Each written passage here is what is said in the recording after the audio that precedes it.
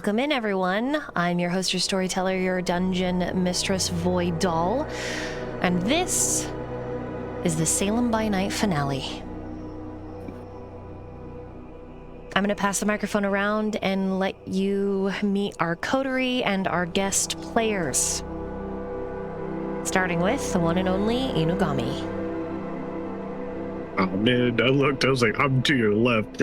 Means I gotta go. Fuck. Hi, I'm Kevin Gon VT, a pirate VTuber dude that makes music.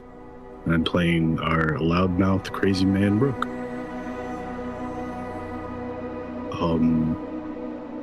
Pass it to Rook. There we go. Oh, nah, that's not nice, but okay. Hi, I am Rook. I'm reprising my role as Lucy, your favorite girly pop. And that's about it. That's all I am. Dork, you can go next. You have a very interesting speech prepared, I'm sure. Oh, I'm Dork. I play Mason. He likes to take care of pigeons, and he's a very smiley guy. That's pretty much it. Not yet. Oh, am I not on? Hello? For anyone who doesn't know, it would be so funny that you would be next to me and that you would pass to me. Because for anyone who doesn't know, I love Dork. I hate Mason. What did you ever do? You didn't do nothing wrong. So the fact that we are next to each other on this layout makes me laugh. But anyway, hello. We'll pass it on to Natchan. Natchan, come on, Mason's just fooling. It is me, the Natchan. It's me. I've played Jericho. If you've been here the whole time, you know him. And I used to play Blythe, his sister, and here we are. At the end of all things, I will pass it. I'm gonna pass it down across the screen to Kron. Oh, hi, that's me. I am Kron, and I am playing Elias tonight. I actually just leave it at that, and from there, I'll shoot it across the screen again to Ulrich. Hi, I'm a bit distracted. No. I just really like how where my profile picture is. That's very funny. But yeah, I'm Warwick, playing Alex, a ghoul, and I have shoes on. That's all you need to know. Are you sure you have shoes on? I have shoes on. They may be lost during the night, but let's see what happens. Sly. Only to find us others. Oh, hey, it's me, 𝓲𝓪𝓵𝓮𝓶. Hi, hello, bonjour, and welcome to the finale of Salem by Night. I'm 𝓲𝓪𝓵𝓮𝓶, your intergalactic spice trading fox. You can find me everywhere and nowhere because I've practically disappeared off the internet. But today, whatever fucking hour it is, I am playing 𝓲𝓲𝓰 and also playing as Marquis. And if you know Mads, she's strange and definitely slightly underestimated, but that would be everyone else's mistake. And then you've got Marquis, the most charming, controlled, and far too honest to be trusted. And no, tonight he will not show up looking like Weird Al, but I look forward to role-playing with the rest of the team here and to the boobs on my right. I mean, the character on my right. Boobs? Boobs? I know what you're talking about. Boobs?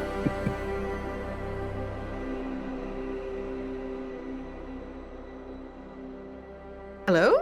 That's you. President to be?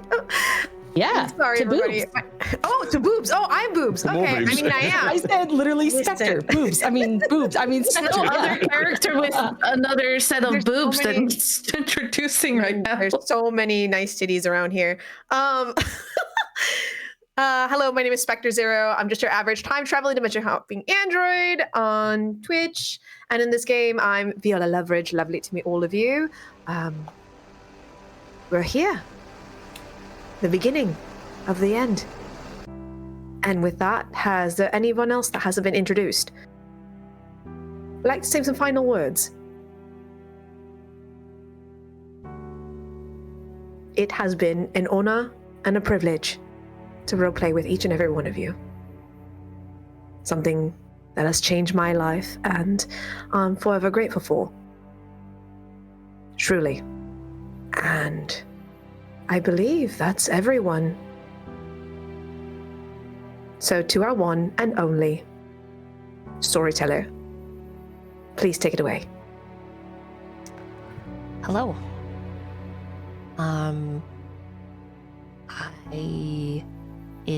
It's an honor for me as well. This has been almost 4 years in the making. And I'm looking forward to it.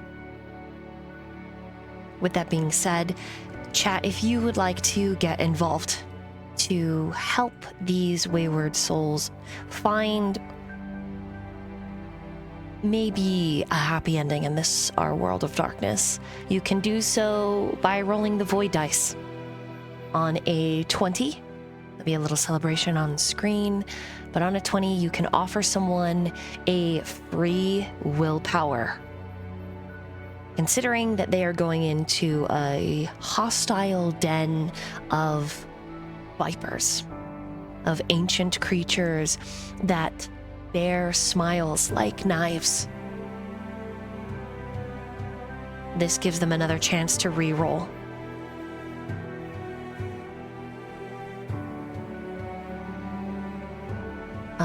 Other options are if you press exclamation mark vamp subs, you can take a look at that as well. That all features new things, but I recommend the dice option because it's non-monetary, but it's still a way to support them.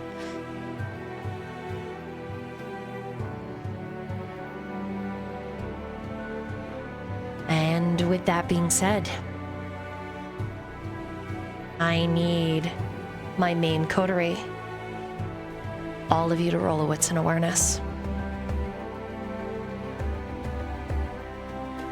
Am I rolling twice or rolling Main once? coterie, so just the folk on screen right now.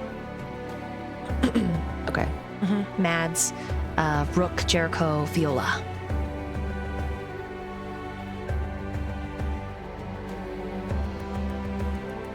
Feels weird that it's going to be a while before I get to roll VTM dice again.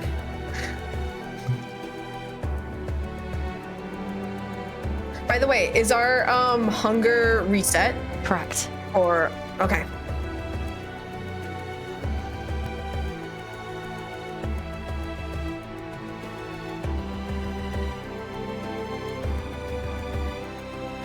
Wolfman, thank you so much for this, Elise. Thank you, Wolfman. Also, are we rolling our tier dice as well Correct. in this? Okay. That is a note. Please check the finale.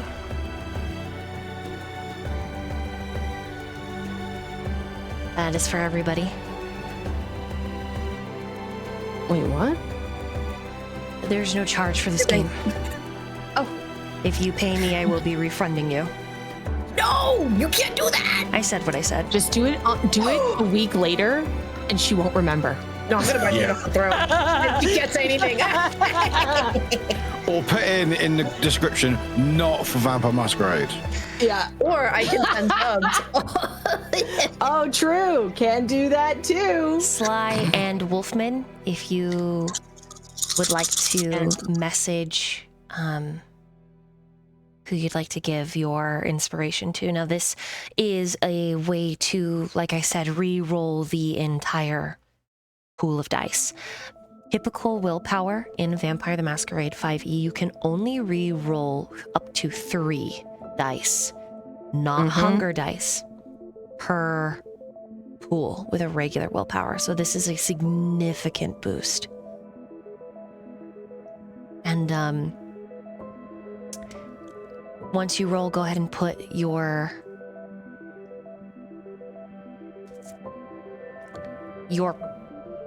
roll in a dice box.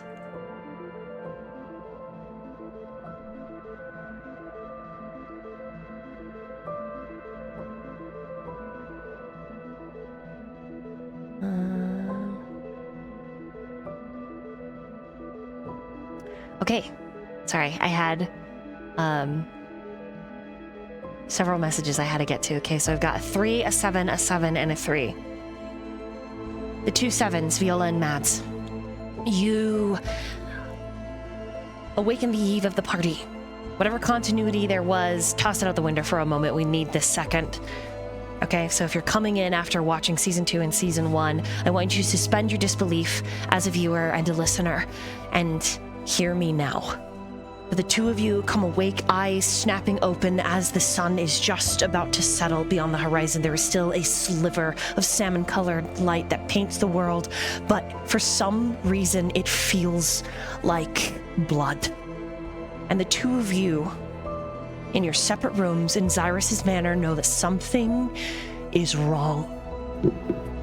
And a premonition takes you, and it shows you in the basement, in the king's chambers. You witness the night previous and Xirus moving to where he rests. But you also witness his hands trembling, the black scar growing, his body shutting down, until his legs give out and he is dragging himself to where he will rest for the day, and the two of you know that when he closes his eyes, they will not open again. Without any permission, the two of you are up out of bed and rushing forward on slightly shaky legs, opening doors into a hallway where the two of you are facing off, and you know. You look into each other's eyes and you know. Something is wrong.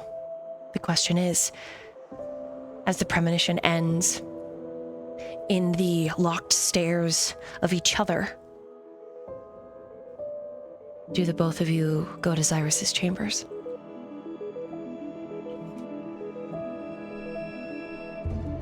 I mean, Viola certainly would. She'd be like rushing, because, yeah, that's. I think having met the eyes of Viola, as, you know, they come to the realization they both have seen the same thing, she would follow for more than just seeing what is happening with Xirus, but I think she'd also, like, on the way, worry about Viola.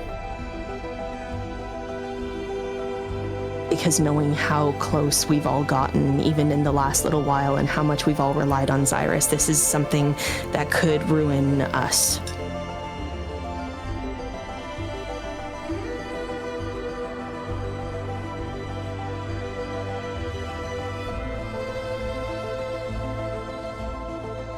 Viola, I think, is going into just like, this is something that we knew might happen because we didn't know what would happen with the God Cookie. And Viola is trying to assess what is, like, because he's not in his room, right? He is in his room. He's in his basement chamber. Yeah, so she would go down and just, she needs to see for her own eyes. See for herself.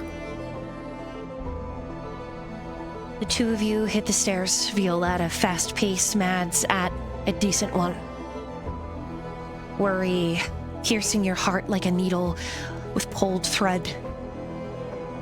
And even though this organ does not beat, it still aches, which in and of itself is a tragedy. Standing sentinel at the open door to Xirus' chamber is Kyler. And the red smears from his eyes down his cheeks say all.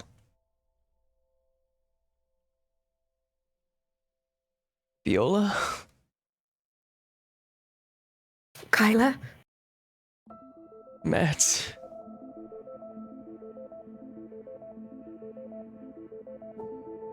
It's... Let me see him. I just want... I need to see. It's, he's, Go ahead. And Kyler pushes open the door, reaching behind himself. The door opens with ease.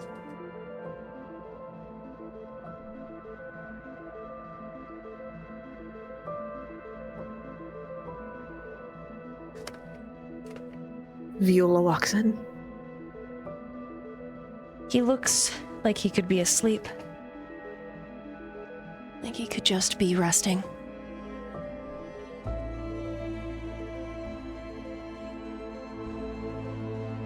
But it is undoubted that he is in torpor.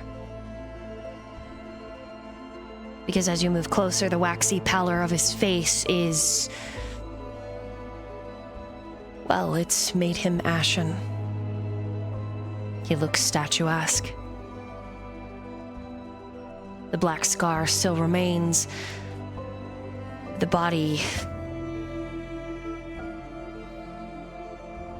is unmoving.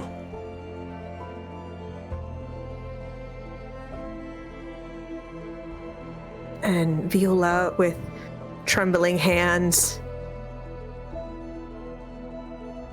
grabs Vice's face and touches her forehead to his. And she said, "You have some fucking nerve."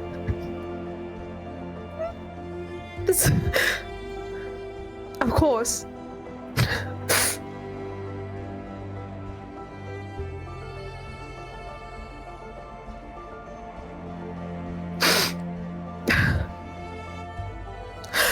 Don't worry.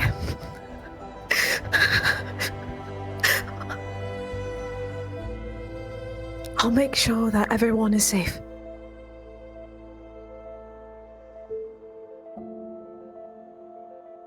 Brother of mine. And she stands up and she wipes her tears, and her shoulders straighten up, and she walks out of that room, and she turns to Kyla and she says, "Kyla, we have work to do. We knew this was possible the entire time, and I imagine whatever he consumed was too great. He's not gone, he's just resting." And she grabs Kyler's shoulder and she looks at him and she's like, "Whatever happens tonight, we do this because we know Xirus, and he would not let us fall." Yeah, and who's gonna stand up to be Baron? Right? Who's gonna take that? Me? I no way. I know that he's my sire, but I can't do that. You can't expect me to do that. I barely have my shit together.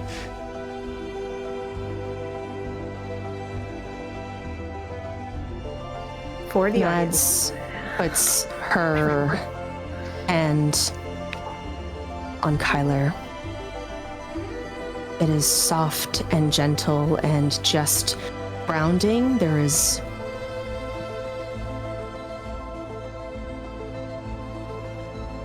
and she waits for him to meet her eye.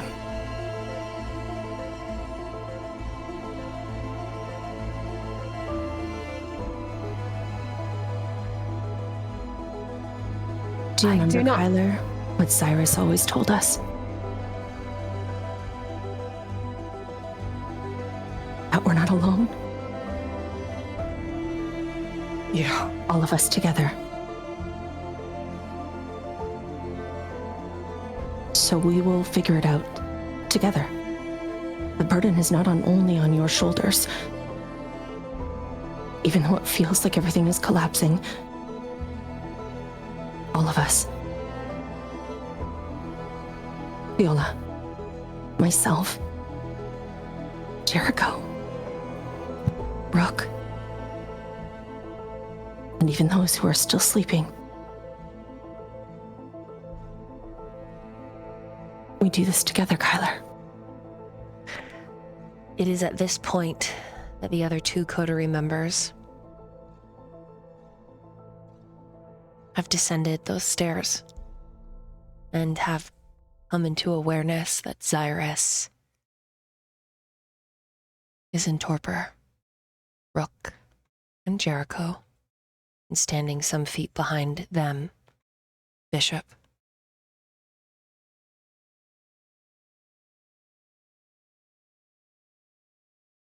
What do you do?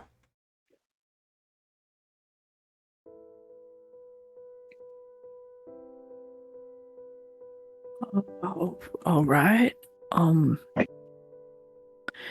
That was, I mean, a risk, but timing's real shitty. What do we do? Just looking around at everyone. Well, we get ready for this party, and we take it step by step. Listen, a republic isn't an individual, it is a group of people. And I honestly believe that we can do this. We take it as we come. And when someone is nominated,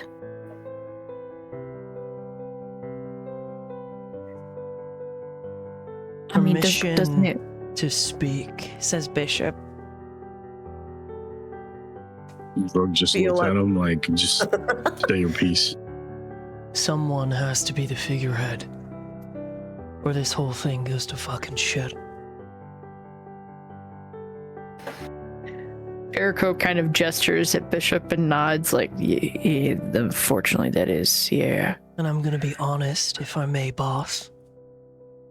He's looking at Rook. I don't like where this is going. It should not be you. Good. And then he looks at the girls and then looks at Jericho and looks at Kyler. And I'm not trying to be sexist, but I don't think any of the men here are capable. Jericho lets out a sigh of relief. Which leaves one of you. I've done this a long fucking time. And vampires, they're teeth-filled peacocks. It's a little more dangerous. Both of you have a great standing. It should be one of you. When we play it up, we keep the colors. We tell no one that Xirus is in torpor. Not even people we fucking trust.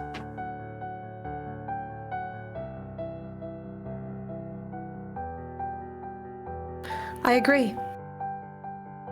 This does not leave this room. It stays here. I'll step up. I understand the things that Xirus has set up, and no offense to Mads, but I know recently you're still trying to figure things out. And you should have that time to find that way and make your own decisions.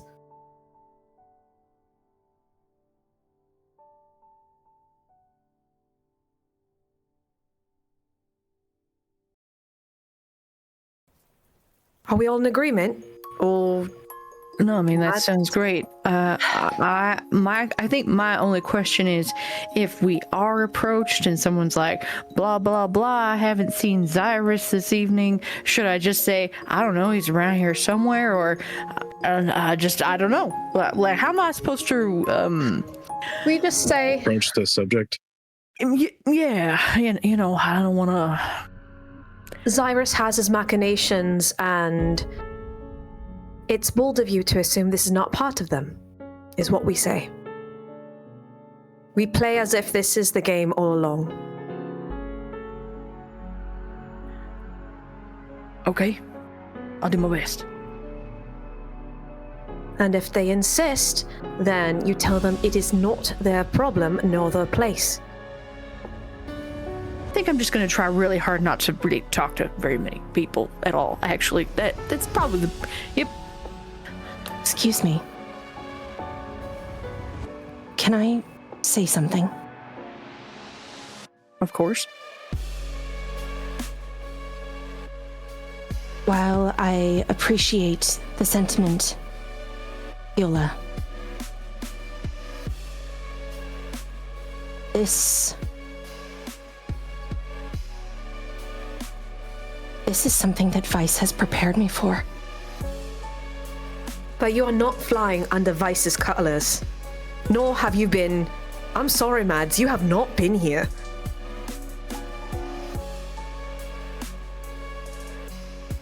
If I let someone else step into the space that he has created, that he has worked so hard for, then I am helping them erase him. He And told who's me to pick up decide? the crown. And you were not there when it was dropped. To be fair, that wasn't really her fault either, though. Tyler nods.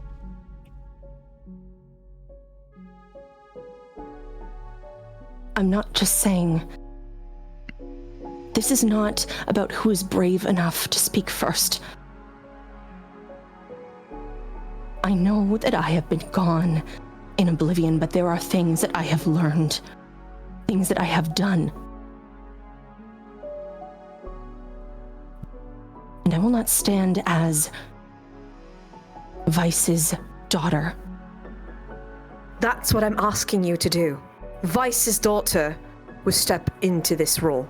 So who are you? I going am to not be? under Vice's colors. I am my own. Just as you are, but we are together. Does that make sense? We stand together. But let me be the one to hold his place.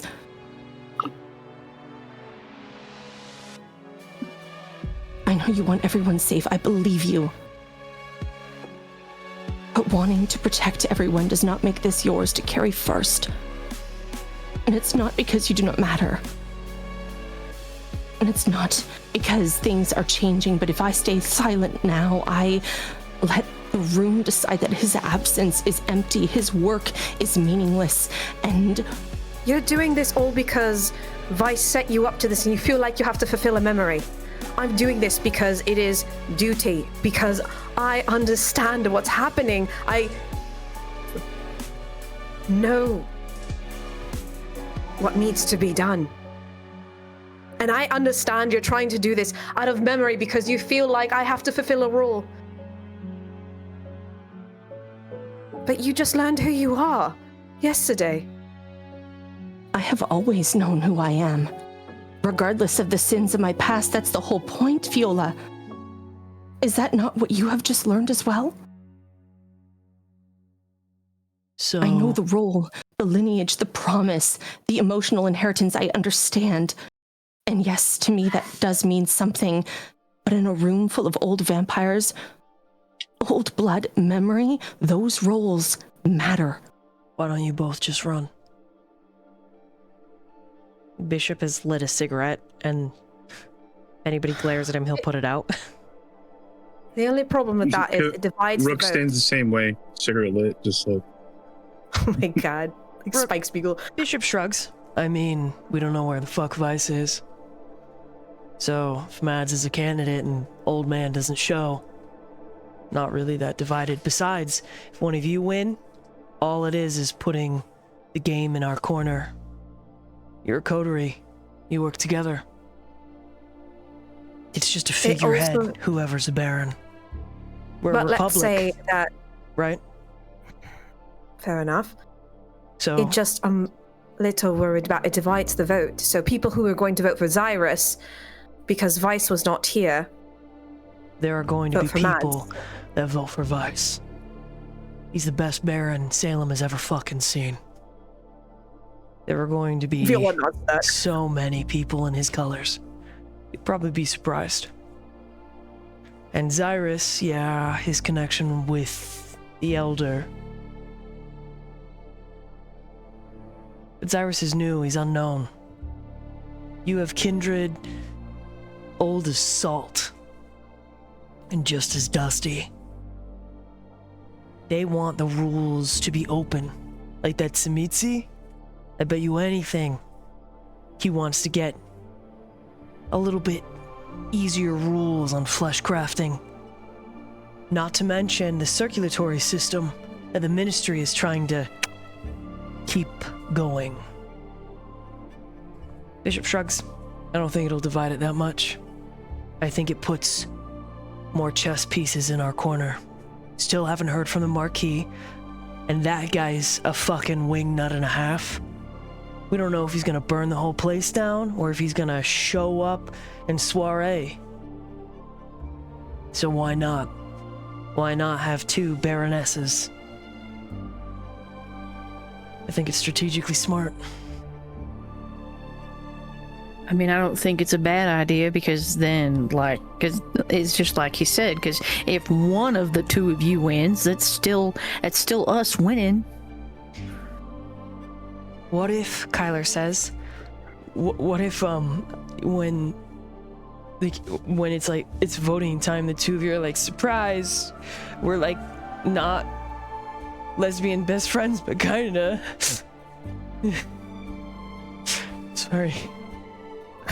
I'm gonna give Kyler a pat on the back. Sorry, I'm just trying to... Viola gives a time, Viola, to make history. We could. A joint slate. Form a coalition. We appear separate, but we're together. A united governing front. A joint claim. You're right. No, that's great. All right. Just remember, if they ask about Xirus, ask them why they want to know, and that this is part of his own machinations. Right. Yes. Part of the plan. Bishop points at Mads. We don't say shit about Mads. It's all on Viola. Mads is the wild card. I mean, pretty fitting for a crazy Malkavian. No offense intended. Viola smiles and she's like, a wild card. I like that. I like surprises. I've just fucking done this so long. And he takes a very big drag. Jesus. Right. All right, we're in agreement. That's the plan. Now, we only have a certain amount of hours, so we should probably all get ready. If you have questions, remember there's sigils that protect you from certain things in your clothing, and see each other very soon. Yeah, Mama Viola. Viola? Hmm? Do you think you could do my hair? Of course, darling. You have beautiful red hair, and that's the best question. You've made my night. You have no idea how long Viola has been wanting to put her hands in that stangled, mess. Damn. Bishop's leaving. He starts ascending. Like, he's gone. He's like, oh, okay, we're talking about hair. I'm out. Exit stage, they both leave. It's like, let's go get the car ready. Need time. Kyler turns to Jericho. Then he looks back at Xirus' door. He reaches in and he turns the light off. And he stands there for a really long time, it feels like, Jericho. until he lets out an unneeded breath. I'm not gonna let you down. And you know that he's speaking to Xirus as he slowly closes and locks the door. I can't let him down. You're not gonna. You got this. Besides, you're not doing it alone.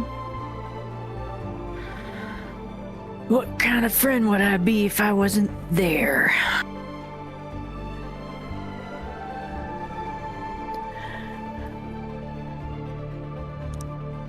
I'm sorry, though. Yeah, Truly. it's okay. Do you need a hug? He nods, and he starts crying all over again. I give him a great big tight hug.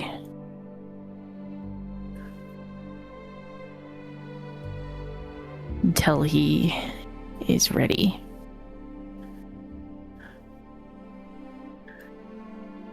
And then say, all right, I guess we gotta go get looking nice. This dumb party we gotta go to with a bunch of people that would much rather see us face down in a gutter, I'm sure. We gotta tell Viola thanks.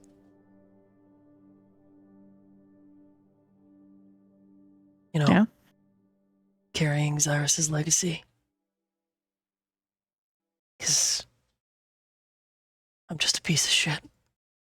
But I'm not always gonna be a piece of shit. Correct. You're not. And you may feel like one, you may have made poor choices, but you've never been a piece of shit in my eyes. I guess I was just expecting to lean on Xirus, you know? Because Lucas is gonna be there and I love that dumb fuck. Yeah, I know. Man, and if I get the chance, I'm taking him. I'm gonna take him back from her.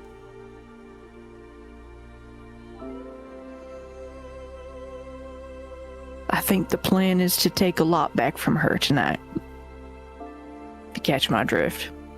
With one final scrub at his face, smearing his blood-stained tears all over, he swears and starts descending the stairs. But he waits until you follow. Oh yeah, I'm right behind him. He doesn't have to wait long. And the two of you ascend. And as the coterie begins its preparations for the soiree of the century, the Masquerade, we meanwhile, Elias, for our audience, could you please describe your character? Elias is a tall, lanky man. He has a tattoo on the left side of his neck. Currently, for tonight's events, he is wearing a very dark blue suit with a gray shirt and a lighter blue tie. He kind of has a sharp, piercing, almost soulless kind of glare when you look into his eyes. But he doesn't outright emanate any kind of malice. Just doing his best.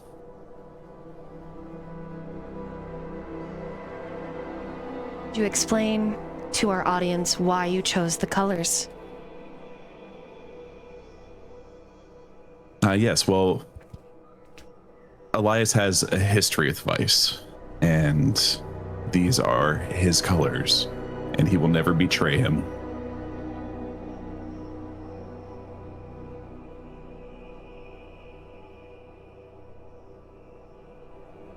Should we drop the backstory a little bit, just a tiny little bit, Kron, or should we should we wait? Up to you.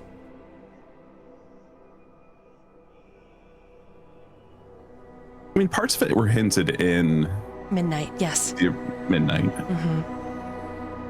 I will, if you are comfortable with it, drop a couple more hints as to why this is so significant. By all means, go ahead. These two men, Vice and Elias, shared something beautiful. Something that keeps humanity alive and breathing. But due to circumstances outside of Elias's control, however significant to the course of history and necessary, he could argue, he had to leave, disappear, with no word, no whispered benediction to a man that had loved him.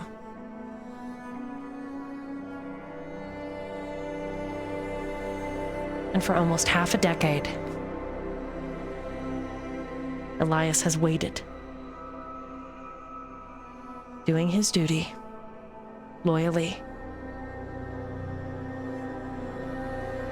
and with patience until the day that he can reunite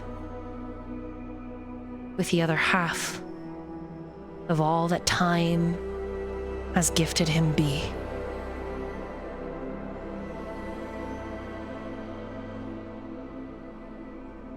As darkness falls and you awaken, you can hear the violin. The boy is quite talented. Music, visual arts. There isn't really an instrument that he can't pick up. There isn't really a song he isn't unable to sing. And this piece is something personal. When you asked the boy about it, he said it was called Oblivion's Lament. And he doesn't know where it came from. He just dreamed about it. Just like he has dreamed about a red angel and a southern belle and the world of darkness. Completely mortal, but gifted in a way that has assigned him as a prognosticator. A seer of sorts. And so as the violin moans and wails, and the speed is slow and yearning, it draws to memory something of importance to you. What would that be, Elias?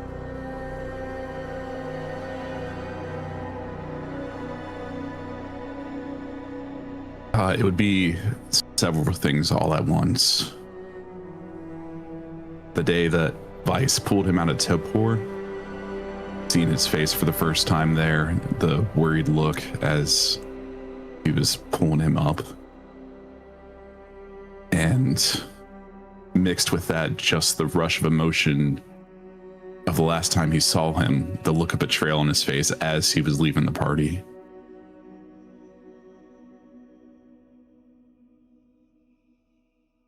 As the song reaches its end, you hear the boy moving above you. Tonight there is intentions to join the soiree, the Masquerade, and to bring the boy. You have taken to calling him Cain, but only because the first name still leaves a hole the size of a man in your heart.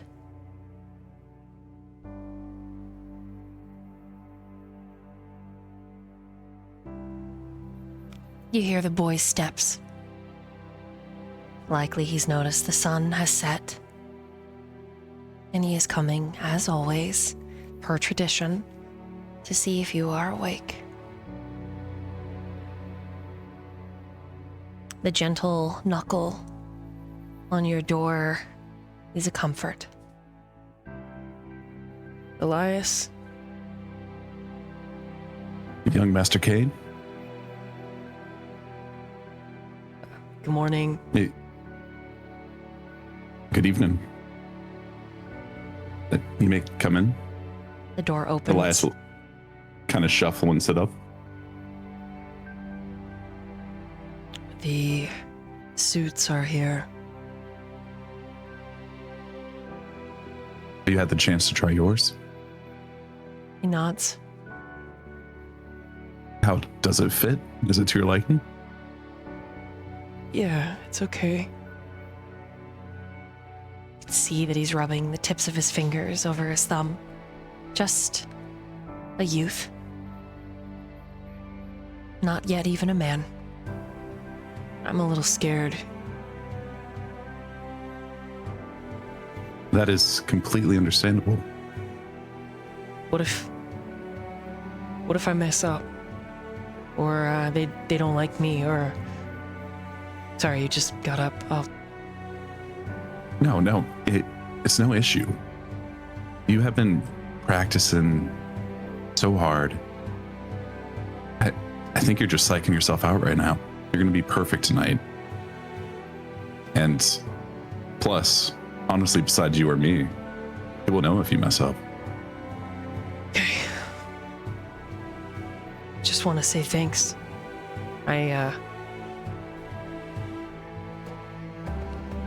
I'm just really glad that you helped me find the quartet and that we get to perform, and I just don't want to mess up or let anybody down. Young Master, you will not let anybody down. I believe in you. And you have worked so hard to get to this point. It's just going to be a beautiful night. Will you listen? I mean, when you're dressed and you're up and you've had your breakfast. I'm up? How come listen right now? Okay, I was just working on the solo and I changed a couple parts. And he Play for starts rushing up the steps. Elias will chase after him, like the bed sheets and stuff fall into the floor. He's just in his like nightwear, which is essentially a t-shirt and some silk pants. And as he picks up the bow and he runs it across the strings, it is magic, made manifest through the sound of his soul. And when the violin finishes and he switches to his voice, it is a choir unto itself. The emotion is raw, and even when it wavers, it is still so honest that it warms the cold center of you. And the voices that are always whispering in the back of your mind also listen.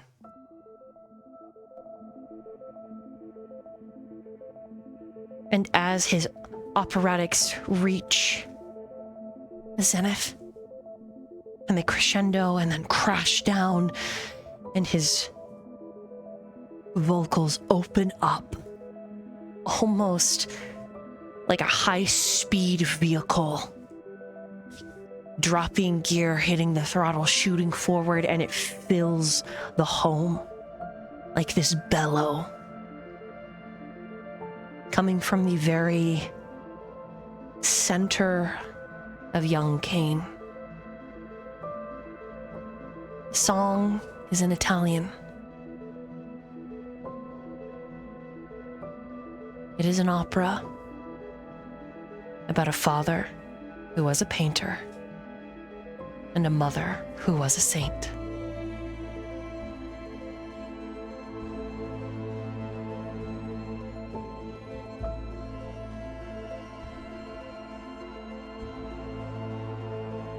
And so begins the night for Elias and young Vice Kane as you prepare for the soiree, and we meanwhile there.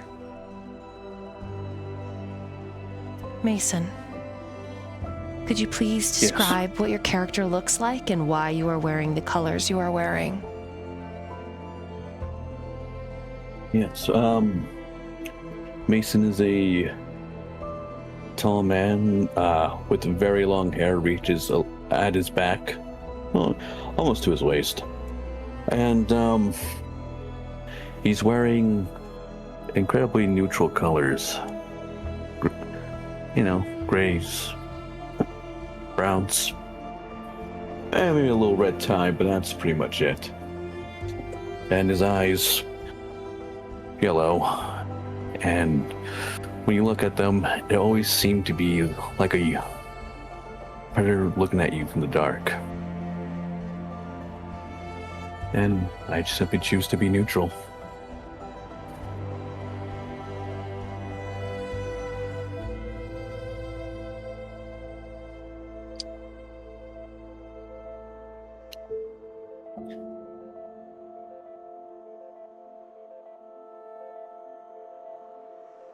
How are you preparing for your morning?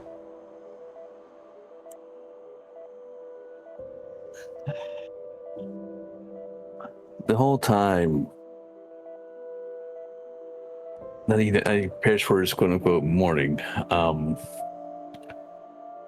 he's just walking around or just sitting down, looking incredibly listless. The young thin bloods in this building go around. There's no sense of love or loyalty, just it's the safest place. And there's more opportunity here than anywhere else for them. And he'll give Mason a wide berth as he just sits head against the window, thinking about tonight.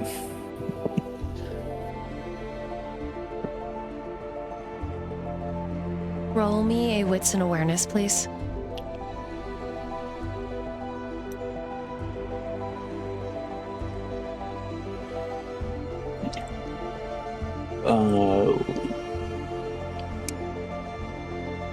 Is it all right if I use a heightened sentence? Heightened senses. Holy shit! I can't speak.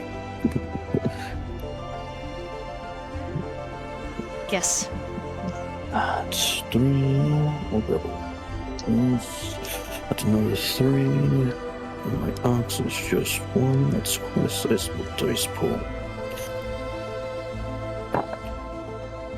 1, 2, 3, 4, 5.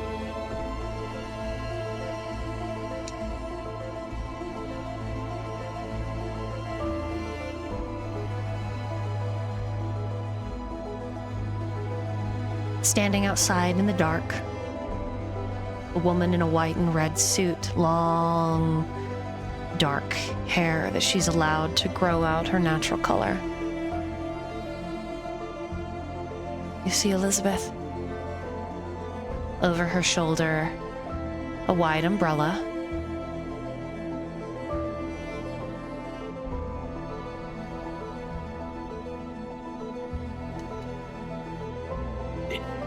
He looks at her.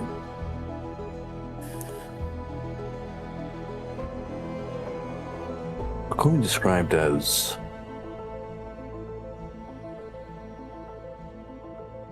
he already sees what's through her. And it's simply a matter of watching where the dice fall. As he gets up, goes down the meter.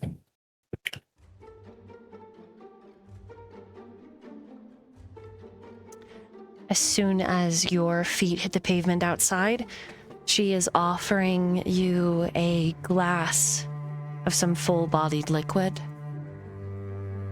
Care for a walk and a drink, Mason? Well, of course, Elizabeth. It would be my honor. As she turns, you hear the clicking of her heels. And where she produces a glass herself from, she knows not.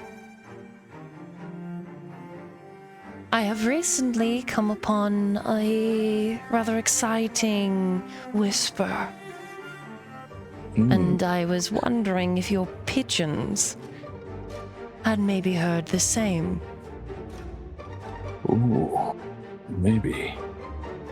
There are many, and their wings reach far and wide. Most certainly. As around this territory of Masons, there is an unnatural amount of pigeons just simply flying over in the sky, and a huge flock of them seem to be going towards, flying around their general area, and I imagine they're going to the usual spot, the park. Mm-hmm. Yes.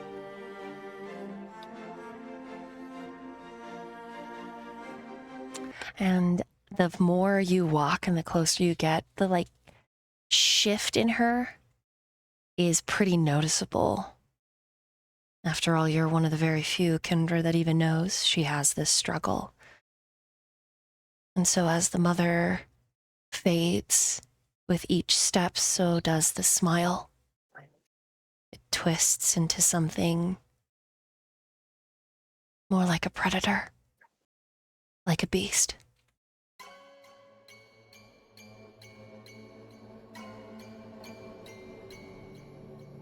So do tell.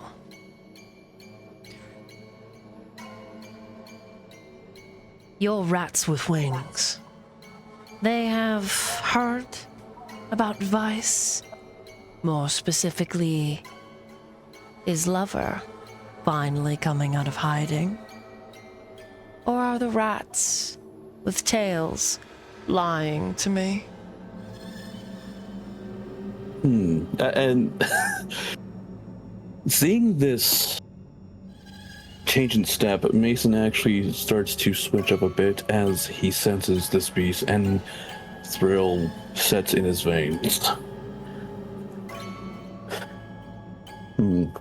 Lover, you have to remind me.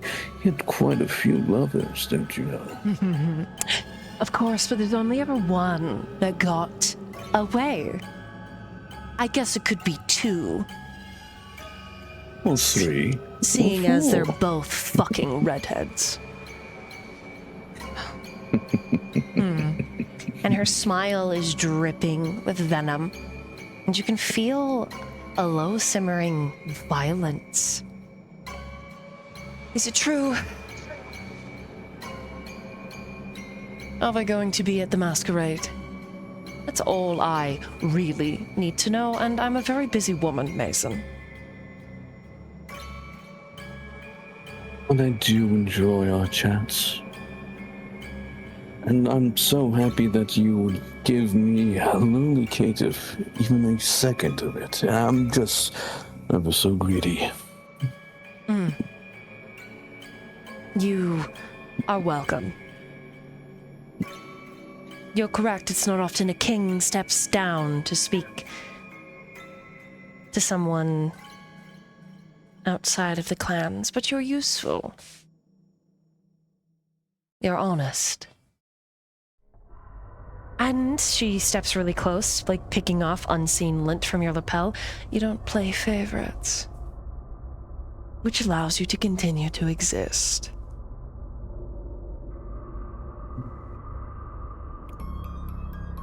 Well, Are Elias and Alex going to be at the Masquerade tonight? Yes or no, Mason? there's a strong possibility. Ah, a non-committal answer from a non-committal kindred. And Mason grabs her hand that's on his lapel. Well, maybe I simply wish for you to fight for these colors. So fun. She pulls her So hand away. fun. Why would I want the endorsement of a caitiff? That is true. This isn't your game. Mason. Stop pretending like it is. You are beyond the clans, the primogen, the glitz, the glam. I need a yes or a no. You see the fangs unsheath in her mouth. That's all I need, Mason. There's almost an unhinged glint of red flashing in her eyes. Mason looks at those red eyes and he just doesn't stop looking. Maybe we took time to listen to little songbirds. The answer would be revealed to you. I see. And she leans back. I see. And the shift is so obvious when the mother steps a little bit forward and the harsh lines ease on her beautiful face and her shoulders slightly relax. She's still listening. Take the time to listen to the winds, to the sounds, to the vibrations. You'll find what you're looking for.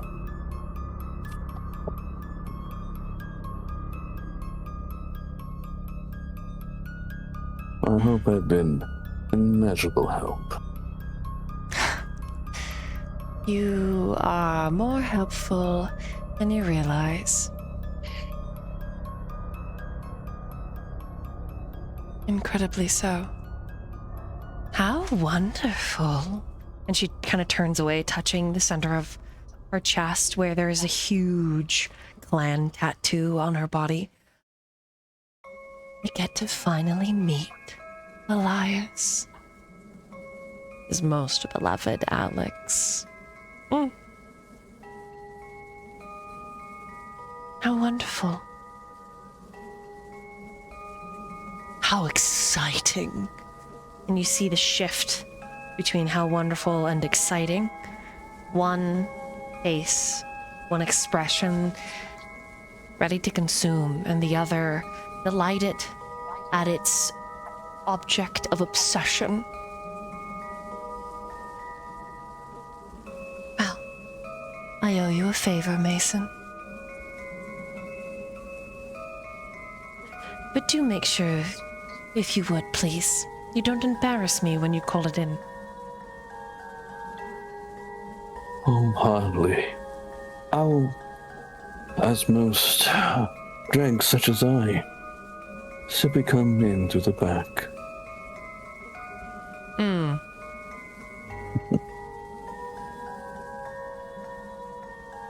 No one likes to see ones such as I up front. She frowns a little. Sex is a mistake, Mason.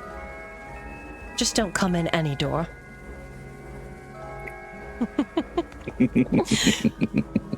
Good night, and I'll see you at the soiree.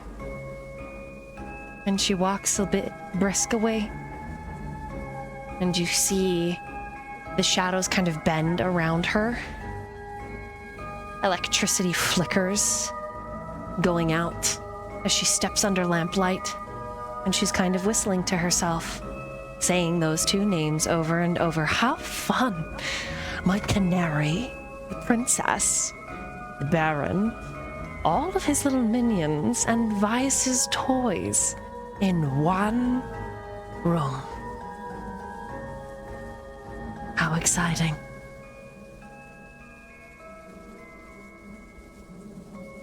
And meanwhile, there. We meanwhile to Lucy. Would you please describe what your character looks like and what colors you are wearing and why?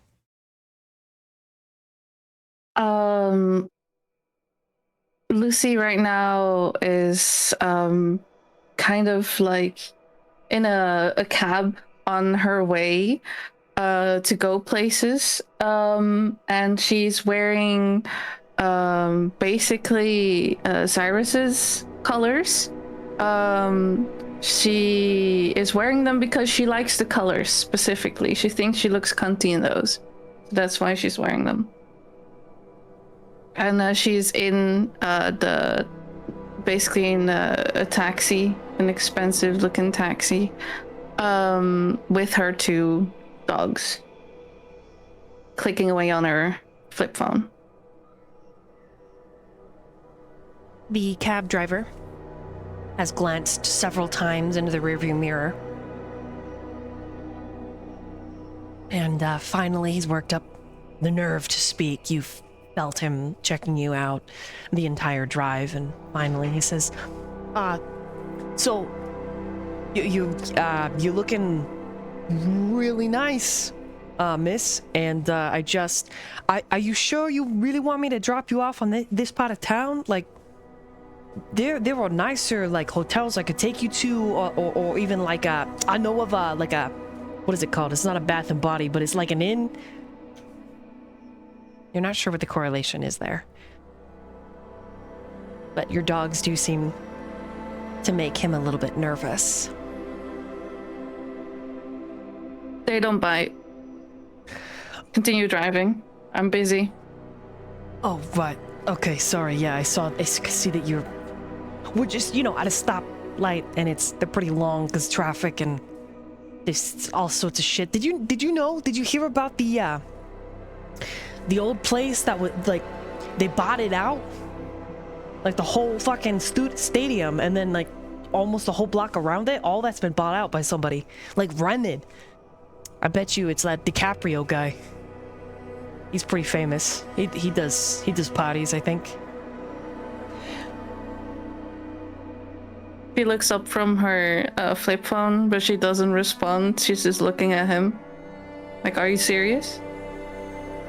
He gives you a But really I think he's getting the wrong message, that he thinks, are you serious? Continue talking. But that's not what she's giving. awkward smile. You truly don't think he gets it. Sorry, you're right. Yeah. I'll stop. It's just, you're right. You know what? You can help me with something.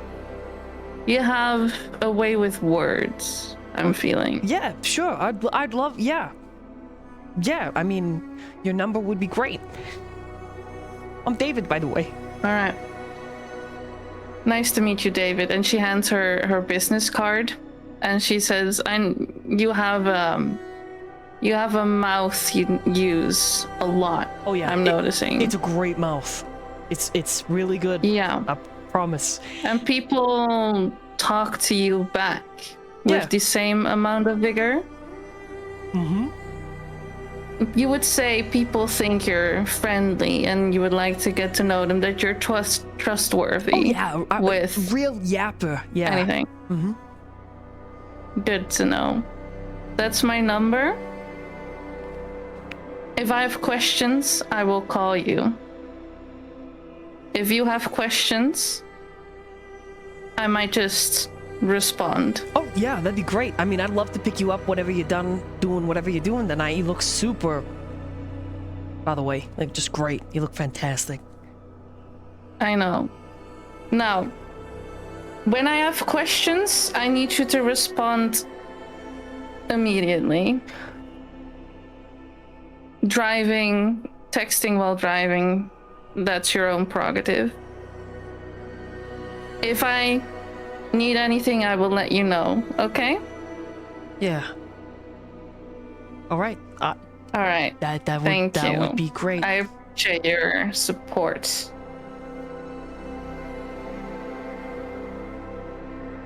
Now, please put your eyes back on the road. Oh yeah, of course. Sorry, it's you're right. It's green. It's green. We're driving. Mm-hmm. And she goes back to clicking away on her phone while petting the head of the Doberman to her left, who is sitting on the seat very neatly. And she says, 𝓲𝓪𝓵𝓮𝓶? And then it looks at her and then starts sniffing in the cab. and then just looks forward again. And then she takes that as a certain confirmation, and she continues clicking. Where is Lucy Well, headed she's tonight? She's headed to specifically to a place where she needs to do a quick pickup before she goes to her appointment, if you will, for the night. Basically where everyone else is going. So she's headed for a pickup and then directly Yes. to the party, to the masquerade. Okay. Yes. And what is she picking up?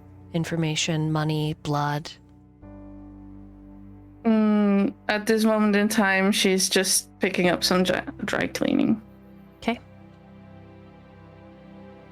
She's going to ask when she gets dropped off by the cab driver with the motor mouth.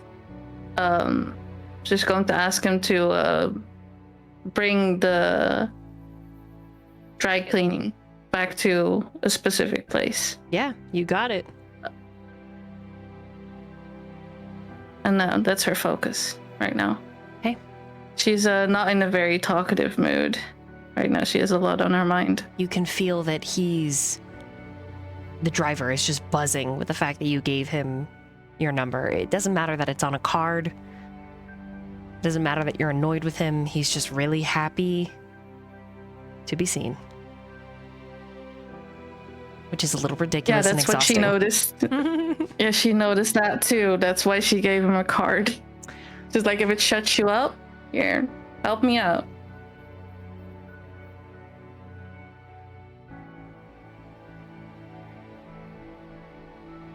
Oh, and also, she's going to ask the guy if we can stop at a quick, how do you say, one of those fancy coffee places. Pick up a quick coffee. Yeah, of course. You know what? On me. I know a place. Thank you. I know a place. Just ignore the name. It's just ignore the name. The coffee's is really good. I promise. Is it that Serbian coffee spot? I'm not 100%. It's called Beans and Boobs. All right. I think it's a Jewish guy who runs it, but I really like him and his family, but I don't know for sure. Like, I don't really. I'm in a good mood, so if you stop talking, we can go there. You got it, ma'am. Thank you. And as he pulls up to Beans and Boobs, it's half strip joint, half coffee joint. Yeah. And it is not Jewish people that run this. Like, Lucy's like, oh, okay. Yeah, vampires run this. Yeah. This is actually owned by a one Alistair Knox, who will be at the masquerade tonight. He was the sire of, several kindred. Runs a huge variety of clubs, a lot of like metalhead goth leather scenes, and it looks like he's branching out into dog grooming and coffee. So, what combination of services this is? The combination of Beans and Boobs is just literally like, there's a coffee place that has free Wi-Fi that has a lot of business, and then strip club. It's just a titty bar.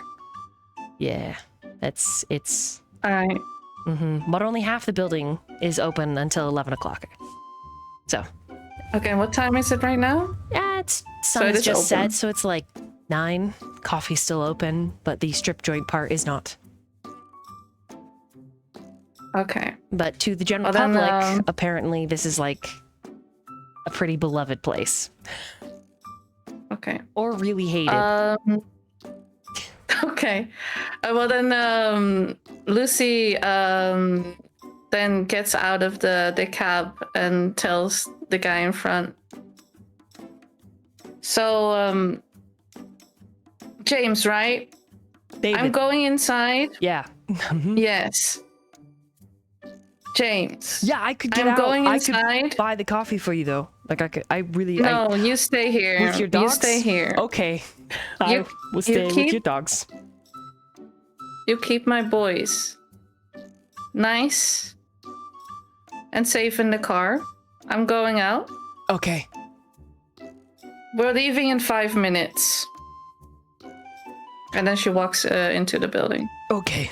Strutting with her sunglasses on. Then she goes into the building. And she looks for the so-called bar where she can get her coffee. Okay, you step in. There is indeed a coffee bar. Looks like there's a middle 20s working it.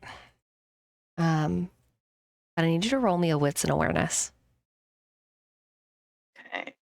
Which dice is that? I see a D100. So it'll be your D10s. You'll be rolling D10s. D10. Mm-hmm. Okay, I'm rolling one. You will roll a pool of them with your wits. 1, 2, 3, 4, and awareness. Okay. So you'll have 6 dice. Mm-hmm.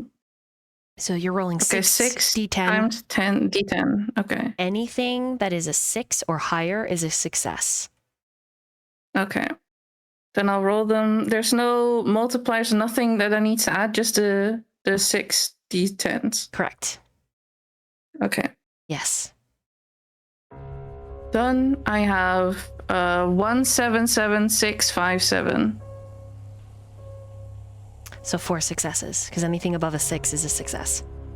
Yes. Okay. Indeed, that's 4. You spot Knox.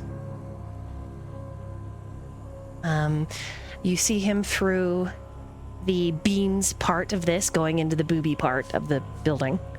And he's surrounded by what looks like ghouls, and he's holding a tiny, fluffy dog. And he was he behind the bar? He's outside, walking in to the other half of this establishment that is closed. But you know who Alistair Knox is.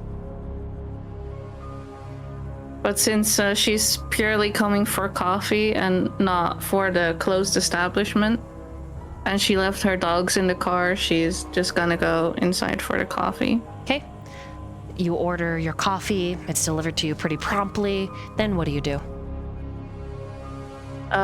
She pulls out her flip phone. Okay. Hold on, I'm gonna grab my own for immersion purposes. Not sure if you can hear it. I clapped it open. There you go. And then she starts dialing the number of the Marquis. Okay. The phone rings a couple of times. And Sly, if you'll switch your buggy wuggy to the man's, you can go ahead and roleplay. You. Bonsoir, my darling. Hello. It's nice to hear your voice as well. I am currently on my way to the appointed time and place. Is there anything you possibly still need from me right now? Is there anything that you would like to express before this evening? Just Anything? pure content at the location, but that's not gonna change anything. My dissatisfaction with that. So, no. You are so honest, aren't you? I have no reason not to. Not with you. You can see through everything. I do appreciate someone who knows, well, knows exactly that. I know my Time and place are, well. Now don't lie to me now. You Of would see course. through that, even if I lied. There's no use. Time and So- place are fine, and you will be dressed at your best. I always am. That I is feel true, slightly darling. insulted that you'd think that I wouldn't. Oh, I knew you would. I just wondered how far you'd really go.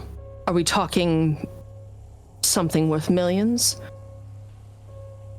The only thing worth millions is without the clothes. Cheeky. I think I've said something similar to my spouse.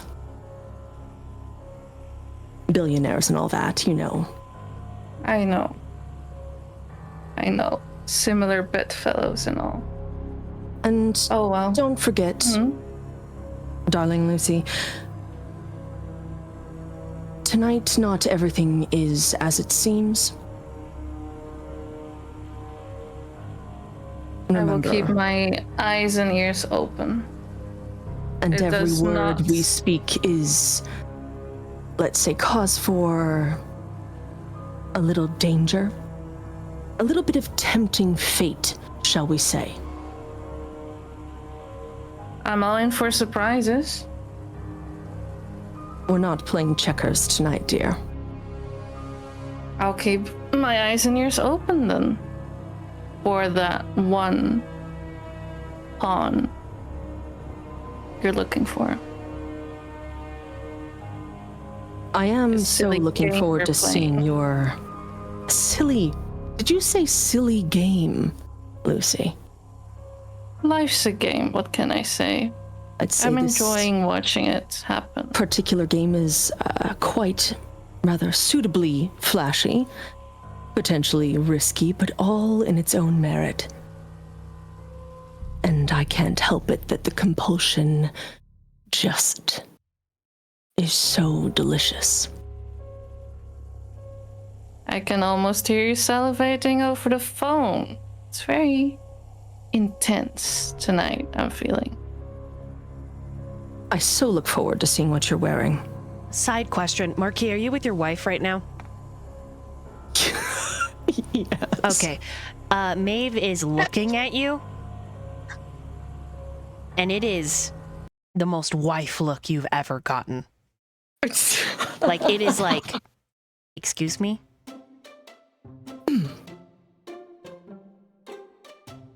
He covers the mouth of his phone. It's not like that. I promise. Figuratively speaking. Her eyebrows lift, Of course. and then she points at her mouth like you owe her a kiss. He pulls her forward and like nose to nose, but he doesn't quite kiss her, and he just says, adieu to this evening, and if there's anything else that you need, I will be... I will not be available. I trust you to look Don't after worry. yourself. Don't worry, I won't call. So have a lovely evening over there.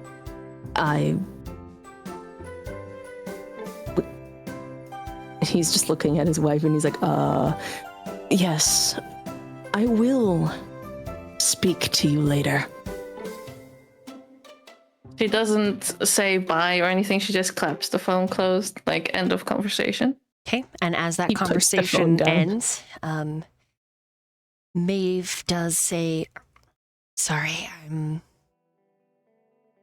just needy right now, I guess. And she puts You her never arms have to be around your worried waist. with me. I know. And I also, you do have permission to do whatever you need to do for your job. I just, Oh, everything's, no. everything's just really hard right now. And He I know brings- that I'm a little fat and a little ugly right now, but Never. I gotta Who- be I'm your favorite. You are always my favorite. You are the love of my life. She starts crying again, which is not hard. The past 48 hours have been awful for your family. He drags her into his cold chest. Just bring him home, whatever you gotta do, okay? Just bring him home, okay? I'll do everything for our family, Mayflower. Everything. Okay. I love you. And I love you. Will you let me show you how much? Will you let me show you how beautiful you are? She just nods through her tears. And he does exactly that. He kisses every inch of her, every scar, every unseen wound, and just kneels at the edge of the bed, pulling her to him, and he worships her. She tastes like sadness and regret and worry. In fact, there is the beginnings of her letting go, and then the stress is too much, which is so human of her, because that's exactly what she is for you and Vincent. She is human. She is the heart. She is the centrifugal force. And there is no release. There is just sobbing. Again, wild and lost because of everything. The recent loss of that little life. And she ends up curled up in bed. And she asks you to get her her favorite blanket, which she left downstairs on the couch, and her favorite water bottle, but she just wants you to leave the lights off. You are not at your home, because that has been compromised. You are at a place that is fortified, that is locked down, that is its own. And before you travel downstairs, Marquis, a little bit more information about this Tudor home. This was Vice's place. There are many of them throughout the city, safe havens for those whom he cared for, whom he exchanged favors with, allies. And this home so happens to be Alex's. And Alex has stayed safe from every creature that has ever sought his demise, because he was the chief ghoul for Vice, all up until Vice lost massive amounts of humanity and disappeared. And even then, instructions had been left with Alex. And so when you arrived with your most precious treasure, she was plucked from anywhere that, yes, was safe, and that also reminded her of the loss. And so as you descend downstairs, meanwhile, briefly before this interaction, Alex, what do you look like? What colors are you wearing as you are preparing for this masquerade? And for Sly and Warwick,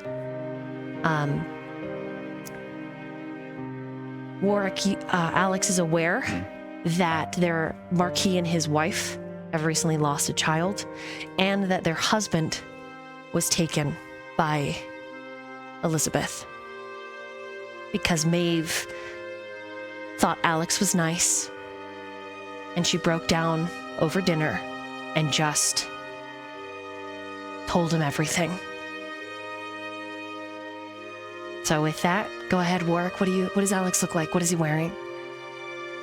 He looks like a fucking mess right now. No. He's quite pale, about 6'1". He's got like sort of red ginger hair, but like medium cut, sort of messy, but like styled messy. So sort of going sort of style slightly back, but not like properly. So there's still like strands of hair, sort of bit messy and stuff, but very, very intentional. I'm going to close Discord because you lot are terrible.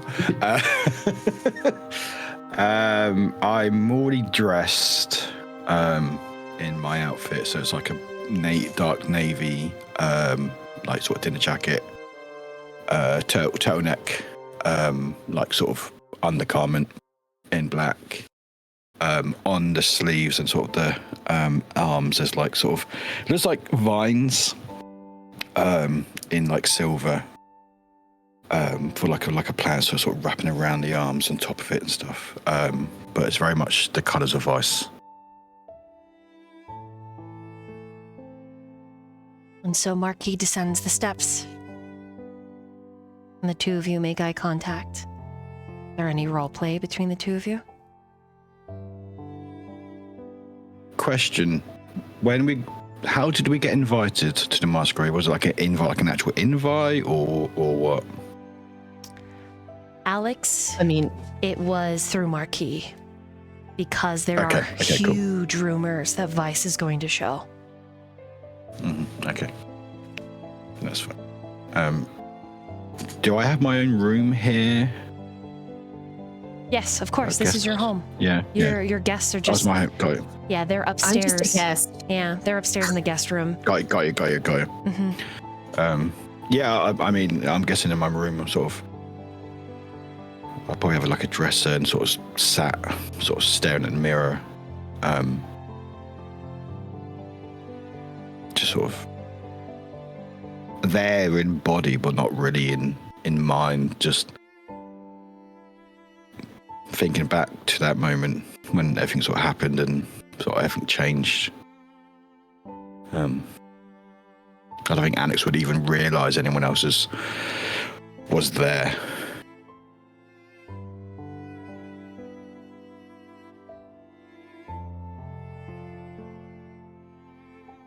Seeing is there a lot? Oh, go ahead. So seeing Alex, because I imagine in order for you to see him, the door would have to be just slightly ajar. And Alex is like... Oh, the door will be open. The door will be open, yeah. So you do see him sitting despondently. So Marquis does have a clear view. On top of that, his heightened senses, he can pick up on pieces of what Alex is feeling. So it's up to you if Marquis would interact.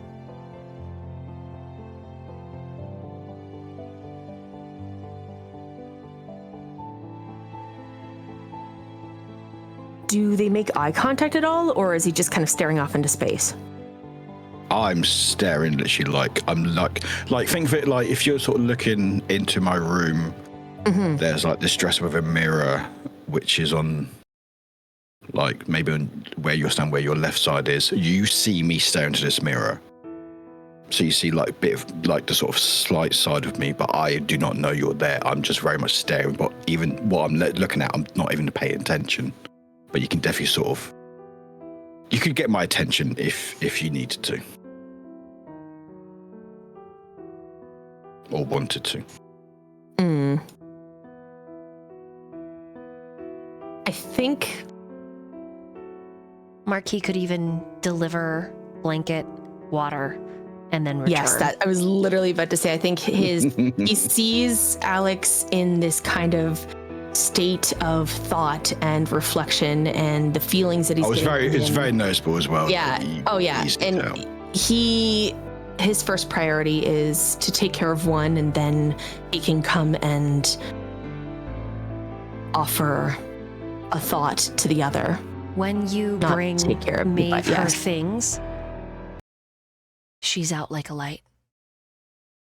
She's cried so much these last 48 hours that anytime she's horizontal, she's asleep because she hasn't been sleeping. He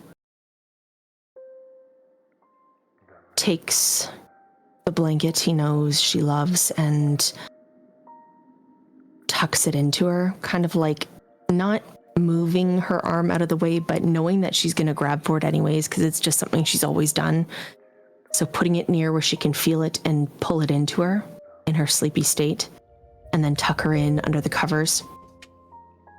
And he would... Heartbreaking part for Marquis as you lay this blanket out is it's lopsided. It's terrible work. But Vincent finger crocheted it for the baby. And he even switched to audiobooks so he could crochet.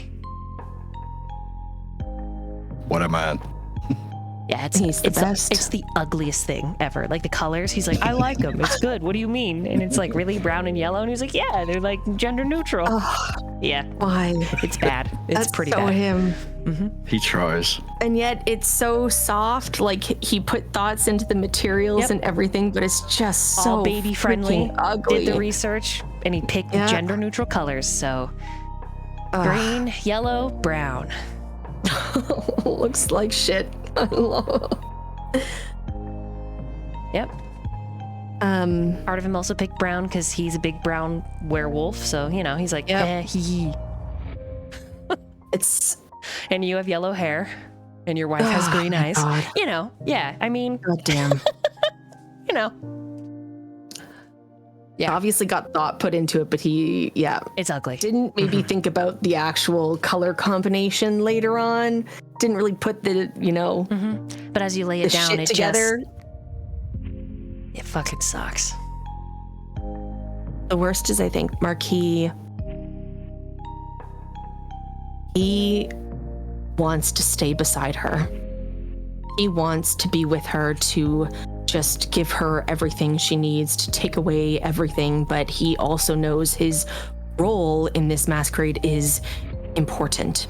And He if you knows that he aren't has to be there and he has to get his husband. Yeah. Fuck, if he doesn't show up, he has to be. And the worst is that he wants to mourn, but he can't. Because even his husband doesn't know that the baby's dead. And he has to hold it together until he can give him that information, until he can get him back. And then once everyone is reunited, once the family is safe, then he can let go, but he's holding on to it all.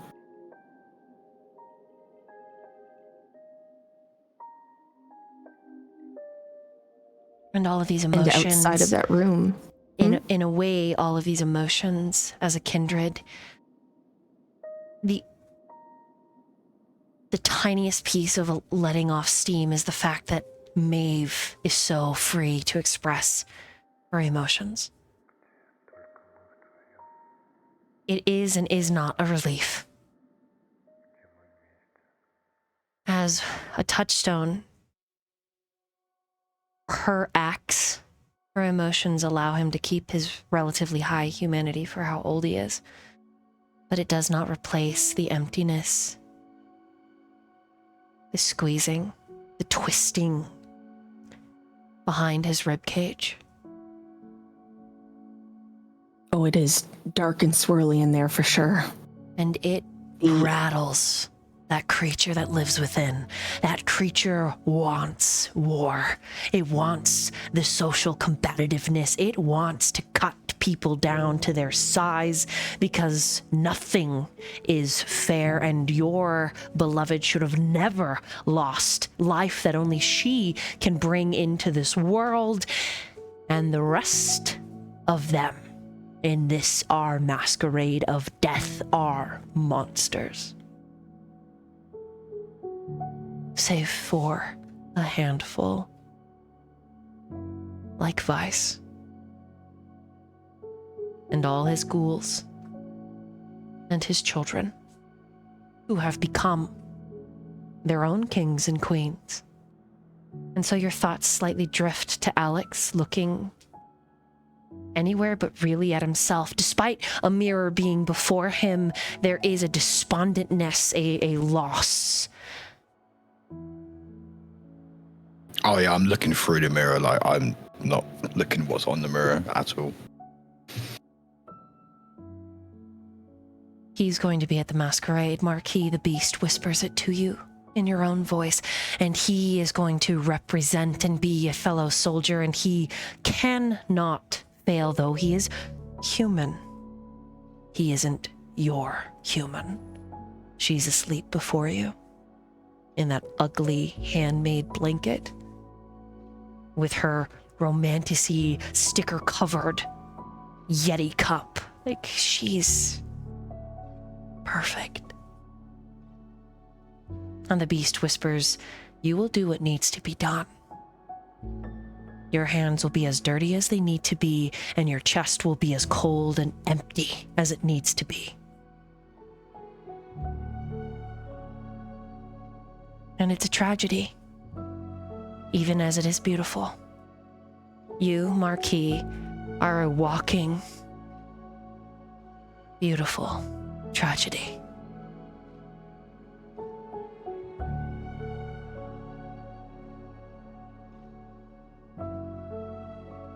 What do you do? I think he approaches from behind to Alex and puts his hand on his shoulder.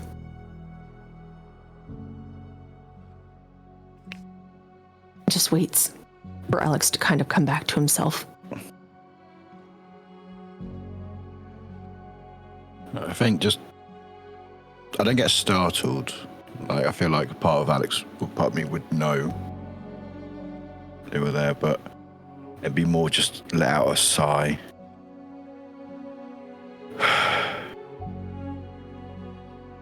Thank you.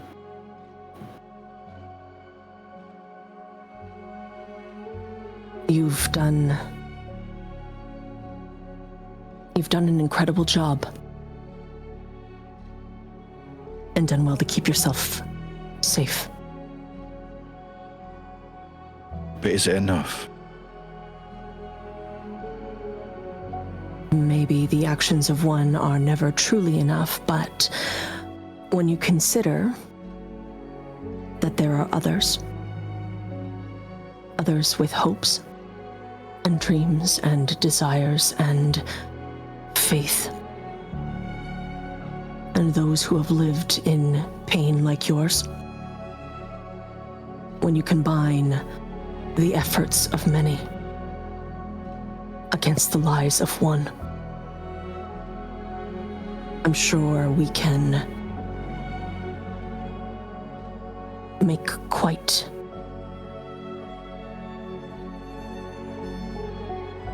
the impact.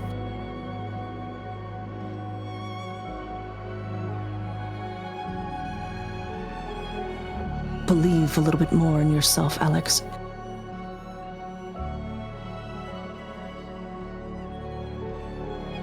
At that moment, you see Alex sort of clench his fist and almost want to just hit the desk, hit the dresser, but sort of stops and just still clenching, like just trying to almost like just pierce the skin of his hand with his fist, with his fingers. Just like, I keep going to that moment, and I feel like I could have done something different, and maybe none of this, maybe we wouldn't have been here. Maybe we don't have to be hiding.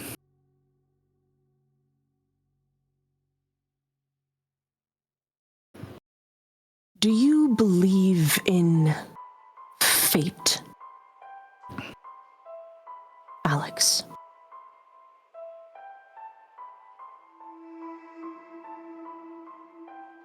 I didn't.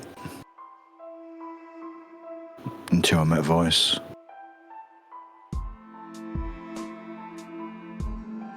Then everything changed. Why?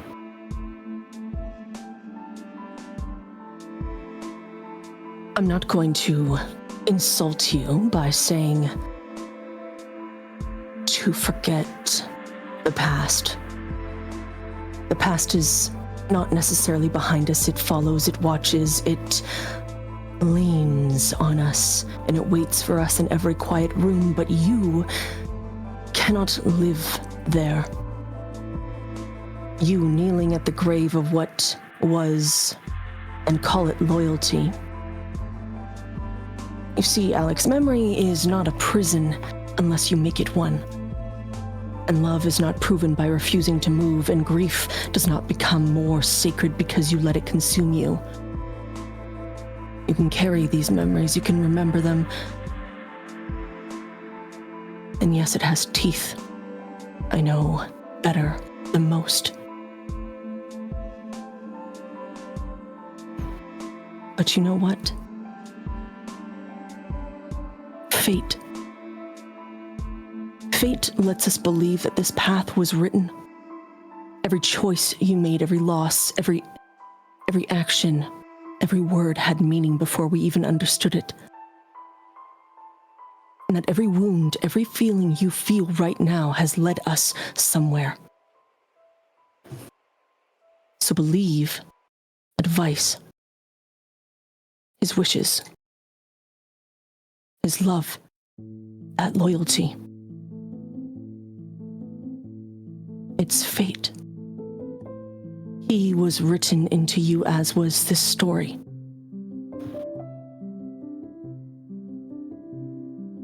And he would not ask you to live the rest of your life facing backwards. You just have to remember, carry the memories of him, but keep moving. And all those choices, all those moves you made were important in the grand chessboard. But what?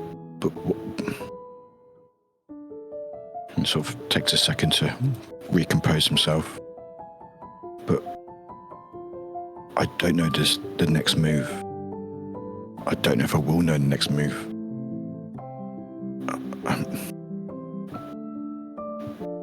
I'm scared.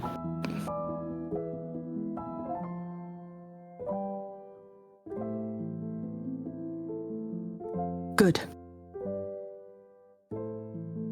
I don't know if you look shocked when he says that, because he says it so matter-of-factly. I mean, if Alex wasn't, Warwick was.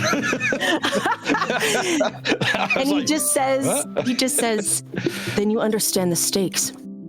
You see, fear is not failure, dear Alex. Fear means you have found something that you simply cannot outwit, seduce, kill, or bury. And I will not lie to you and say that there is not really a perfect next move. And there may only be the next breath, the next stop, the next person you choose to abandon, or even the person you lose. But sometimes that is all strategy is, refusing to let terror make the decision for you. So tonight, you do not need to know the entire road tonight. You need only to decide that you are not finished walking it.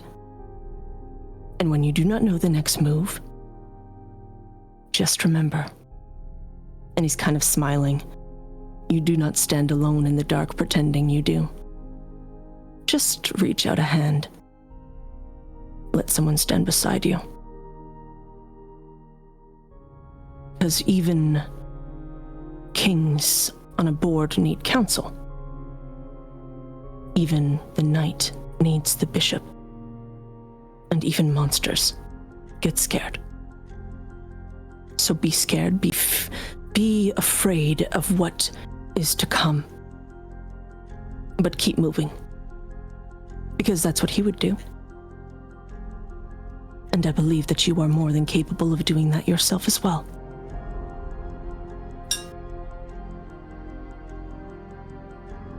Do you still have your hand on my shoulder, or Alex's shoulder? Oh yeah, and as he was talking about, how there's not going to be a next breath, that next step, he kind of, you feel him grip a little tighter. And his voice is wavering, as much as he's trying to come across as suave and perfect. His voice is wavering. I think that comforts Alex more, because when, I was thinking like when you're sort of saying that, like sort of knights and kings and stuff, you can visually feel Alex's sort of body, sort of like he sort of like posture sort of moves up, like sort of arcs his back a bit, sort of Feels a bit more confident. Yeah. Yeah. But also with sort of how sort of you like knowing that vulnerability in their voices gives Alex that sort of reassurance rather than that sort of gusto that you may hear. It's like actually sort of believes the words that you're saying more than maybe before.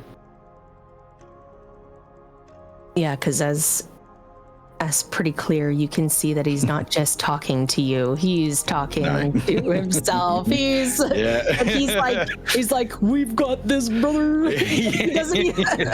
Like, I'm sure you've heard his wife sobbing, you've heard him comforting her, you know the story, and he is aware, but the fact that you don't, look at him with like pity or sympathy, he gives you the benefit of the doubt as well and just says, "Buck up, champ. We got this." Yeah. But in a nicer way. Like, it's okay. Embrace your feelings. But you're going to have to suck it up and let it fuel you, baby. And you're saying that while you look at yourself in the mirror. Yeah. Cool. Yeah. So, like, sort of, you feel that sort of confidence a bit more come back to Alex. And sort of almost like still staring at the mirror, still sort of looking forward, but like visually actually now looking at myself, looking at Alex, and looking at you. Do I know your actual name? I guess would I know? My real name, no. No, no. Okay. But so as Marquis, do I know you at? As Marquis. You could. Yes, it's very rare that somebody knows him as Marquis. And when you first met them, they probably introduced themselves as like 𝓲𝓪𝓵. Then like 5 seconds later, you're like, "Hey, 𝓲𝓲𝓵." You're like, Shirley. "Who's that?" It's Claude. You'd have like 60 billion names, and then one day it's like, "Thank you for everything you've done for Maeve. You may call me the Marquis." Cool. I thought I just want to presume. But yeah, it's. Thank you. And I must say, Alex, you do look dashing. Quite dashing. And he winks at you.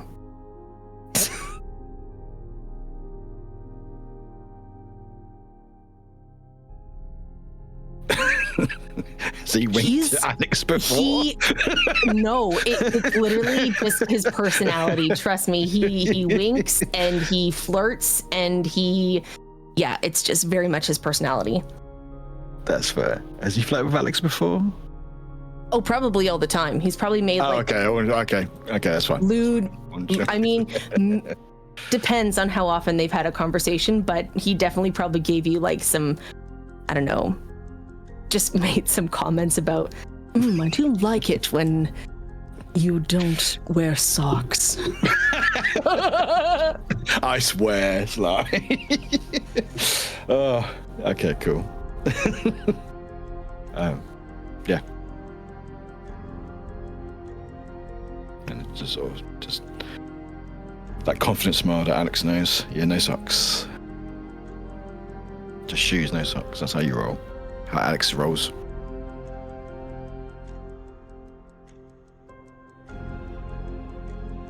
That our guests and our coterie prepare for the night of their lives and unlives. And we will be right back after everybody uses bathroom and gets snacks, drink of water. Don't go anywhere. Because this is the rest, the exciting conclusion of Salem by Night.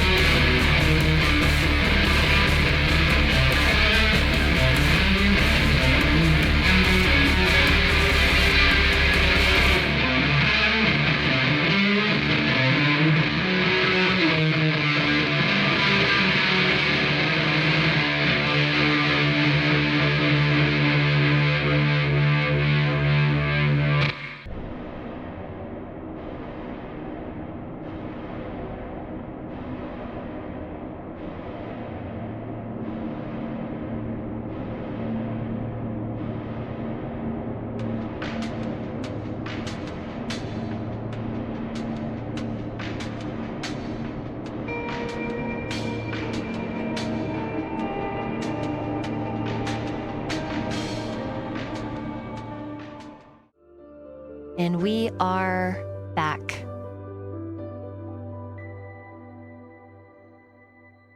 And so, our coterie and our guests, we move forward in the evening, and they have made their way to the old castle nestled underneath the heart of Salem, decorated in all of the colors of every kindred beckoning for the barony.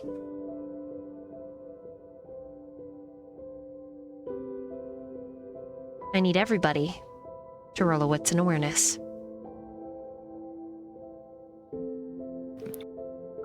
Question. Yes? Do I just press wits on my character sheet and it should just do it? You'll press wits and then it'll come up with well, actually click on awareness on your character sheet and then it'll tell you what skill would you like to use and then you'll click on wits. I don't see awareness. I see wits, but I don't see awareness. So awareness is in the bottom half section. Skills. So not the attributes, but under skills. So if you look at your mental attribute and then I see it. Yep, click on Click on am it, I and rolling then- for both, or who am I rolling for, Dolly? You'll be rolling for both. Okay. All right, then submit. Am I rolling for both too? You'll be rolling for both. Oh shit! Shit, yeah, I was about to say. I'm not rolling for both the because macro mine options? did. Oh my god, What's that? Natalie, no! Nat, why would you say that? For that reaction. What is sorry. wrong with you? I'll edit it out. Oh, Yes, I'm dead. That's not okay.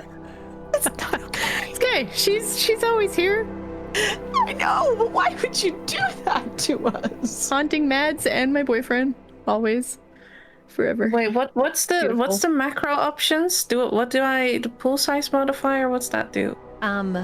So don't use pool size modifier, just leave that.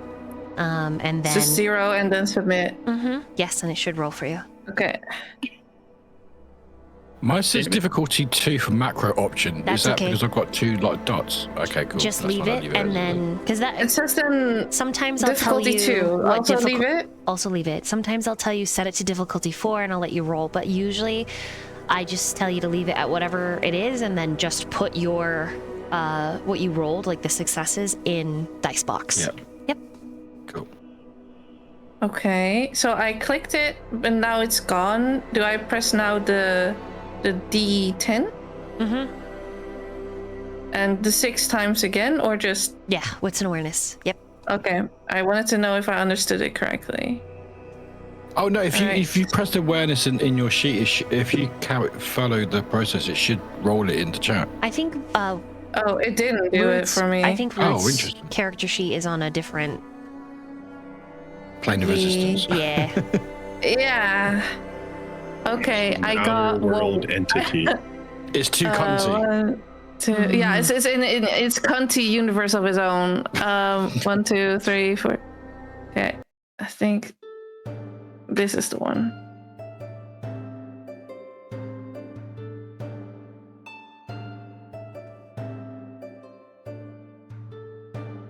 Okay.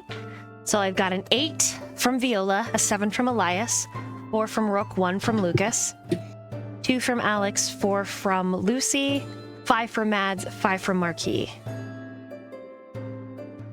All right. Viola and Elias. All of you are going to witness different things, okay?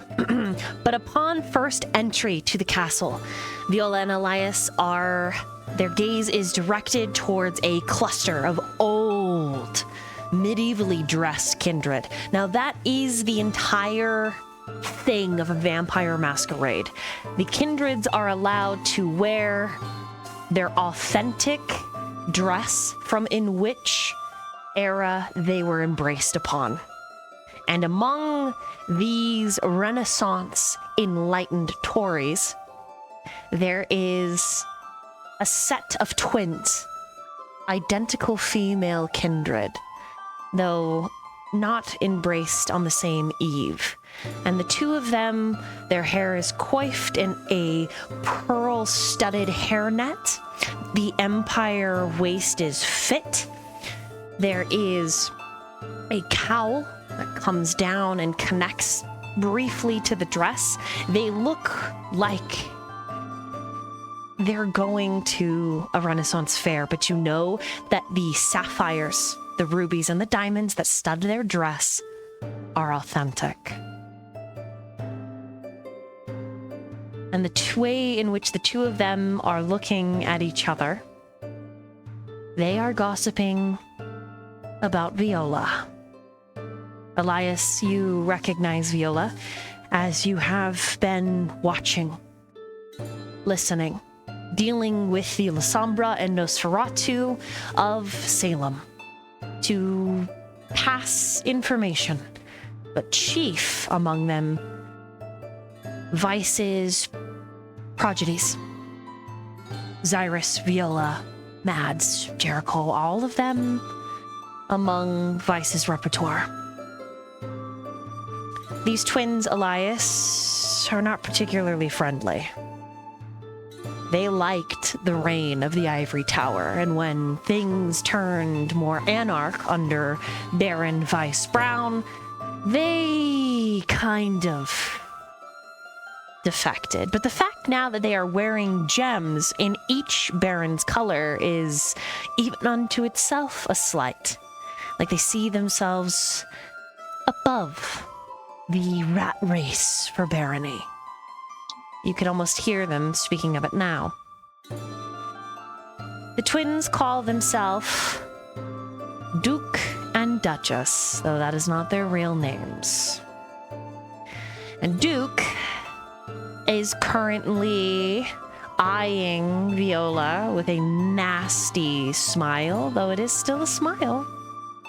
And another whispers, "Oh, I heard she was in bed with the elder." The ancient, certainly. Not very impressed, are we, dear Duchess? No, Duke, we are not. And where is her old spot, her Xirus? Is she in bed with him as well, the doctor? Ooh, who's to say? I heard the doctor took a little pet plaything. Oh, you mean the ugly one that's just walked in behind her with the sunglasses, referring to Kyler. Maybe we should go ask her. Could be a little bit of fun, a little back and forth with the old little Tory.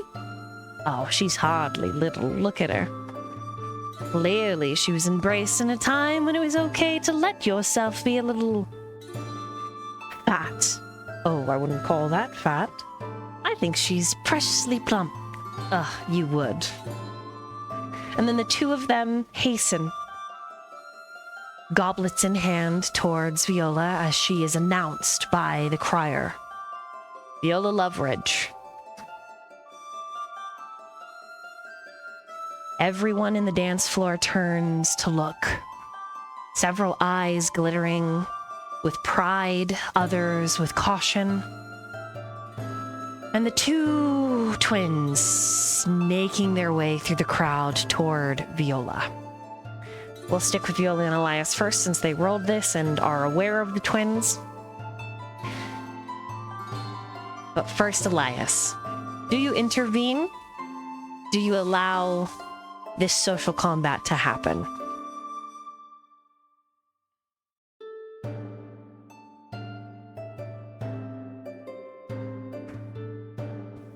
Quick question. Would Elias know of the twins beforehand? Oh, yes.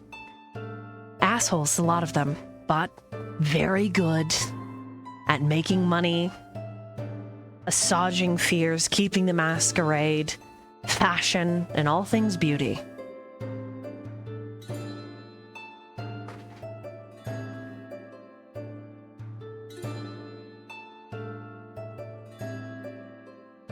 I think he would. Is he already within the area? Like, has he yes. already been announced? Yes. Unless less so huge announcement. You and the boy were early because he was setting up with the band that is currently playing. So you are more lurking under one of the bedecked archways, watching as Viola ascends first into the shark pit, so to speak.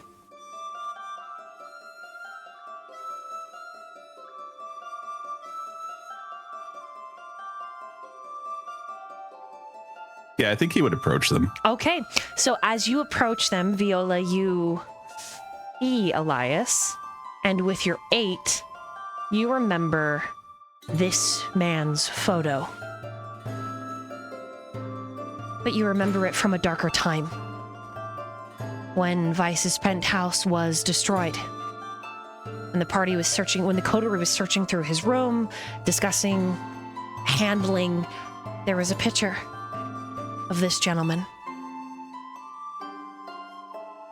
Him and Vice locked in an embrace, smiling at a camera. You are also aware that he interrupts the 2 infamous Toreador twins, Duke and Duchess. And the 2 of them smile like twin vipers. Oh, Elias. We were just interested in speaking to our Toreador sister, Miss Loveridge. Certainly you saw her announced. Tell us, sweetie me, do you like her colors, her dress? Then the other speaks. We can't help but notice that you yourself are wearing somewhat outdated treads. Oh yes, how interesting. A color of a baron who is... Well, sweet Duchess, no more, right? Oh, absolutely right, sweet Duke, no more indeed. Is there a reason behind that? Though the fit is excellent. Yes, we both love it. Quite beautiful. It is one thing to call my threads outdated when, even back in the day, those were already out of style. The 2 of them look at each other. And then they look at you. Most interesting. To insult such finery and authentic threads. Bold choice, right, Duchess? Oh, indeed, Duke. Oh, indeed. But could we expect anything less from a sweet Malkavian? No, certainly not. And what do the voices say? Surely there is one that enjoys authenticity. After all, one would not want to upset our sire, the Primogen. Would they? No, certainly not, Duke. The Primogen votes counts 100 to 9. Certainly, Duchess. I will let you know he leans in just a little bit. The voice in my head is curious on why you're wearing so many different colors. Ah, a Toreador true to their word never reveals their fashionista until the time is appropriately late or on time. Oh, so you're playing all of the cards so that you can't lose. One could say that, yes. But really, the candidates are... So last season. Yes. I did hear a rumor, though, says Duchess. Who you say? Like and thou would hasten to hear it? He nods. She motions you closer. Viola, you gain a willpower from Elias handling this social combat. Elias, I need you to roll a composure and resolve. And as you are treating with both of these yammering snakes, you must roll higher than the both of them not to lose a willpower in the yammering. Can I intervene? Yes, you can. Okay. Do all of my social advantages apply? Correct. Right? Okay. I will intervene in order to give Elias some extra dice. Is that all right? You'll have to roll a composure and resolve. Okay. And then I would like to say, Duchess, how do I find you this fine evening? Your welcoming smile is always such a pleasure. Oh, we do indeed love it. Thank you. Dutch has a chipped tooth. Has been that way for centuries, but it's cute. It's a little garnish. It's an easy way to separate Duke from Duchess. Sorry, Duke is the one with the chipped tooth. And the both of them smile and they speak, finishing each other's sentences. So I'll try to match the cadence that it's a little bit different, but just imagine that they are both carrying on one conversation as if they're one entity. Ah, yes, thank you. Smiles are pristine and quite in fashion. One could say, as the new kids do, cunty. Oh, there she is. And they turn. What are your guys' composure and resolve before I describe what the twins are looking at? Got a 6. Okay. Elias has a messy 11. You both beat them, so neither of you lose any willpower. And in fact, it evens out. And the twins lose a willpower. Kind of put in their place. Like, oh, maybe we should be a little nicer. It's so hard to be nice when you live for forever. But the two of them are pointing as Lucy descends. And at her side are 2 sleek Dobermans. There she is. Oh, did you read her last column? I did. What about you, Miss Loveridge? Elias, did you see her column? Printed it was, though we hear that it is on digital as well. But old-fashioned newspaper. How wonderful. How very real. Ingenious her columns of advice are. We've learned many phrases from them. Brought us into this century, though this century is filled with such malicious and lonely intent.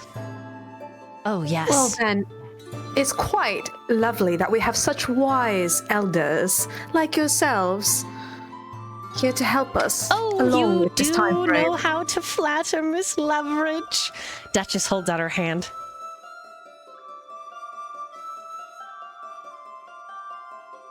Do you take it? I curtsy. Oh, for you I am a curtsy. lady. She's like, oh, you even know the custom, and she curtsies in a... We're in the 1300s, the way that she bows. Oh yeah, no, that's why it's like perfect. And then the two of them turn to Elias and then back to Viola and says, we would like to go conversate with the Lucy. Oh yes, a title. Lucy is going to be... What was the word? The shit. Yes, the shit. Flames. Like when they burned the witches. Please do excuse us. And they both curtsy. Polar opposite. Elias does a slight bow and kind of points towards the direction of Lucy. And they weave towards Lucy, leaving the two of you alone. Any roleplay?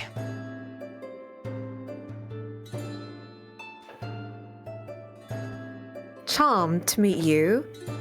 And you are? She's fishing. He just kind of glares at her a little bit. I wish I could say the same. Oh, such displeasure.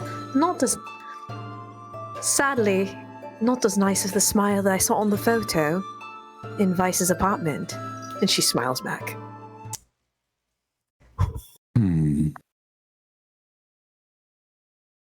He just shakes his head slightly. And would you happen to know where he might be? And her smile drops a little bit. And there's kind of like a disappointing look. And here, I was going to ask you the same thing. Such a shame. And she looks kind of sad, and she kind of grabs her hands a little bit and then kind of does the thing, like as if she's noticed that she was doing this. And she's like, I'm sorry to take a little bit of your time, if you excuse me. Very well then. And walks off to greet other people. Notably, Elias does not bow as Viola leaves. Viola notes that and smiles at him. She does not need your approval. He'll return the smile, but it feels hollow.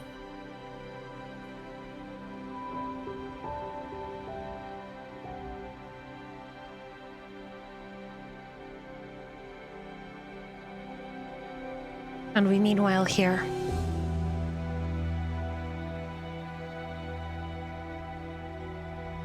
to Mason and Mads. Go ahead and switch for me.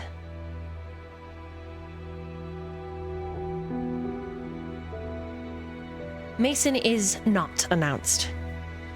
As a caitiff, he slips in through what it would be considered the entertainment's archway. But Mason, your attention is drawn after Lucy is announced and then immediately swarmed at the base of those massive stairs down into the ballroom by the Viperous twins that everyone knows. Mads is announced. And as she steps forward, your eyes are drawn to the gown.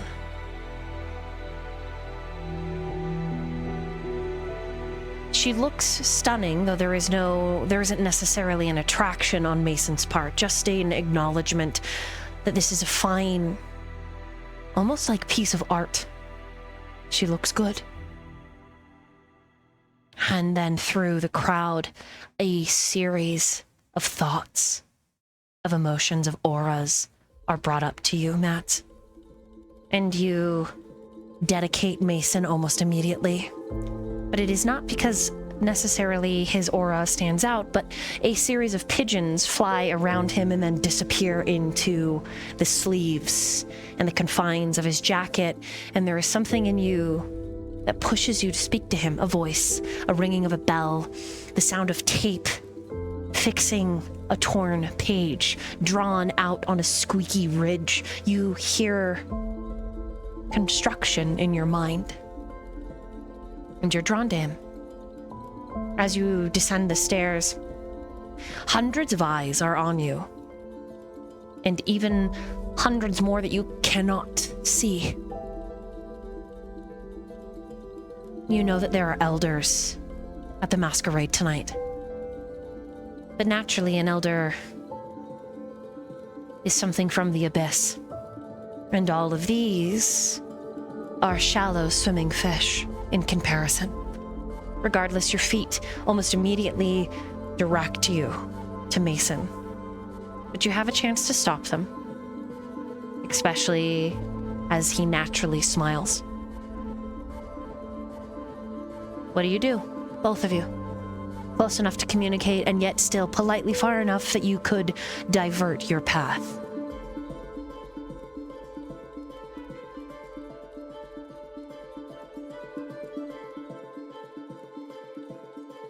I think knowing that the elders are there, knowing...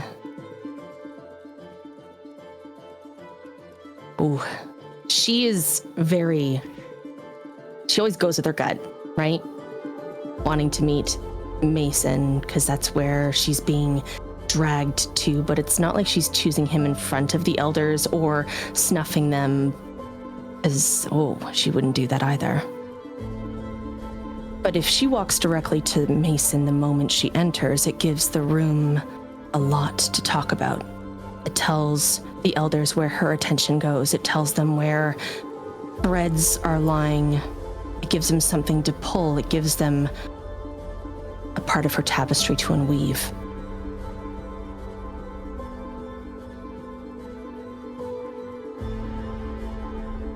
Every conversation, every act is being watched and judged by those who, as if this was prom king and queen night, will put in a ballad and bid for the Baron. Even though elders and many ancillary are above needing a Baron. It is tradition, regardless. Speaking to a caitiff does say something. It says a powerful something that will ripple through the masquerade. Mason will turn and walk away into a corner. No one pays attention to a caitiff, and he simply sits in a lounge chair, pulls out a pigeon, and merely pets it with his finger. This one, with a very familiar droopy neck as the head hangs from one side.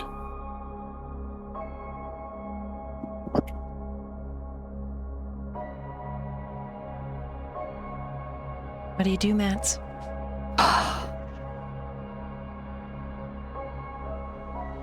Oh man. Just wondering if there's like anything that I can do that's like super cool, but also it's Grab the pigeon. grab the pigeon! Ah! Does he hold it out? Is that where you're doing? I thought you were sitting down far away from me. Like, is the pigeon? I don't want to touch your pigeon. I thought I was like standing in the crowd and just Mason just like you have a you see a flash recognition in his eyes and he just turns away into a very secluded area and just to simply sit on a lounge chair. Clearly, he makes his motions very. It would be hard not to be able to follow him. But he will sit on a lounge chair and lightly just pet the pigeon with one of his fingers. There is an etiquette. Once taught by Vice, a kindred greeting sitting down is a display of submission. You, as the standing kindred, would have the dominant aspect in this social combat, but it is... Mads is not sure what it says about her because she doesn't see the etiquette. She understands it, but it's not a thing that she lives by. She just sees people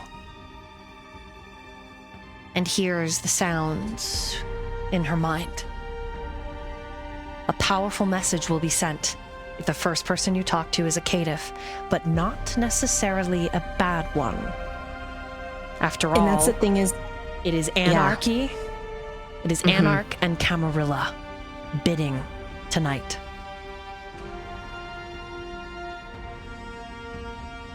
and it has a lot to do with what she knows about her Da. It's like,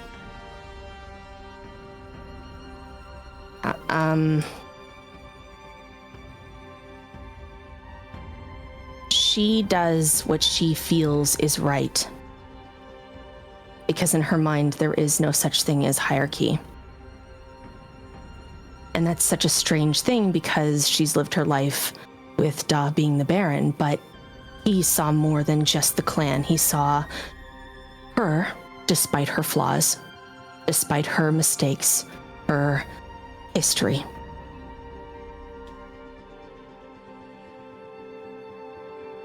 And in her choosing to acknowledge the caitiff, she's acknowledging who Vice really was.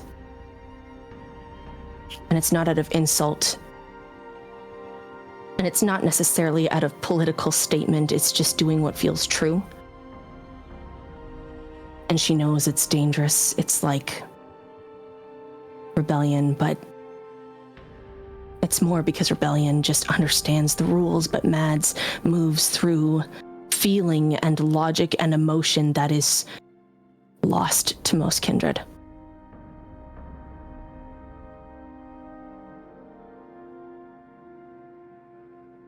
And so, in a bow to the room, more like her, she tilts her head to the room, she walks to Mason. There is a hush as eyes turn to watch. The Anarchs seem to approve. The Camarilla purr their disapproval.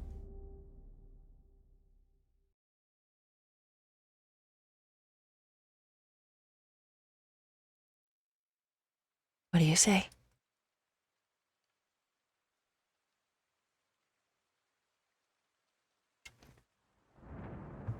It's been many years, Mason. That's it. I got to jog my memory. I can't remember the last time we met.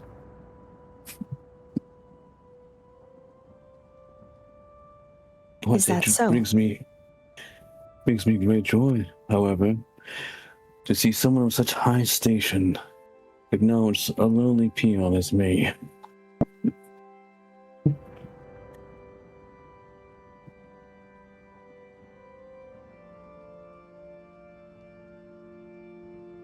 She says to you in... Her face is almost emotionless unless you care to look really deeply, but she says... He does. Intelligence and insight, Mason, and then Sly, if you'll set the DC. Okay. And if you want, you could do so, but I'm fairly willing to give information.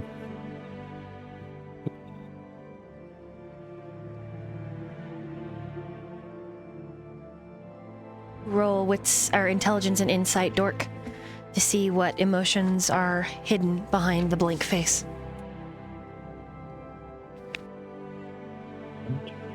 4.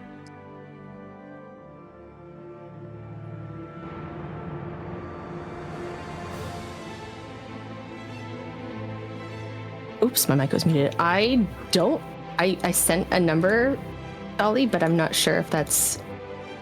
I don't know what his sheet is, so I was a little concerned. He got a 4, so you decide what that would give him. Does he see anything? Okay. Or does he see nothing? I'd say you can probably see that there is a coolness in the front of her facade, but also behind is maybe something you don't necessarily understand, but a gentleness, an understanding of the words you're using, but it's more like a softening. But it is not out of weakness. Does that make sense?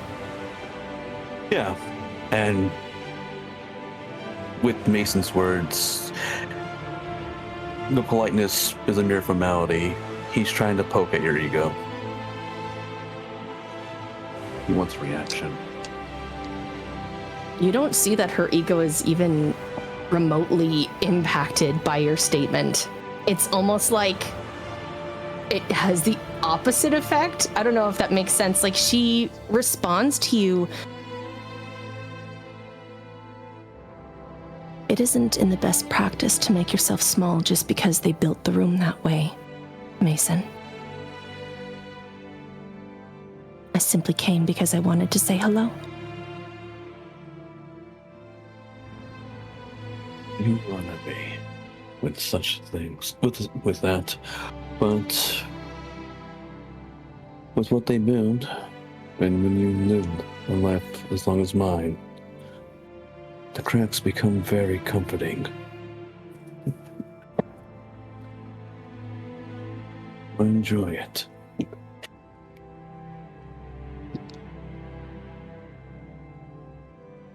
You hear a lot. The crevices. Things not wanting to be known.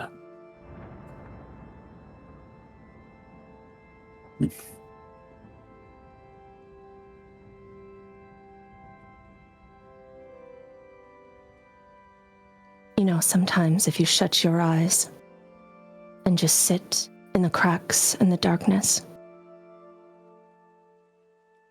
there's more than just the voice that tells you what to do. There's also a voice that reminds you that you're still here. She just kind of looks a little strange, Mason. Like you're listening to her and she sounds like she's saying something important, but it's kind of like, why are you bringing this up right now? What are you? Yeah.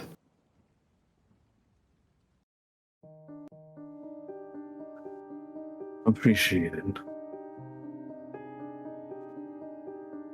But I'm fully aware of the voice within.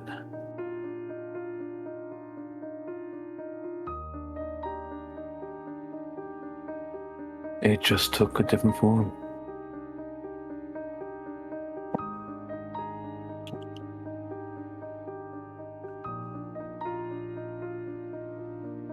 You're a lot less angry than I imagined to be. You imagined me angry? Not the right word, I guess. I guess I was hoping you'd be a lot more angry. But Do you find comfort in agony, Mason?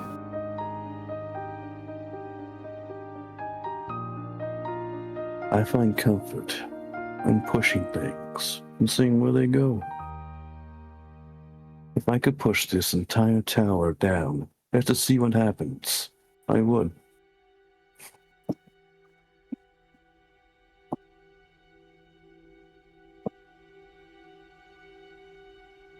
At that moment, there is a flurry of whispers among the crowd, and they start shifting.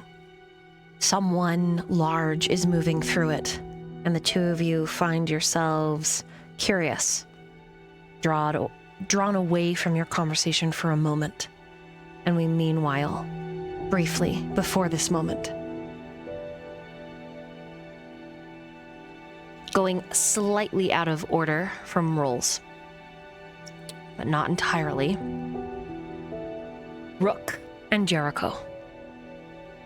As the two of you reach the top of the grand staircase that descends down into the ballroom, the Masquerade, where, yes, so many individuals are wearing masks in fit colors. Gold for Xirus, red for Elizabeth, blue for Vice. There is also black masks or brown masks, unaffiliated. A slew of diamond-studded individuals that claim no allegiance and are here interested to see exactly where the tower falls. The two of you are announced side by side, and then following behind you is Bishop and Kyler.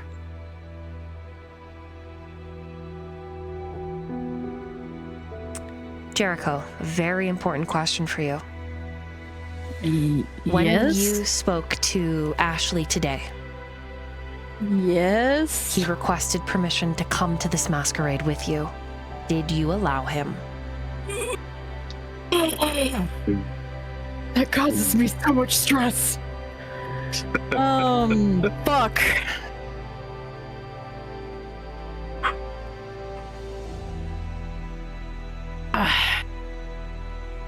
I don't want him there, but I don't want to tell him no, so yes. He definitely would have had my permission. Oh. Rook, your protective instincts fire off in an intense way. You feel Bishop behind you the same way. Ashley's blood can be scented a mile away, and they are all looking. But in particular, a 𝓲𝓪𝓵𝓮 𝓲𝓪𝓵𝓮.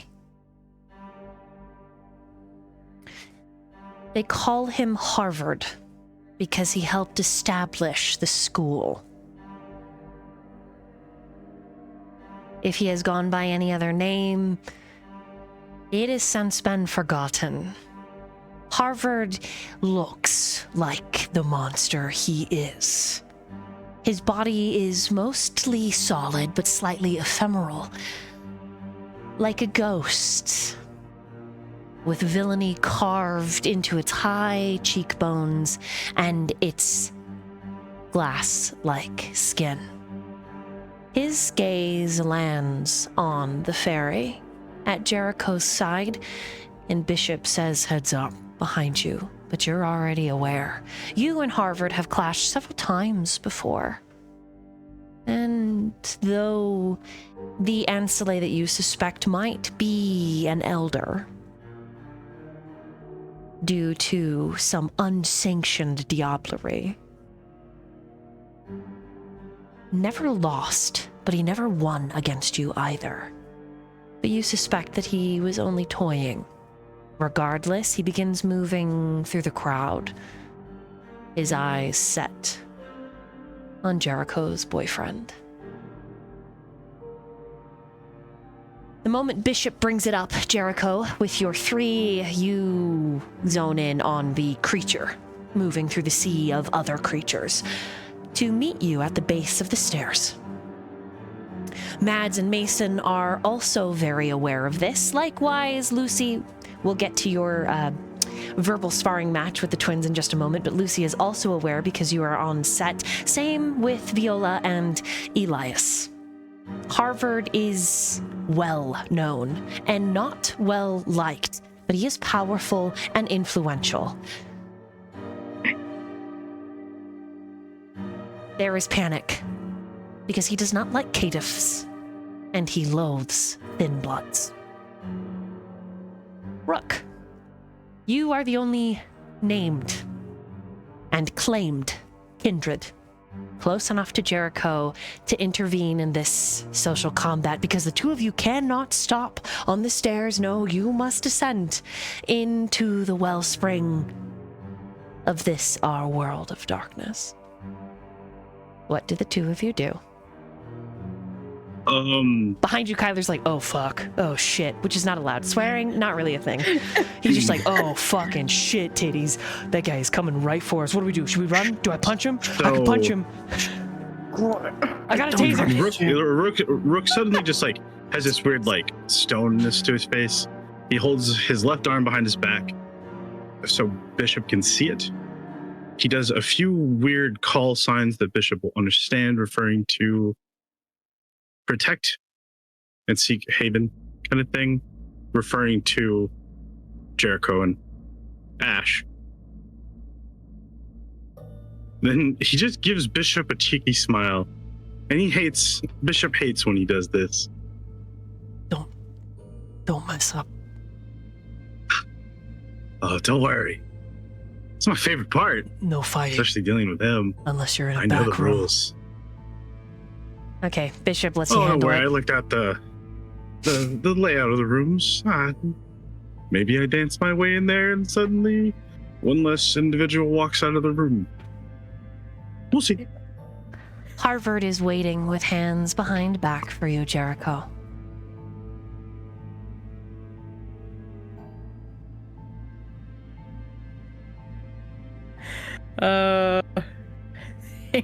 Just give a polite nod. Greetings. Evening.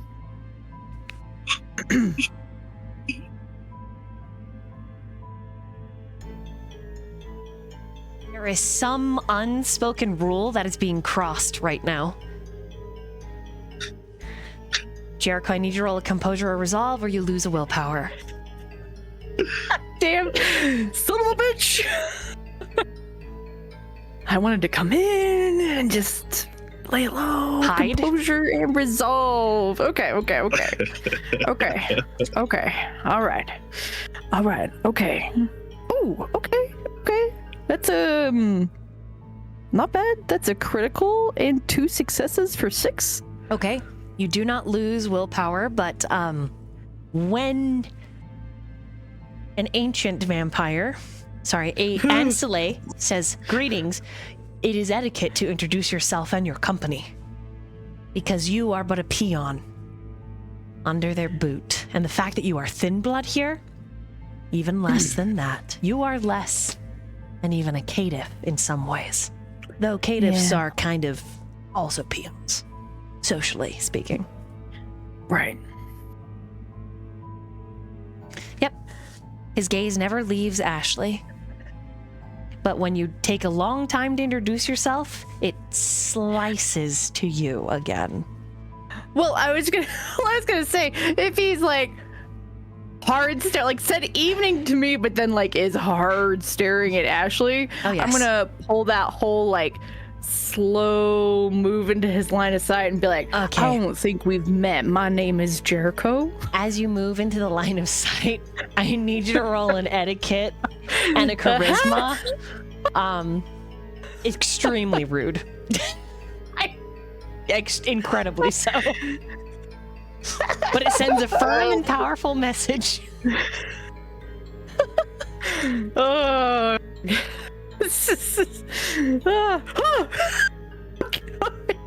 Like as high as I can get, which is 5. Okay. A 5 does not beat the force of his personality and his Fine, daunt. I did my best. You're a little scared. Literally did my best. You're really fucking scared, but Can only I? beats you by 1 point. Okay. So you are still on the upper hand. You aren't losing willpower. And then his eyes slice from you to Rook. When he's looking though, can I make another roll to pretend like I'm not scared shitless? Oh, you're 5. You're doing a good job. Is that good enough? Okay, good. He can sense the fear, but he doesn't know that you want to shit yourself. Like, Okay, so he can smell it, but Okay. he's not like, bitch. He's Okay, you're got still you. on the up and up, okay? And when his attention's turned to Rook, it gives you a moment of like, oh, thank God, because he does not have a high enough humanity to look human anymore. mm-hmm. Not at all. So Got you. when he slices his look at me, Rook just formally, as he's trained in these particular moments, does what is required towards the, was it 𝓲𝓪𝓵𝓮, right? Vampire that he is, Correct. supposedly. Yes. Bows. My friend, dearest Harvard, welcome.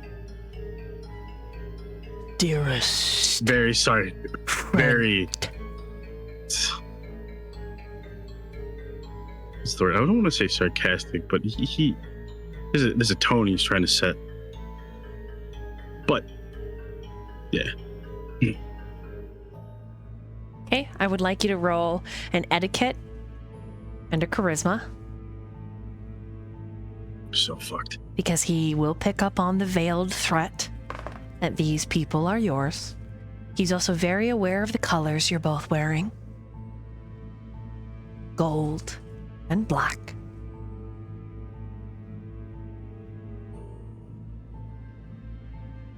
I rolled Lucas's thing wrong earlier. Oopsie.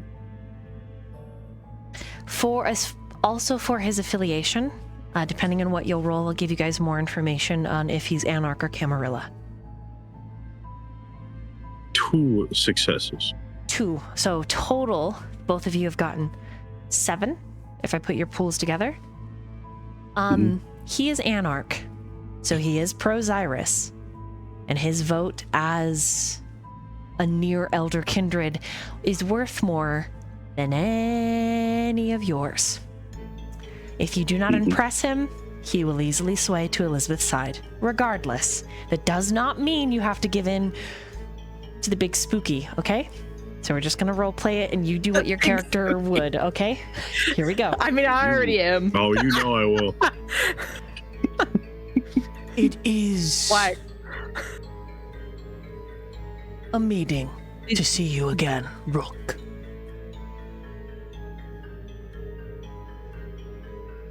I always look forward to our encounters.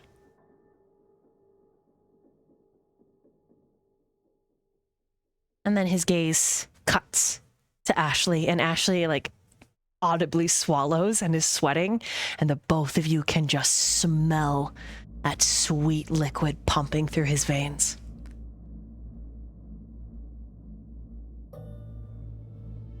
I'm assuming Ash is very afraid right now. Absolutely. And there are 50 nostrils all flaring and eyes turning Natural. to focus in on Ash.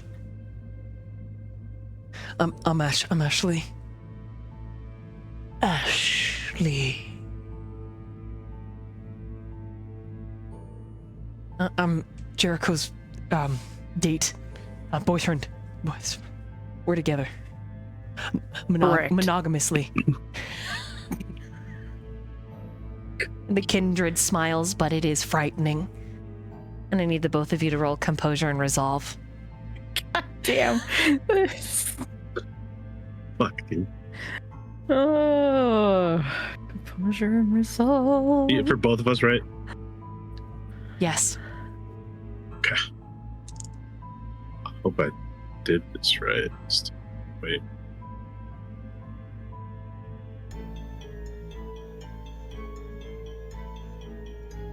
I'm gonna use one of my willpower.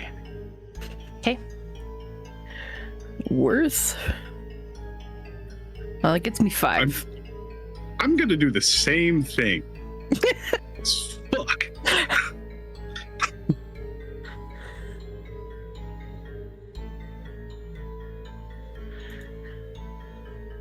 Oh, please.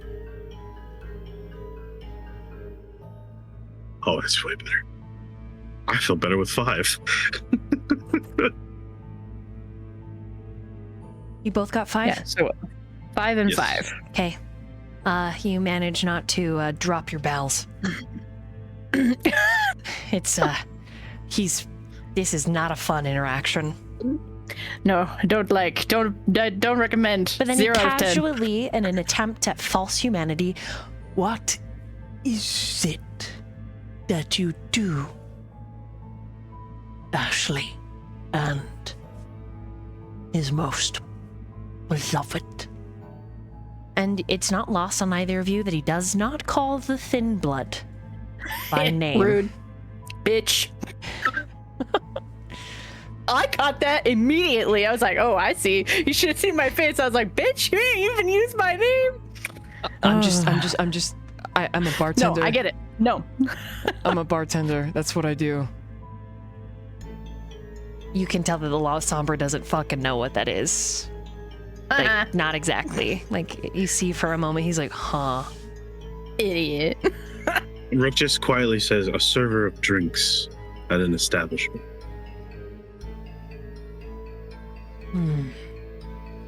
Okay, the both of you get a point at that polite explanation. That doesn't belittle him. Hey. Mhm. Nice. And now Nice. you are expected to ask a question of your own.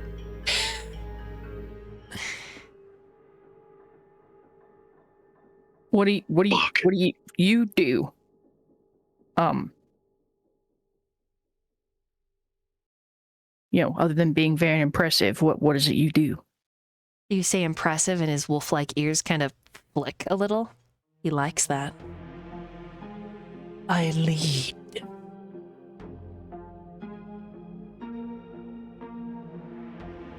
Where That's is Dr. Fletcher?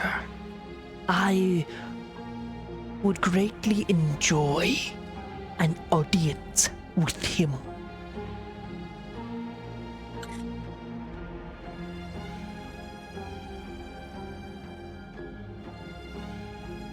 He is doing his own thing right now.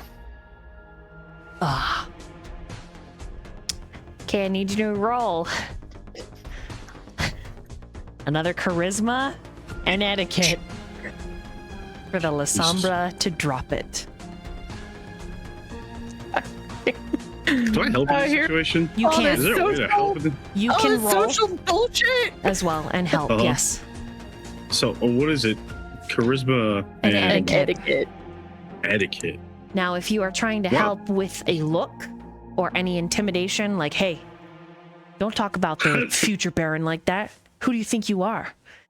The Baron's just as powerful as you, right? You can do that. You can do that. And that would be your strength It's like one of those things- versus your etiquette. Okay. But it will leave a sour note in this conversation.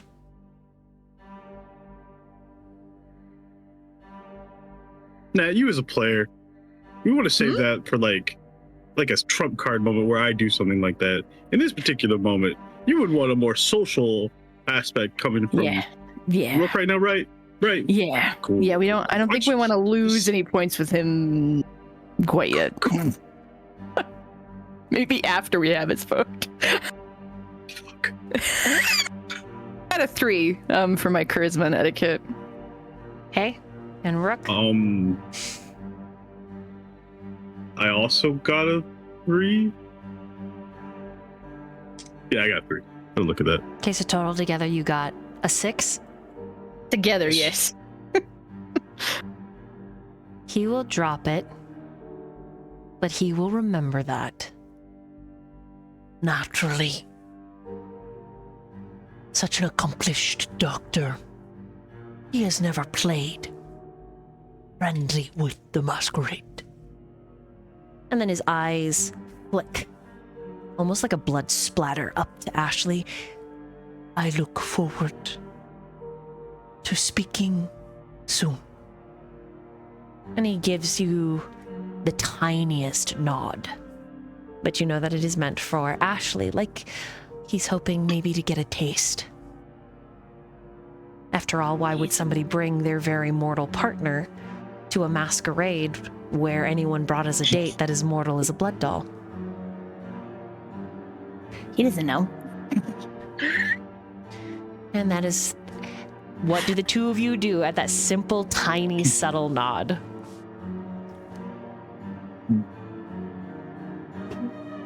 I think in the proper way, knowing not to anger a guy that he always fights with in the particular moment, unless there's a present to be choosing, is to bow in a sense back, right? I'm gonna give him a proper bow. Okay, the two of you bow, and then Ashley like clumsily curtsies, and then he's like, oh, and then bows. Kyler's just standing there, not helping. Zero help. Internal panic only. Pissed, mad mugging. Fair. Bishop, Fair. nowhere to be seen. But as soon as the Oh, boy. 𝓲𝓪𝓵 leaves, Bishop is like grabbing onto Jericho and Ashley and kind of pulling you off to the side. We need to find somewhere low. Let Viola and Mads handle most of the talking. Come on. Yeah. Why was he looking at me like that? What did that mean? Rook just turns and says, Very- Look. You are a den of wolves. They're hungry. I get it. I mean, I feel like it. Maybe I should have never come. It is okay. You are here. By damn, I will keep you safe. We will. All of us. Just keep with 100%. us. Bishop looking at Rook. We have two options. We can go sit by a pariah, or we can find someone that's ancillary and safe. I see some of Vice's colors. In fact, And he points across the room. Where is Elias right now?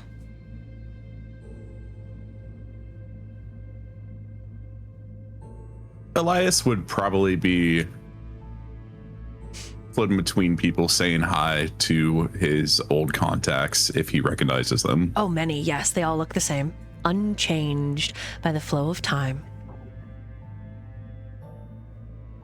Then just touching base with people that relied on.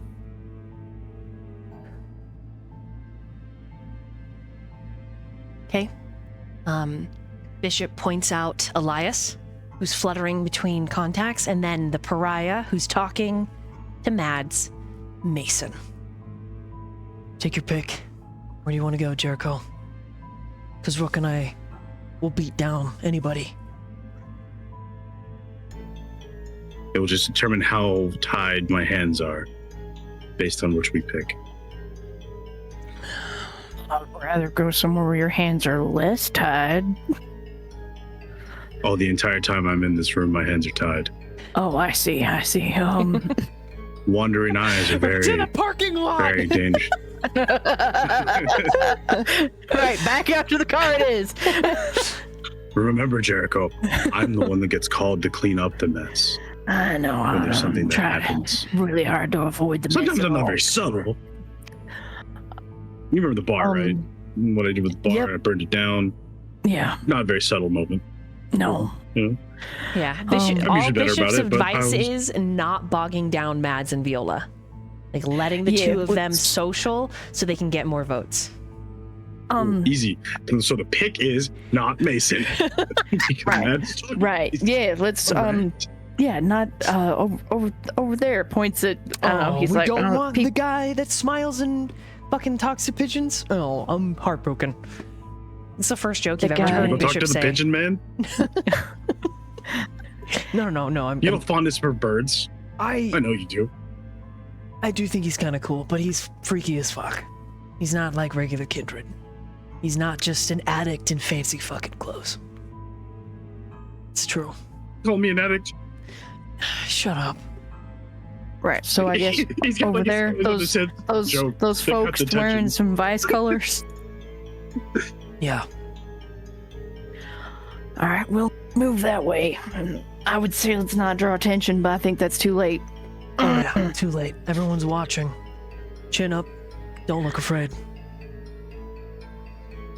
Already working on that. And then, as if this is a cue, Bishop bows and he moves towards the center of the room where the punch is set up around this grand fountain. And it's just blood pouring down this triple tier chandelier glowing fountain.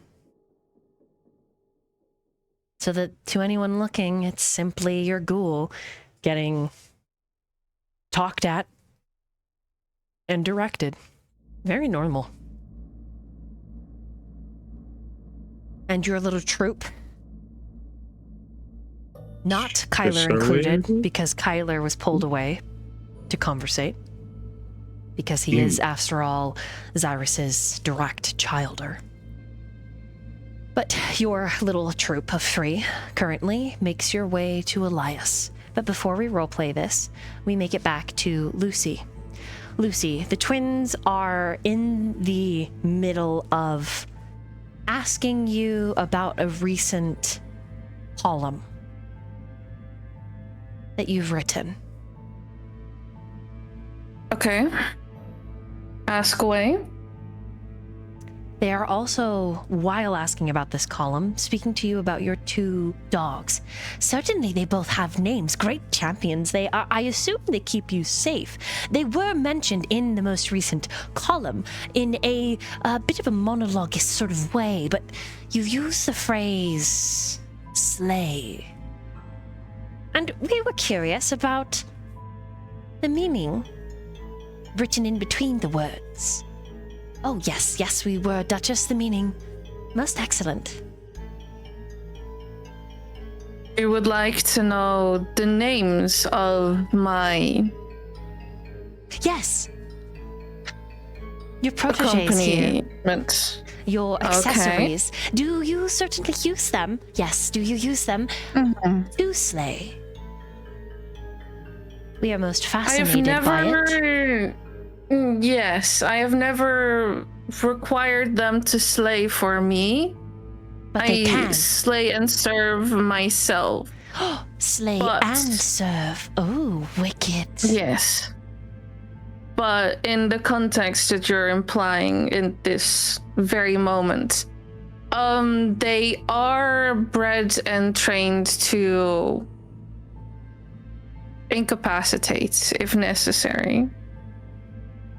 Ah, And less regarding their names, even I a wouldn't kindred. mind having you know them. Even kindred? I have never had the need to ask them to. We'll find out maybe one day if it's necessary.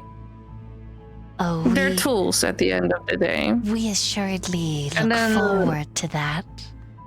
Yes, we hope that we And could she maybe have a points- demonstration. She then points at her dogs and she says their names, Sasha and Pashmina. And she says, Yadam.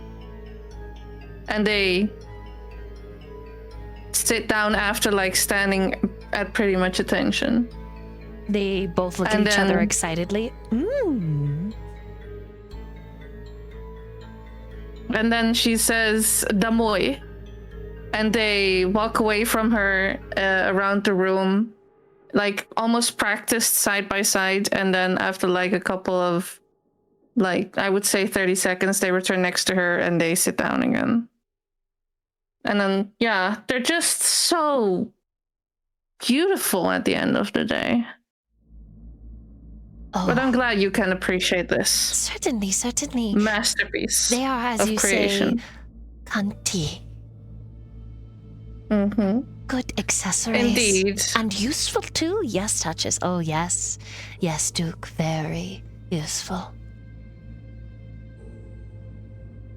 Tell us. They're not good fetchers, though, so I don't recommend asking them to fetch anything. Noted. Mayhap we could Mm-hmm. change the conversation to a more serious matter, yes? Oh, yes. A serious matter indeed. All right, what could possibly be so serious? You Does it are- require some kind of action on my part? Oh, simply honesty. We wish to ask frankly, as you are a kind, Mhm. which is a word for human. Oh, yes, yes, a kind Mhm. here. Not a blood doll affiliated with one of our greater species. So, who, in fact, did you come upon the invitation of? I was invited by, how do you say, someone with quite a bit of means. I was basically persuaded to attend the festivities so I could maybe be inspired by tonight's events to employ more of my services within this wonderful masquerade that we're all so willingly a part of. Roll a charisma and etiquette. Let's see. I have too many tabs open. Hold on. Charisma and etiquette. Oh, wrong button. There.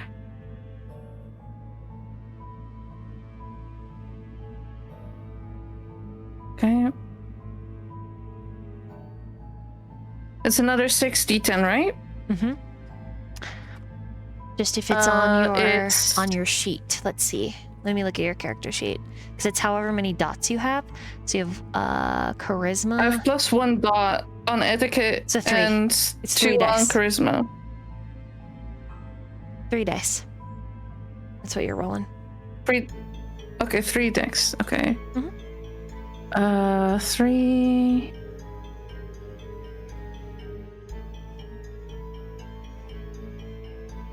I think I'm pressing the wrong button. I feel old. No, you're okay. Just roll your d10s. Okay, and they all needed to be. It was 3d10, right? Yeah. Okay, they're all 3 are good. 6 and above. Yes. Okay. The twins would love to work with you. So she pulls out of her pocket. She pulls another business card, and which is basically all necessary contact information for her on it. The And twins she gives it to them. each want one, even though they take them at the same time. Like, opposite hands, like a mirror, reach out to take the cards, and then they both go into different pockets, like just spirited away. Okay. And almost immediately after taking the card, they change the subject. We remember the midnight soiree at Vice's some years ago. Oh yes, we were there. Quite lovely. Beautiful. Beautiful.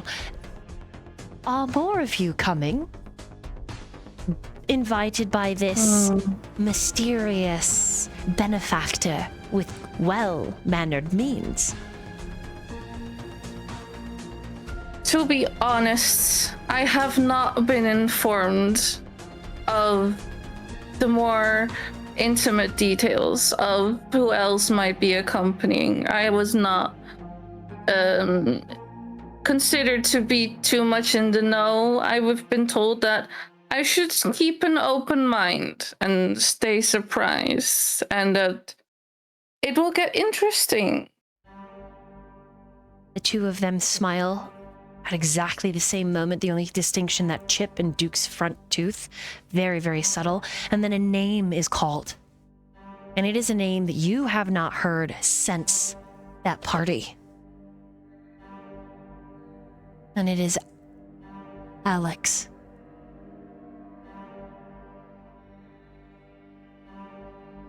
And standing behind him,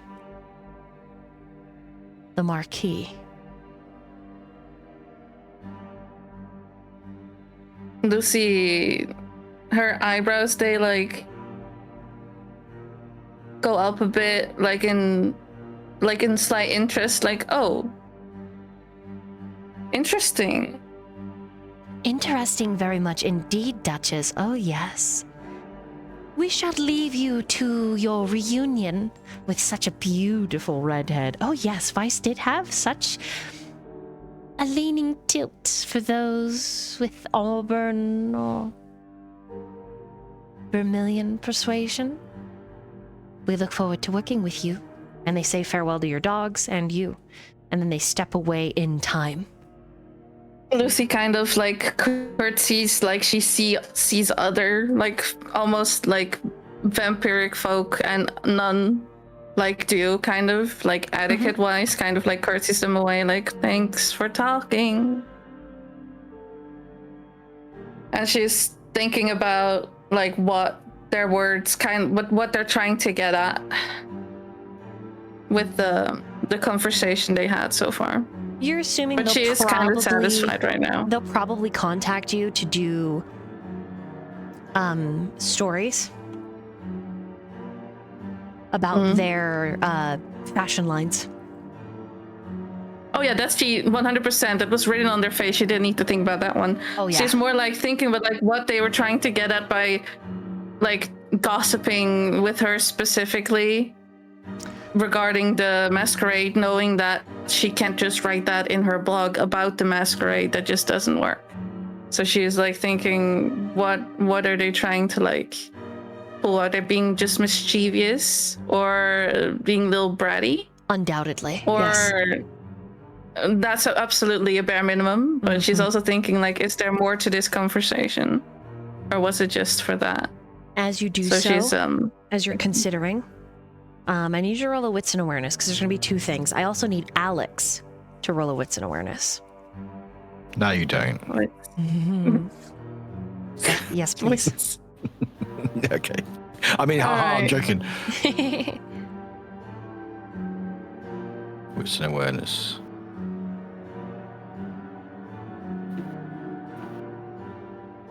Let's see. I have 4.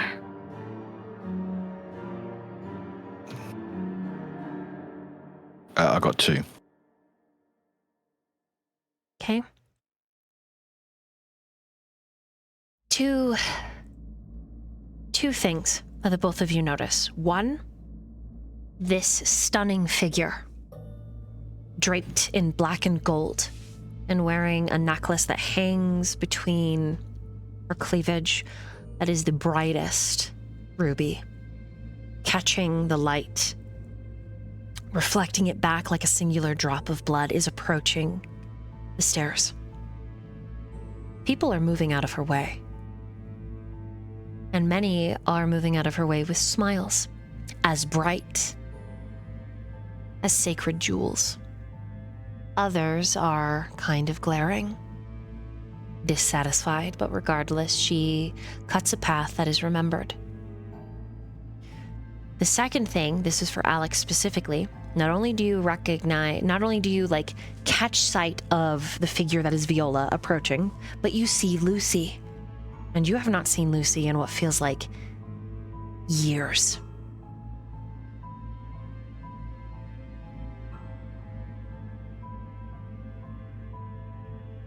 Would Alex move to speak to Lucy? No. Okay. Would He would want to. Okay. He would want to. He visibly, it looks like he's spotted Lucy, but it's very much that because he hasn't seen her for so long.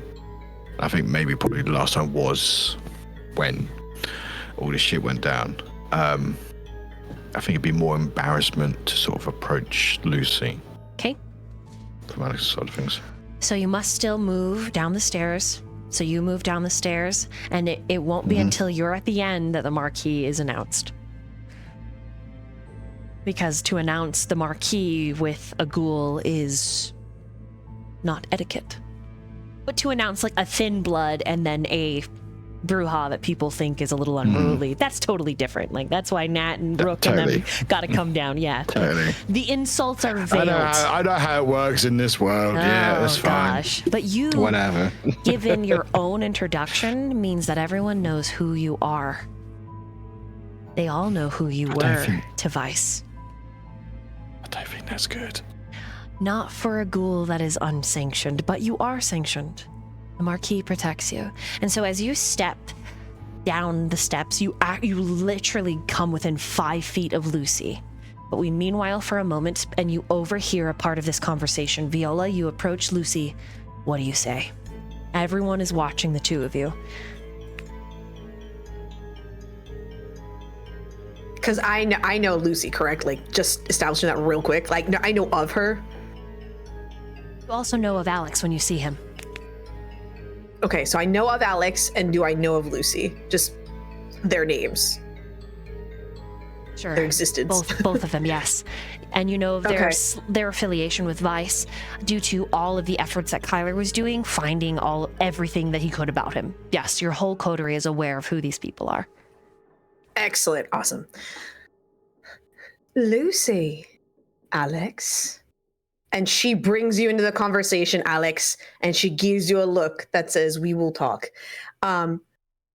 Alex is completely like taken. I'm like just deer like in headlights look on his face.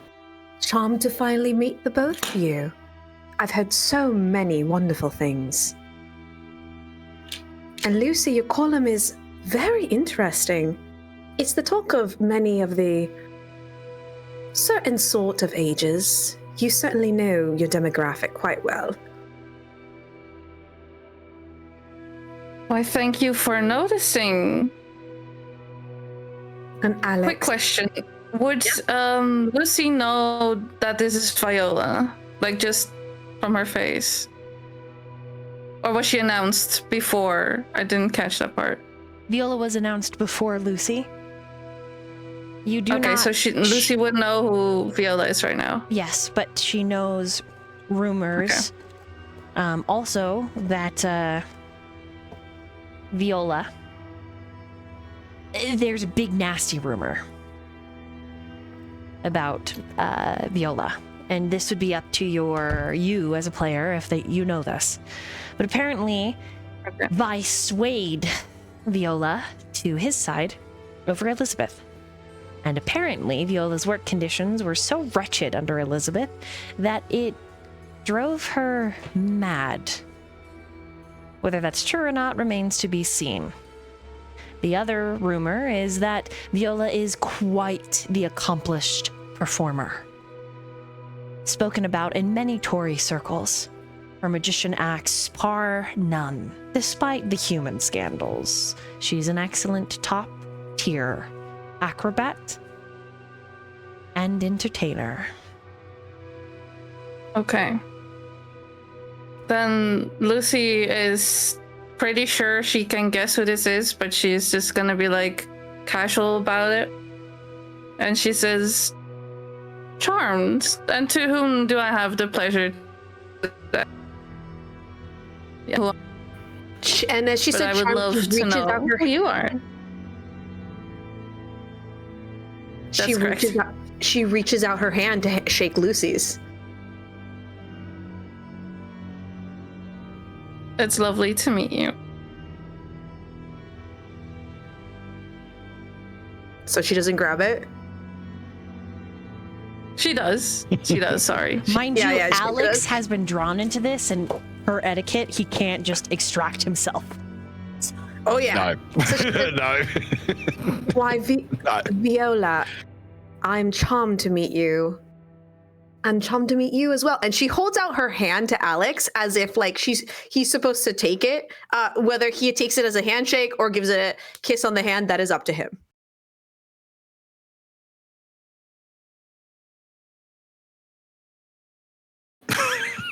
Yeah, yeah, putting you on the spot.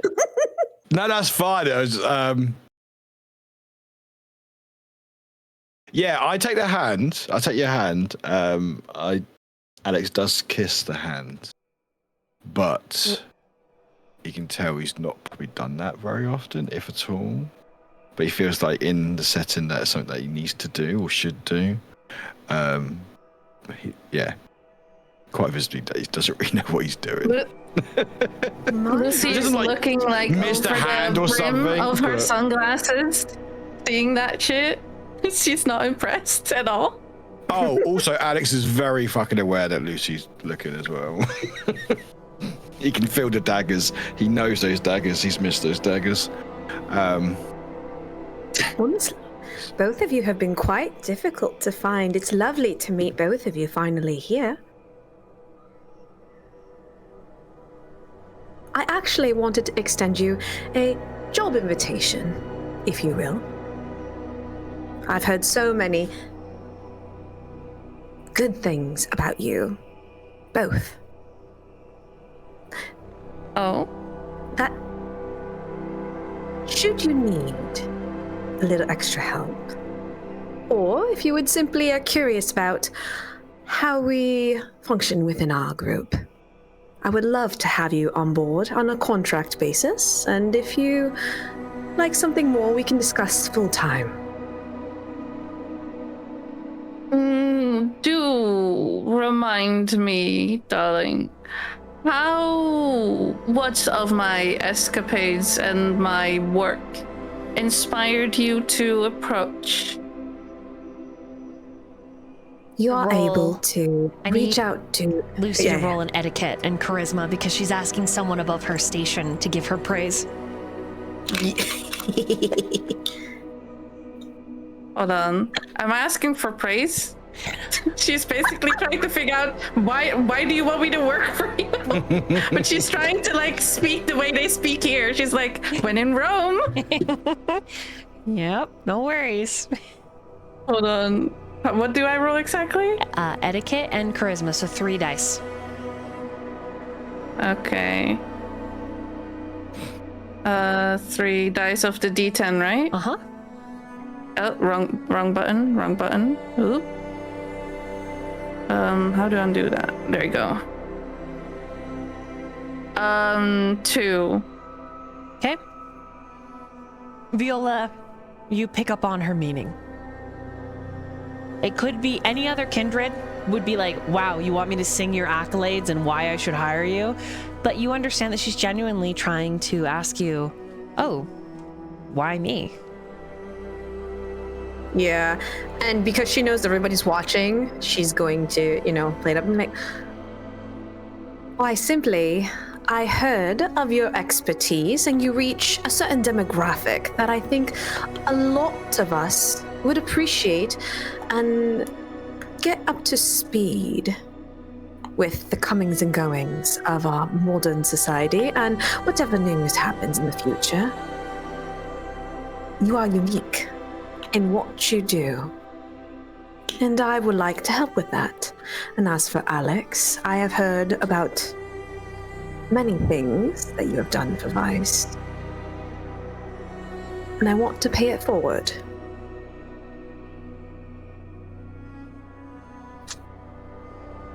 Lucy, she grabs her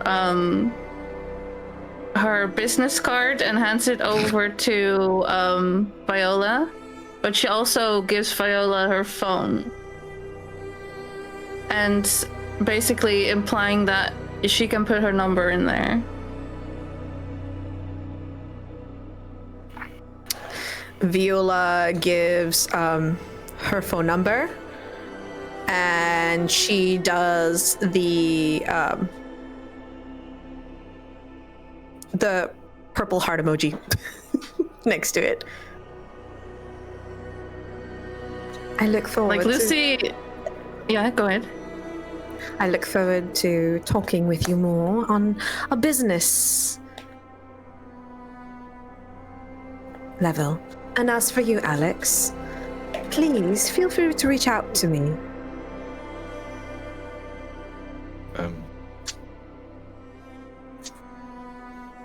Sure. And You can tell he's very visually, like, he doesn't know, like, what to really say or do, but it's just, yeah.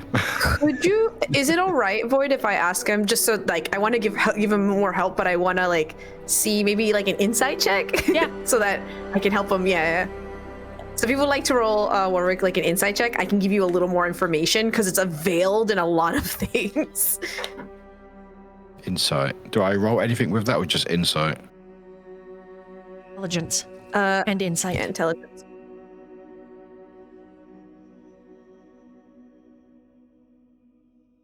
Two. Oh, thank God. Oh, no, wait. Are you sure? Oh, no, this is someone else. Okay, great. I can tell you. Whew. As long as you didn't fail, we were okay. She's basically extending a hand and being like, I want to help you in memory of, like, because I know Vice would help you. Like, I want to be your ally. I think the things with Alex, I think because he hasn't been out, like, he's been in hiding for like months, and yeah, he doesn't really know to trust anybody. And it's just like, even though there are people who like, hey, I want to help with device and stuff, there's still that very apprehensive sort of like, he doesn't know who to trust. So,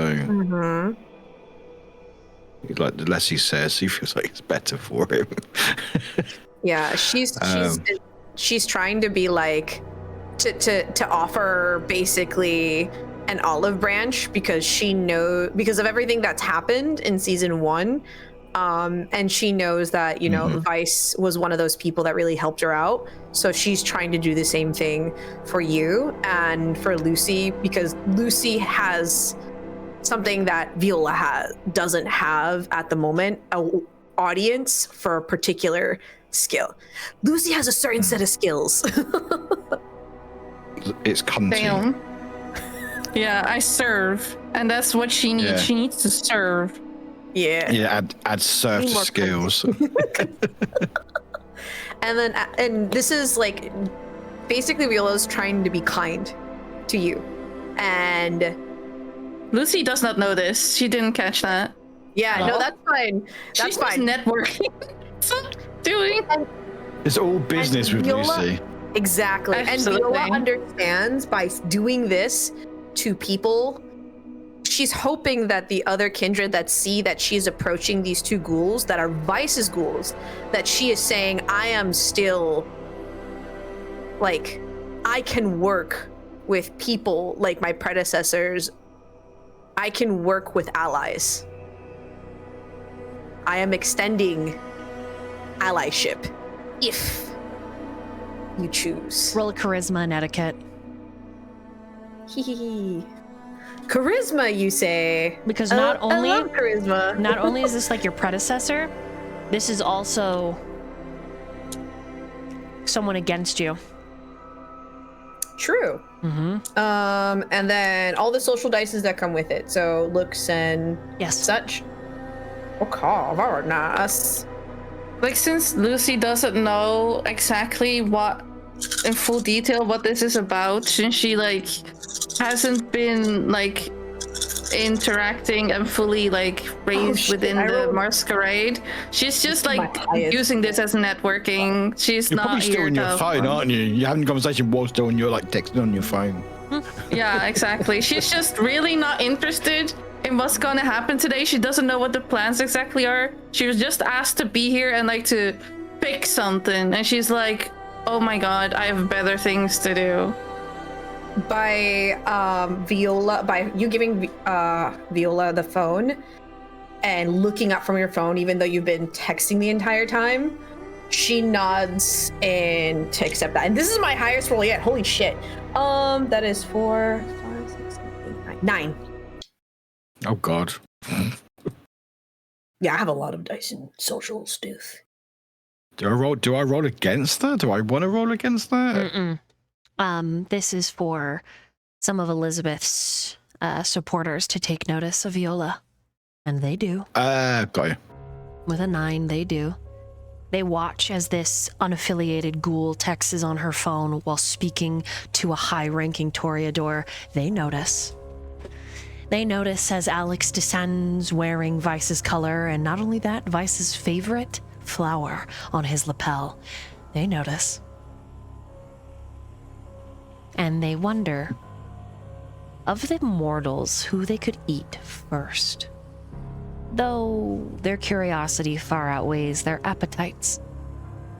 Chief among them is actually the 𝓲𝓪𝓵𝓮𝓶 of Salem. And as he stands, the chains attached at his waist and on his leather jacket jingle. And he starts moving towards the crowd, interested in a conversation with potentially some of Xirus's most fervent backers. Call it curiosity, or a magnetic personality, and a unflappable visage. 𝓲𝓪s are known to lose their shit and fight, but it would be good to have all of that visceral strength and power behind a leader who constantly and consistently keeps their calm, even when speaking to inadvertent or advertent rude individuals.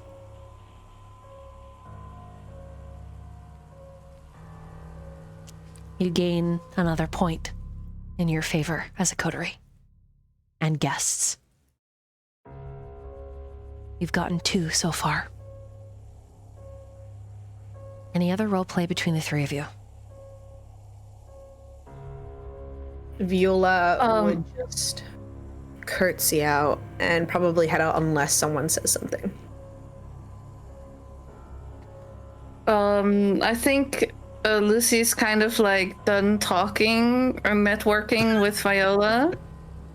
Not that she like it's like hateful, like disinterested. She's like, all right, we finished the usefulness of the conversation here. The now transaction's it's time done. to do business.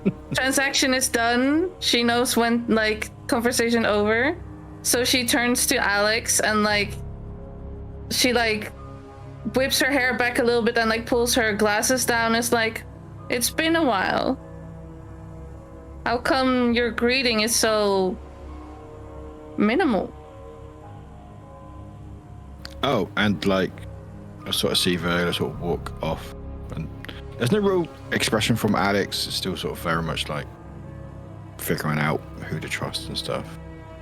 But it's sort of slightly startled by that voice that he knows very well from Lucy. Oh, hey. It's been a while. Yes.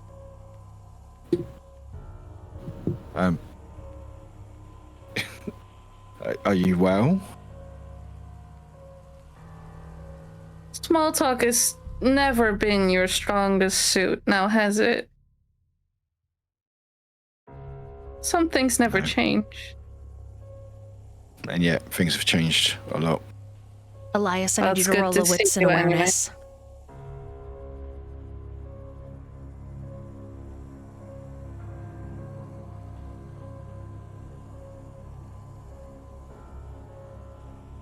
do we continue or do we wait? You can continue. I just want to know if Elias sees this conversation and then comes over and joins the roleplay, because the three of you share quite the special connection. Got you. Okay. Are your dogs with you, Lucy? Yes, I do believe that they felt the need to defecate. So I think they're outside. Give me a second. They're done. And then you hear like two barks and in the distance, and you hear like the nails on the ground, like coming towards us. They should be here soon.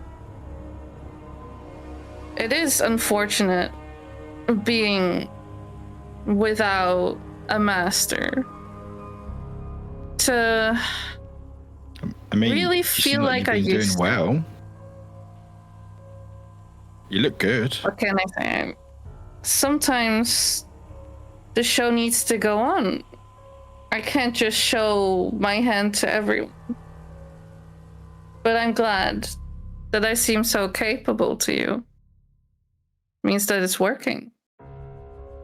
But you haven't changed much. Or did you, since the last time we spoke? I mean, my hair's got a bit longer. But ignorant as always. I like it. Still, that's so uniquely you. You see like a slight smile in Alex's face. She's like teasing him as to the fact that he doesn't matter like what step he took after like we separated, like as the group, like that he's still the exact same person. That we disbanded like a band basically. Yeah. And he's like, everyone else's company like moved on and changed, and then there's just me, just like, yep. Hair's got longer, but nothing else has changed. Exactly. At this moment, Lucy would see Elias approaching from behind Alex. Lucy does see him like approach, but she doesn't say anything because she is a fucking she is going to be a brat about it and just let him be awkward, not noticing that someone's behind him. Yeah, Elias would approach, lean over Alex's shoulder just a little bit. It's nice to see you both are here. I'm not a ghost. I'm actually here. Oh, hi. Hi. Root, is that you laughing at us, Root, or as Lucy? Why not both? Glad you both could be here tonight. And that you found Glad your to way. see you as well. It's been a while. It has been. It's been since the party. It has been too long. Mm-hmm. How have you been? Has life been serving you well? Seeing as you dropped from the surface of the earth, I would say no. I was far too preoccupied to worry about anything to else send other a than postcard, to text, to call. Cell phones must be out of range. he actually pulls out his cell phone and unlocks it. I do hear and it's that on your AT&T website. is garbage this time of year. Yeah, that's why I haven't texted either. Sure. I'm sorry I never reached out, but I couldn't. Like, I'm not sure if it's evident yet, but Lucy's really not mad. At least not at Elias. Alex is a different story, but she thinks, like, since he took too long into approaching to just say hi, the bare minimum, of like someone who you haven't seen in too long. She thinks he's a fucking pussy. And she just loves to piss the guy off. She's trying to get on his skin. No, Elias She knows she can do that with him. Elias does make a point though to show Lucy that he has been reading her articles. Oh wow. She's so not entertained. She's like, you can read what I write, but you can't text back. Men these days, the bare minimum, the bars in hell. It was in the best interest just to make sure nobody knew where I was. The saying "I'm good, don't worry, I'm fine." Elaborate on where you are. Or what you're doing. I mean, did you ever walk down the street and have a feeling somebody's watching you with nobody there? Oh dear Elias, are you now admitting that you're stalking me? He does the like little bit and symbol. That is most interesting to hear from you. I hear those kinds of books are all the rage these days. But I would have never guessed that you would ever partake. It's not like that. I just wanted to make sure you were safe every now and then. Oh, honey. I appreciate it. But next time, say hello or just call. It's not gonna hurt anyone. Okay, next time I promise. All right. My mom was right. At least we're all man. here. Mm-hmm. At least that's something. I'm glad you are all here. Yeah, it's good to see a familiar I'm face. glad. Y'all look... Well, at least one of you should look a little bit more alive. You look a little pale these days, Alex. I haven't really been out much, let's put it that way. But I'm well. I feel well anyway, but yeah, just sun's not really been something that I've been looking for lately. I see. You don't like getting that vitamin D? I was to make a joke, but that wouldn't have been in that actor's character. Elias just rolls his eyes at Luffy or Lucy laughing at him. I do miss these types of banter. It has been too long. It has been long. But have you missed this, Lucy? Really? You hear me complaining the entire time about how no one calls these days. Am I becoming a baby boomer, or am I just repeating myself? Woe is me. Is it a little bit of A, but mostly B?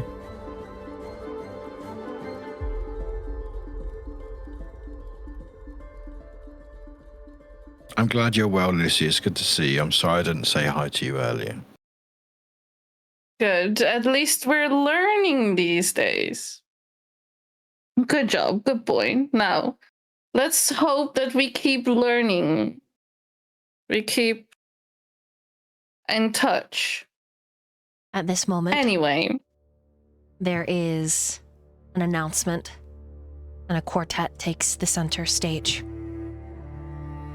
And the stage lifts until it is dangling like a chandelier above the blood fountain. And there is a cello player among them, very young. And as he begins, the Marquis is announced. And the Marquis descends. Now the question that I have for Marquis, Yes. feel free to change your fuggy wuggy.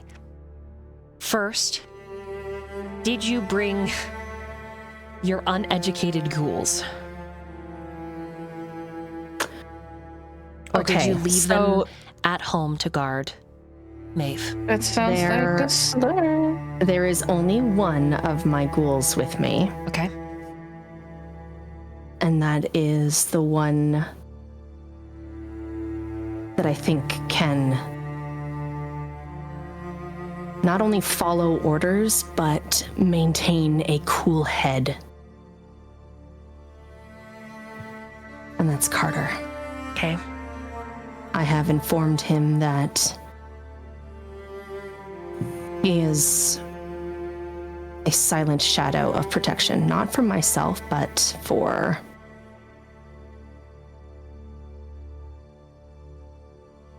those who do not like to follow the rules.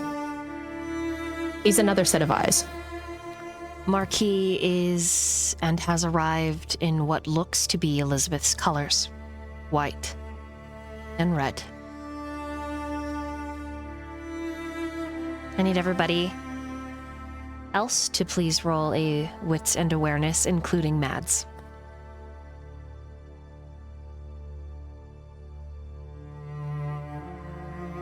For this event, Carter has taken out his piercings and his tattoos are covered and his hair is pulled back and he has cleaned up quite nice. We have provided him the finest of suits. Okay. I will say his eyes immediately find Viola. And for Viola, his gaze feels like a hot brand. All right, all of you can see his colors with your rolls. I just need Viola's when she gets there. But 3 and above, you see Elizabeth's colors. The suit is fine. There's a sheen to it. The 2 7s.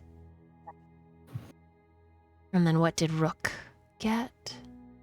Rook, yeah. Crisp 1. Crisp 1. Nice. Damn, Rook. You are like, as soon as Bishop comes back with like, what's the equivalent of fucking booze, you're like, give me that.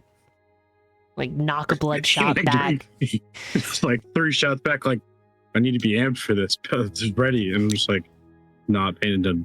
Yeah, like, you're like, the Marquis? Pff, fuck that guy. He's all right. There's a spear. There's a spear that he's got like built around him, and as soon as someone comes into that spear, he's like, "Ooh." Yeah, it's like a loving, like, psh, fuck that guy. It's like if Bishop was announced, he's like, psh, that guy. He'll come get me if he needs me. That's the very nonchalance. That's the vibe. But with the 2 7s, you certainly notice that there is a shifting. Suddenly, a Rorschach expression over the suit, and it is Vice's colors. And then a few more steps down, it is Xirus's colors. And then it's this muddied non-color.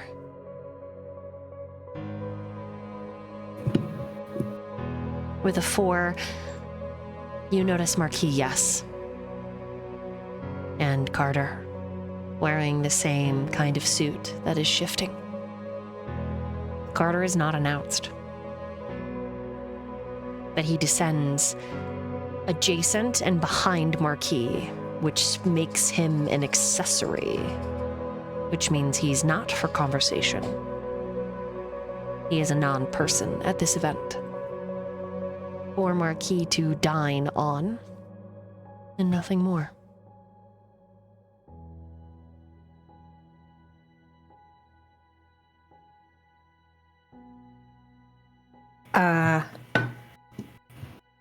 Yeah, Viola narrows her eyes at Marquis, and there is a smile and a slight uptick in the mouth, like, you saucy man.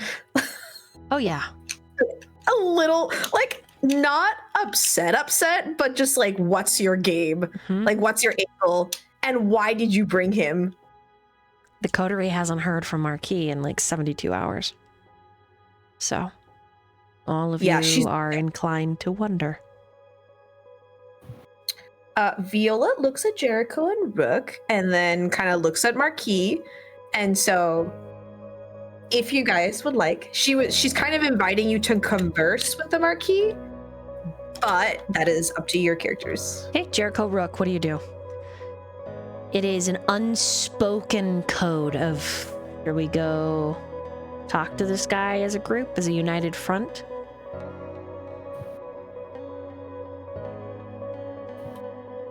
Jericho shrugs. He's like, I've never had a problem talking to him.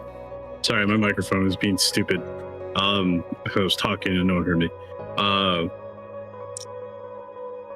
He would snap out of his like weirdness and it's like, you should probably, per respect, talk to him. Right. Keeping points at your other half close. Oh, I'm like, yeah, he's so close. In fact, Rook's my like hand is probably on the small of his back at all times. to the weird assortment of different things that he brought. He points to the duct tape. I'll do it. I'll duct tape him to you. Closes Jack and act like nothing happened. Amazing. Right, yeah, we'll head on over. Okay, the two of you have only kind of been excused from Elias's company. There was a casual introduction between Elias, Jericho, Ashley, and Rook off screen. Very casual, very brief, because Elias then saw Alex and Lucy and excused himself. So this is opportunistic as the coterie, as one, moves towards the base of the stairs and to the side to converse, but this is not lost on Mason. They are all together, but they are together with a rogue. Because Mason, like you, the Marquis does not play a side. Though he does play the game unlike you. So my first question, Mason, are you going to approach them while they're just talking to the Marquis, or are you going to wait? Mason is just completely listless. Just it's like seeing someone incredibly disappointed. He's in his chair and he's just going to be observing. Hoping he gets a little something tonight. I ruined him. He's like, oh, the day's ruined. I should really go home.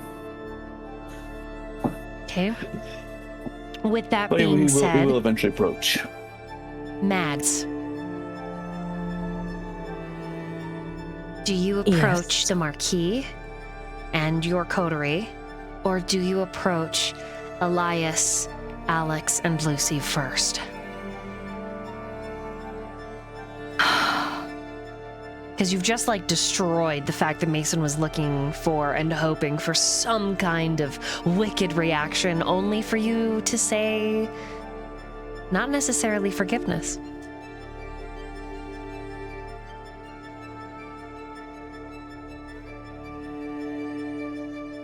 I think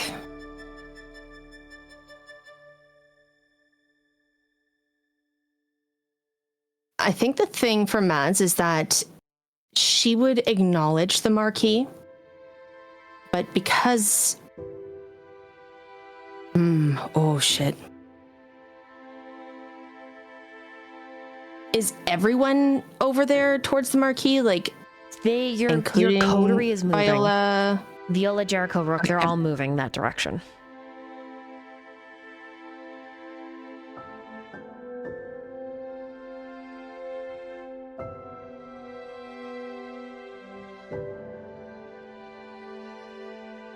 Then yes, Mads will go with them because they are to show strength together, but also for the sake that the Marquis is of a higher position, well, older than she is. She will pay respects and give a nod to, like, if she sees them, Alex, Elias, and Lucy, and really give them the look of, hey, we gotta chat.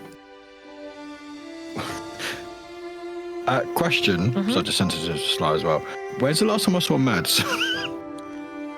A while. Was it The party. Was it that party? that Cool. party. I look like I've seen a fucking ghost. All right. Just like She just offers you such a soft smile. Annex's eyes just widen, but acknowledges it.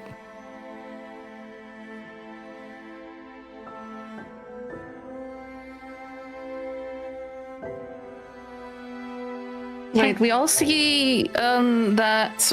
Do we all see Mads? Mm-hmm. You do. Okay.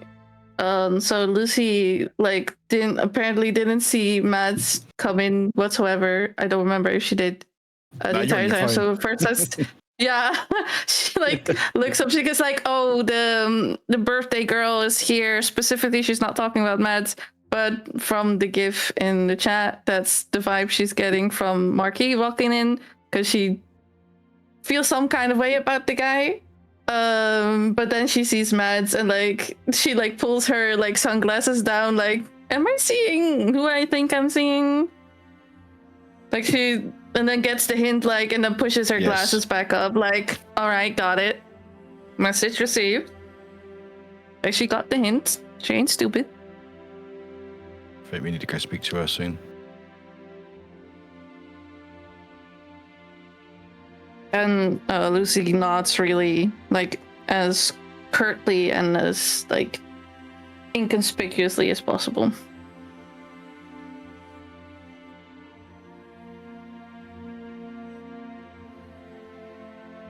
What about Elias?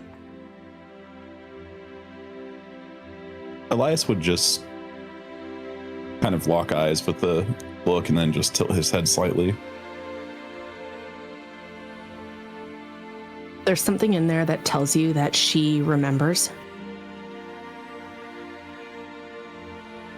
That she finally remembers. And that music is just swirling. The cello player has switched to a violin to which his fingers are like an angel's, spinning gold across the strings with his bow.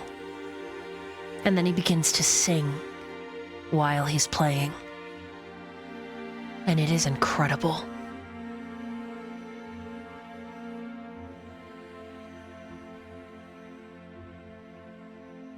The way that you are facing Elias, you can see young Master Kane. But he is almost directly behind Mads, some 20 feet off the ground, playing. She would see him break that contact and just look up.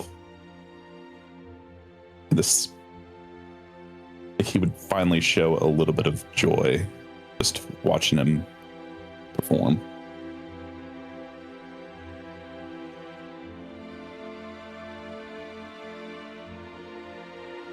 I think would Mads catch you looking past her and behind? Would she be watching your gaze? Is it very obvious or is it very subtle? He would go from eyes locked with his head tilted slightly to head straight and actually looking up. So it'd be pretty obvious.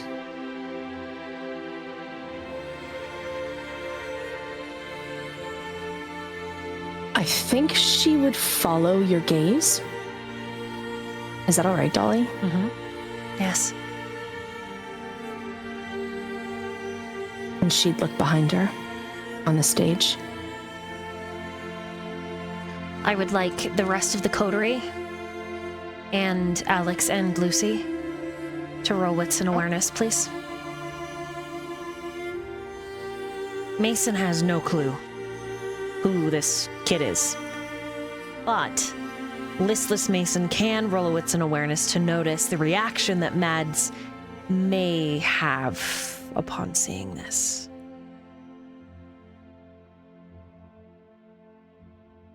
All right, I'm using a willpower. That was terrible.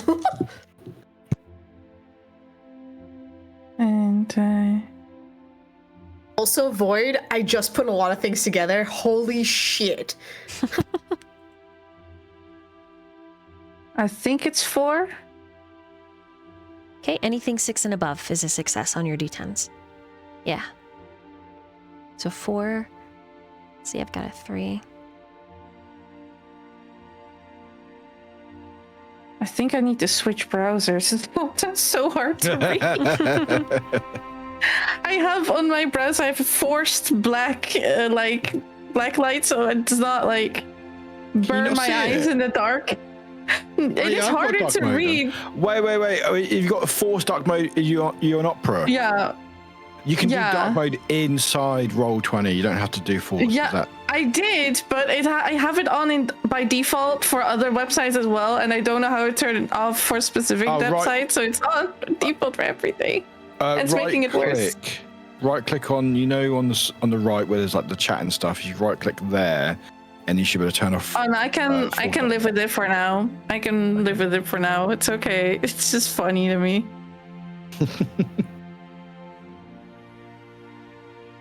Well, I'll write it down. I think it was where, yeah. I'm so glad I chugged a massive monster before we started. Anyone who got a 3 and above, the young man singing the aria and playing the violin is almost the exact copy of a very human Lazarus Kane.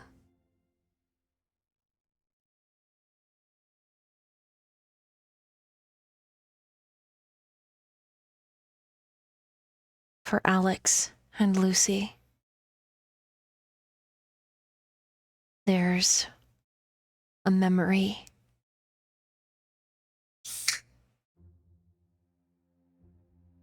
like something you instinctually should know, but that was buried until this moment.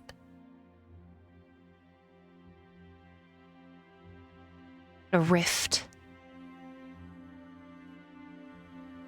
Devastation. And a boy pulled through the dark.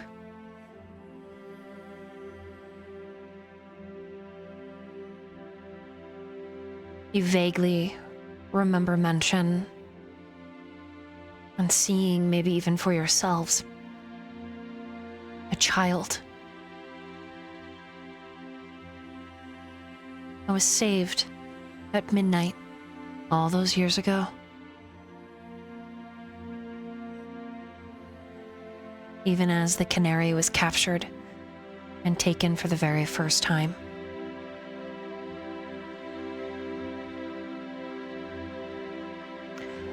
Mason, with no successes, you are just listlessly lost.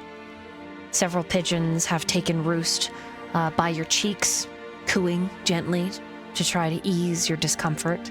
You think one is telling you to light something on fire to really get some reactions.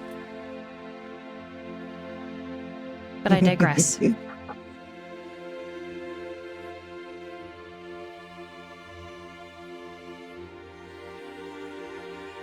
Jericho. Rook.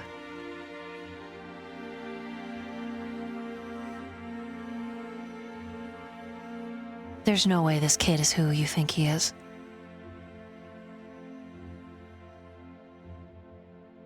She actually leans over to Rook.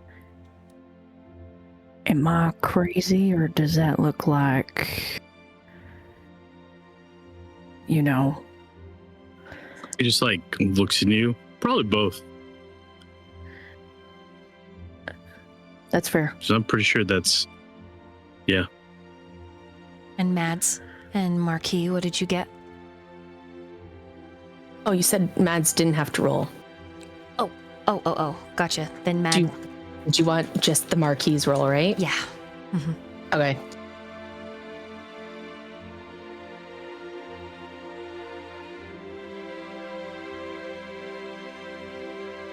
Five.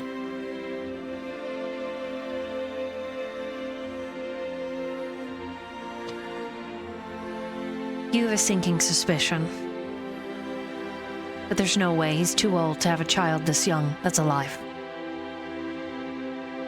But Mads, you know exactly who this is.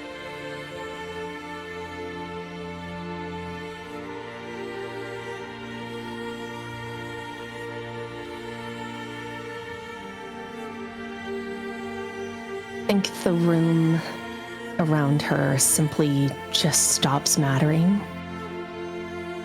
And it's not because it's quiet, because god damn, that music is beautiful and the castle around her is breathing. Dresses are shifting. But for Mads, it all just falls away as she kind of sinks into the music because he is there. That is 𝓲𝓮𝓶. That is Lazarus's son. It's the boy from all of her premonitions. That's the boy from the dream.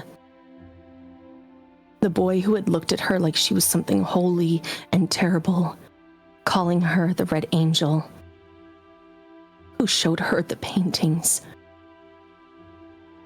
showing her how Lazarus had seen her before she even understood why. That's the boy from a past that she touched. The boy connected to the ruby earring, to Lazarus's grief, to Vice's confession, to the death that became the first cracked stone in the whole terrible foundation.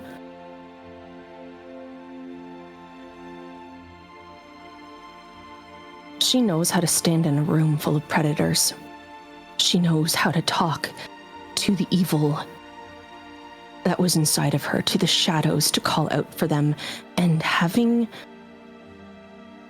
not even that long ago remembered who he was, remembering what she did.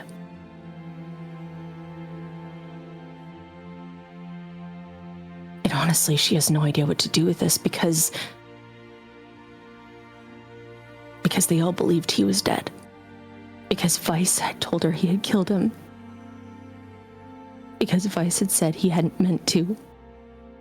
And because she hadn't remembered that she had befriended Oblivion to save him. Because in all of that, those buried memories and the madness and the blood that had grown from the grave of this boy. And he's there. He's there in all of his glorious humanity.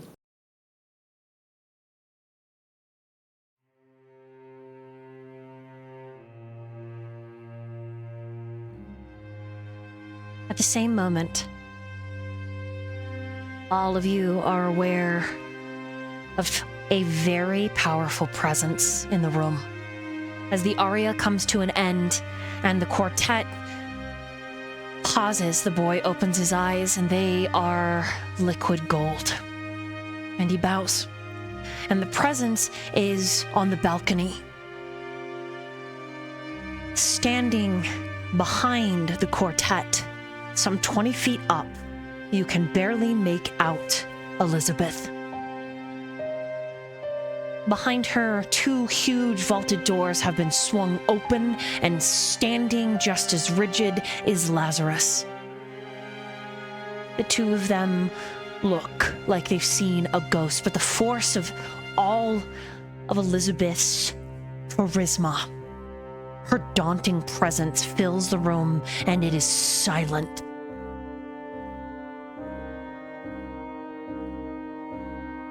And as the stage begins to lower and the quartet begins to sink, Elizabeth moves with haste, and when Lazarus goes to follow, she commands him to wait.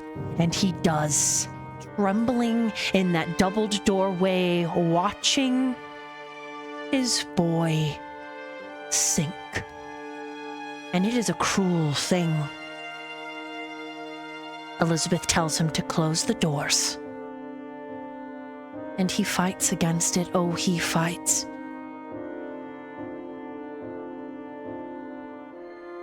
But the door, one and then the other, closes. And Elizabeth shifts around the balcony. And then, with an equally commanding tone, calls out to the orchestrator to bring the quartet to the balcony. And as her gaze sweeps the crowd, they land on your coterie, on the guests. She passes over those of you Goulds and connected to Vice Brown. And then they are a steady thing. Twin weights on Marquis Mason.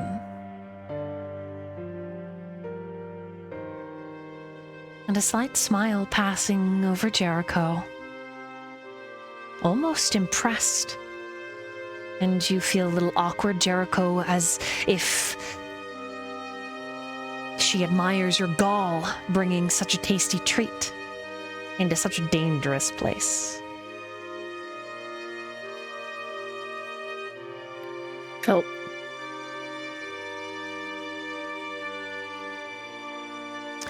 And then over everyone,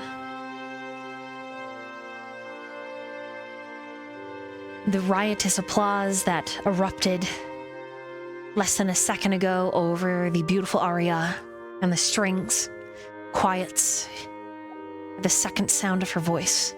And she says, "You are all welcome to disperse to your boxes. All of you in affiliation may mingle with others affiliated and among and interested.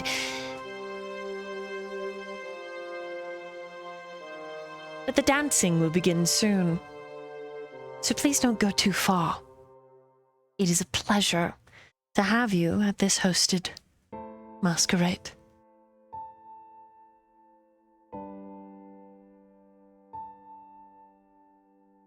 And then she turns. And she meets the orchestrator, the conductor, the quartet. She meets them at the top of the other stairs.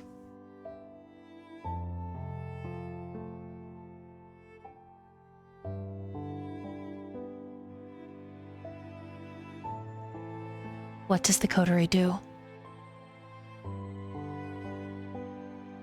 What does the guests? What do you do? Mason's going to make an immediate beeline to Elias. Viola's going to go to the quartet. Okay. Like, not the orchestrator, just the quartet. She's going towards the boy, hoping that someone helps out Lazarus.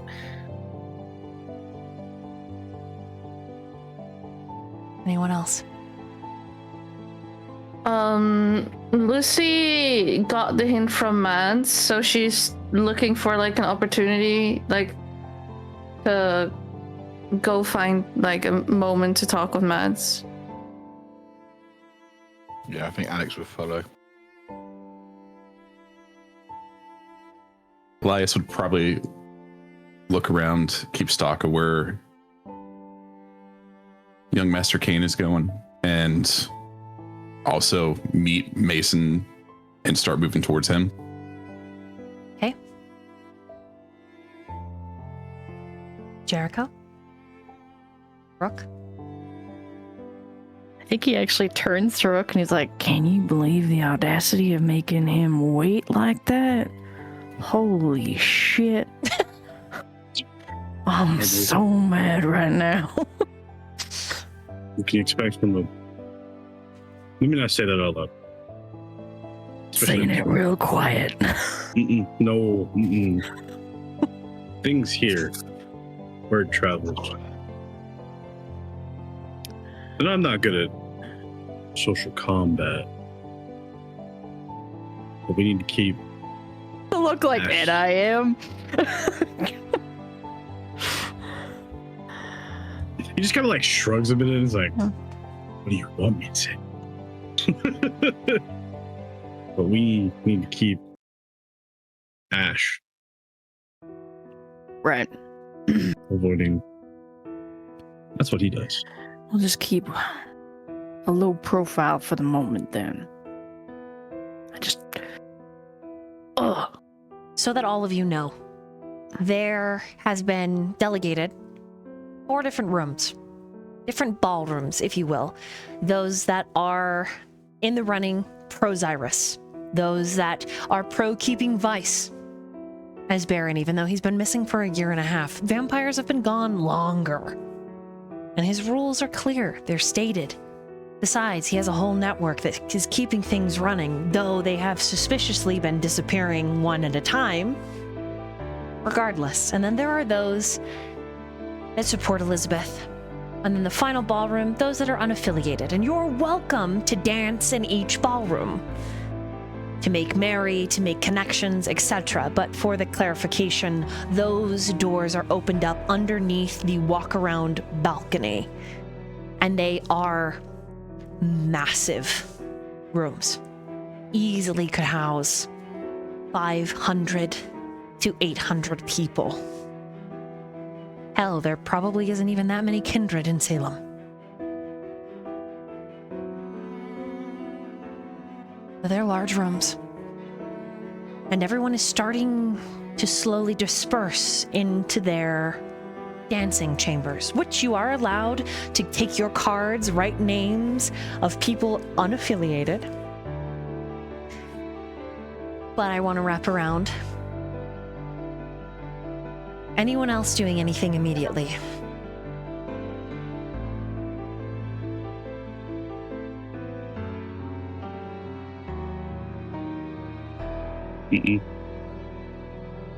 Just attempting to lay low, even though I want to go cause so much trouble. Right? Do you follow after Viola?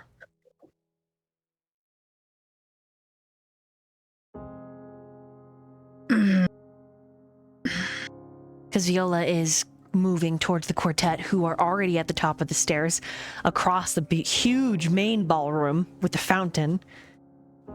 The quartet, the orchestrator, the conductor, they're all there, and Elizabeth is meeting them. And Viola, it is very clear that that is where she is going.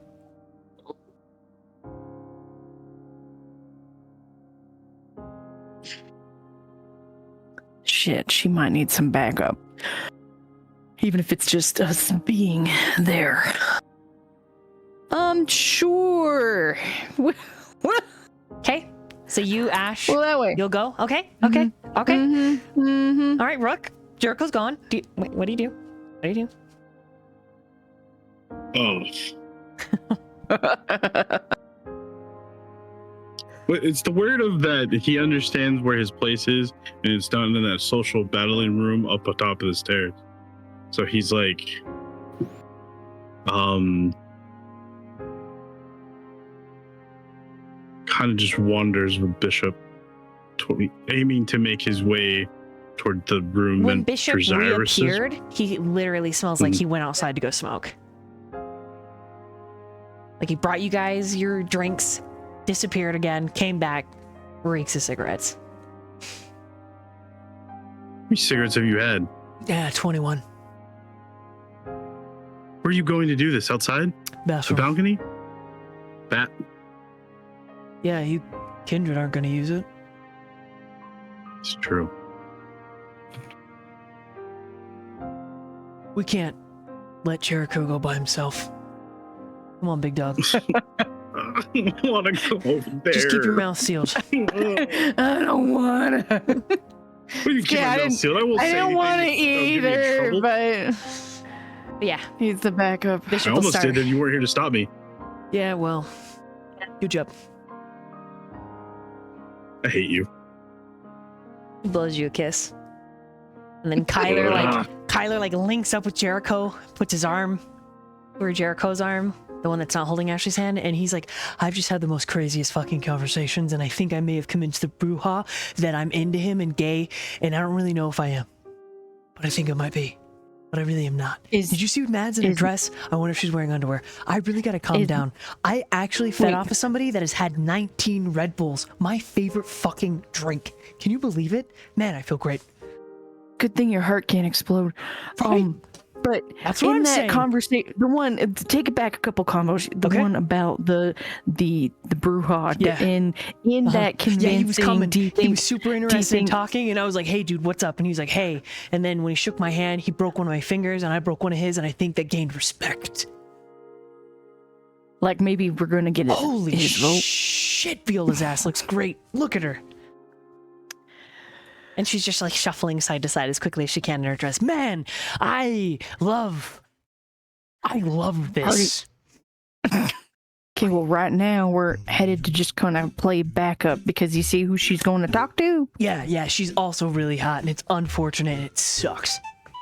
But I'm gonna kill her. Do you see Lucas? I didn't see Lucas yet. I've been looking for him, sniffing around, if you will. Right. I also Keep may your have eyes peeled. promised my backdoor virginity to a different Camarilla guy, and I'm a little scared. But I thought maybe you and Ash could help me out with that. And Ash is like, excuse me? Well, yeah, I mean, I know you guys are monogamous, but it's for the team, right? We're a republic. My ass is your ass and all that? No, it's not. I think that, All right, I'll ask Rook. Rook! Huh? what do you mean by help? What do you need? Yeah, the big guy over there. The big venture over there. He's like pro-Elizabeth. Apparently he likes young, strong things. You down? No. Come on, quid pro quo! I was told to help the girls get votes. So you're doing it by selling your ass. Sell your ass. I ain't selling mine. Dude, mine, I have to duct tape mine and staple it, okay? What's a little dick sucking between friends, all right? Come on. No. Come on!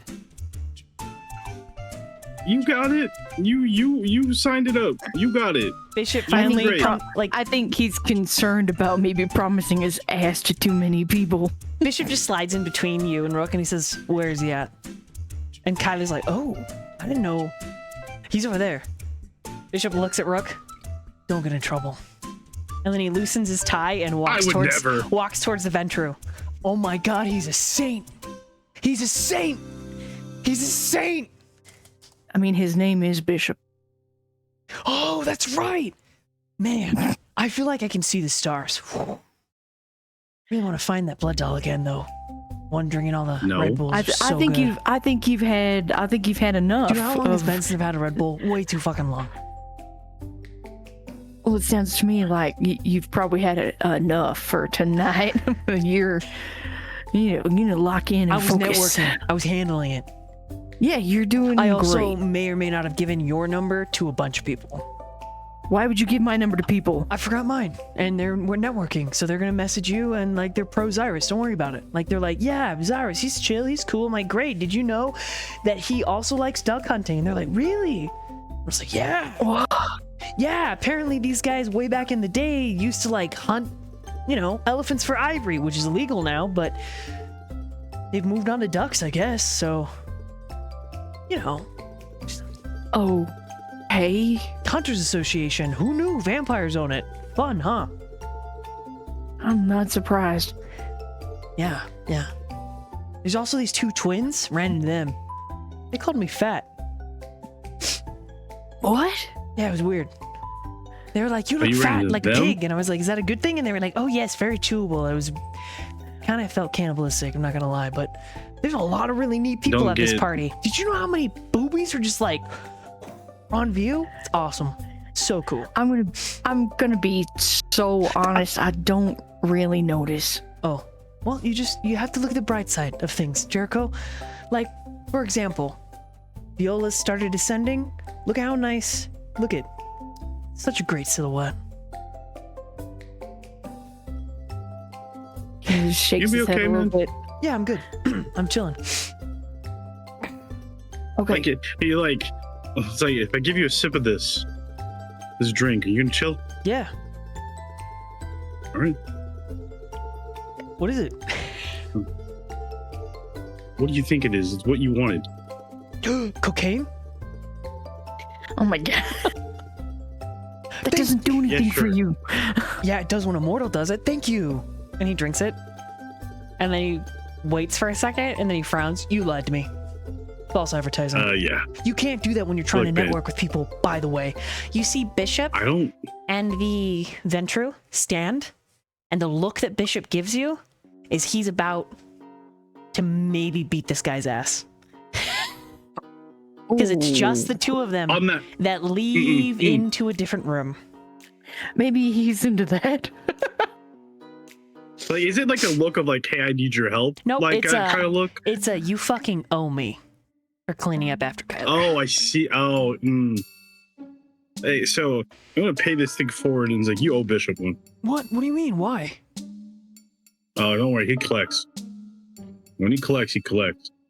Just don't forget. He turns to look. Because I won't forget. No Bishop, no Zentrue, but taking advantage of a young childer who maybe is still learning etiquette isn't actually allowed under Vice's reign. And technically you're still under Vice's reign. So, sort of Bishop is in his right as long as the other guy throws the first punch. We'll see. Correct. We'll see. And besides, Uh-huh. if Bishop kicks his ass, what God-fearing Zentrue would actually admit to that? None. But they would get even eventually. Yeah. And with that, we filter back to more conversations that are happening at the same time as this one. Mads, you're going to be approached by Alex and Lucy. Likewise, I think Elias was sort of going to try to get in your trajectory, but Elias is interrupted by Mason. So we're going to do Mason and Elias first, and then we're going to shift over in case Elias wants to shift over to speak with Mads as well. And then we're going to wrap back around. So without further ado, Mason.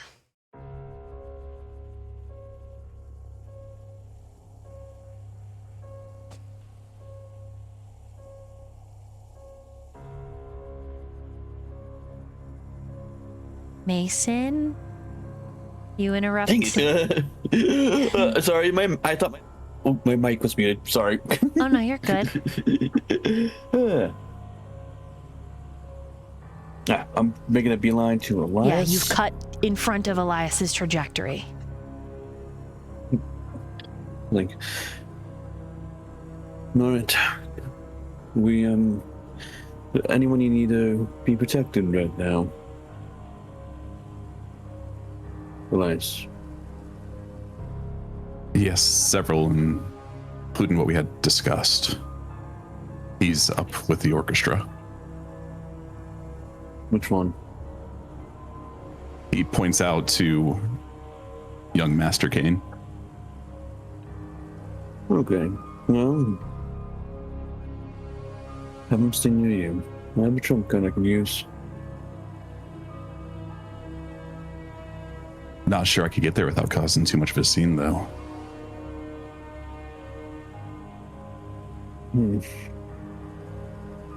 I'll just leave it to your discretion. She wants to see you, by the way. Elizabeth.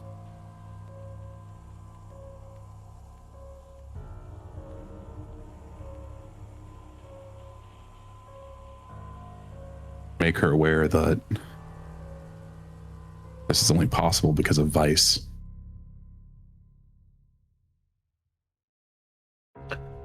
She may owe me a favor.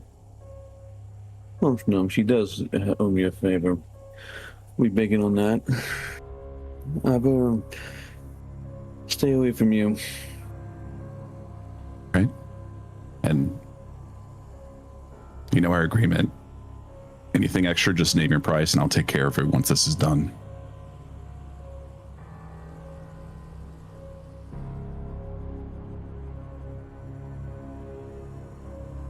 Just think about it.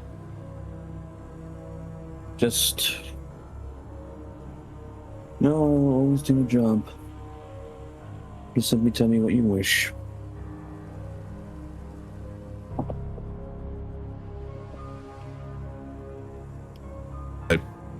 Like we discussed, I just wish for us to meet Elizabeth safely and get out of here safely. And then we shall. And Keep going. I do have more for you after we're done. Of course. I do have another job I need to do. And Mason will just jerk his head over to the coterie. When we get time, this must be delivered.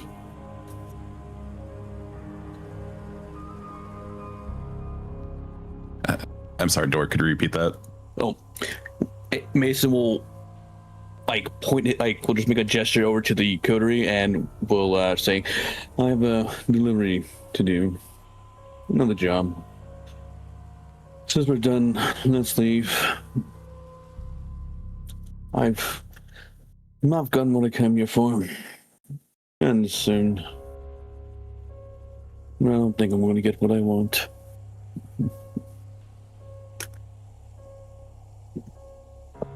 You said to keep them close? Yes.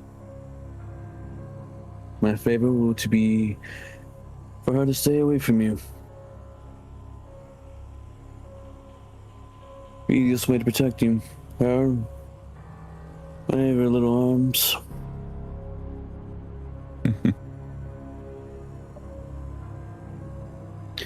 Of course, a whole bunch in front of... But make sure we do this in front of a crowd, of course. Make sure she honors favors. Definitely. There's no pressure like social pressure. Yes, You especially do- where she needs votes. You do remember, she specifically said, do not embarrass me. Oh, it's not going to be embarrassing if she keeps true to her word. Calling her out with the intent to social pressure is embarrassing, but you're right. You will force her hand.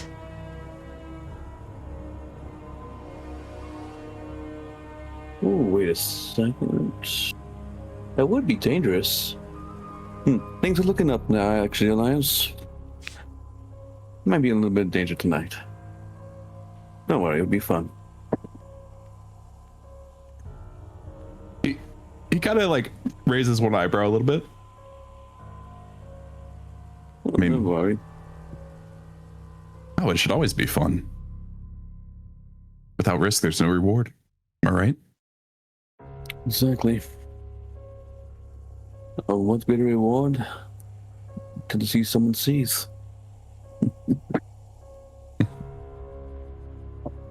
Now, I will let you be on your way, and I will be on mine.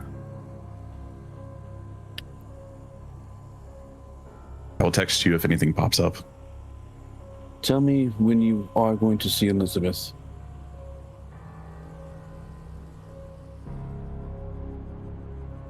Well, I believe soon if I need to be close to him.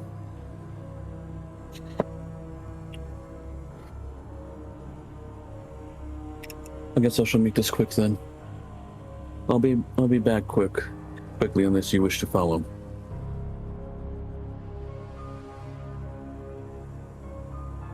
Elias would look over to where young Master Kane would be right now. About how far is Elizabeth from going to them? She is at them. She'll be there moments before Viola and Viola's crew. Yeah.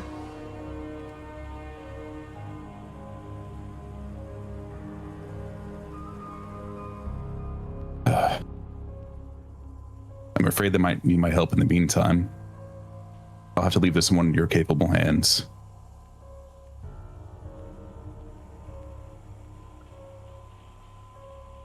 I won't be long then. All right. And then with that, Elias will slowly head over to where Viola and young Master Kane are. Okay. Pausing there. Really quickly, I want to cut over to Viola. But before I cut over to Viola, Marquis, Carter passes you and he gives you a hand signal down at his side, which means that he is looking for the wolf. But you see him deviate from the path and he stops at Viola. Viola, you feel a smooth motion approach you, and then you feel a rough palm take your wrist, and something metal and cold is slipped into it, and then spirited underneath your dress with skillful hands into your garter. And you are certain it is a gun, especially as Carter slides in front of you, walking backwards even as he faces you, still holding your hand. But I need you to roll an intelligence and insight. Oh boy! Intelligence, my Viola's favorite stat. Oh no. Ugh. Brother, ugh. I'm gonna willpower that. I have used 2 willpowers. Make a note of that, because that was terrible. That was 0 successes. Holy shit. And this is a very small dice pool. Yeah. Come on. All right, a 2. You are not sure why he's giving you the gun. Maybe, what use would it be against a kindred unless it was kitted out like a hunter? And how the fuck would Carter know to do that?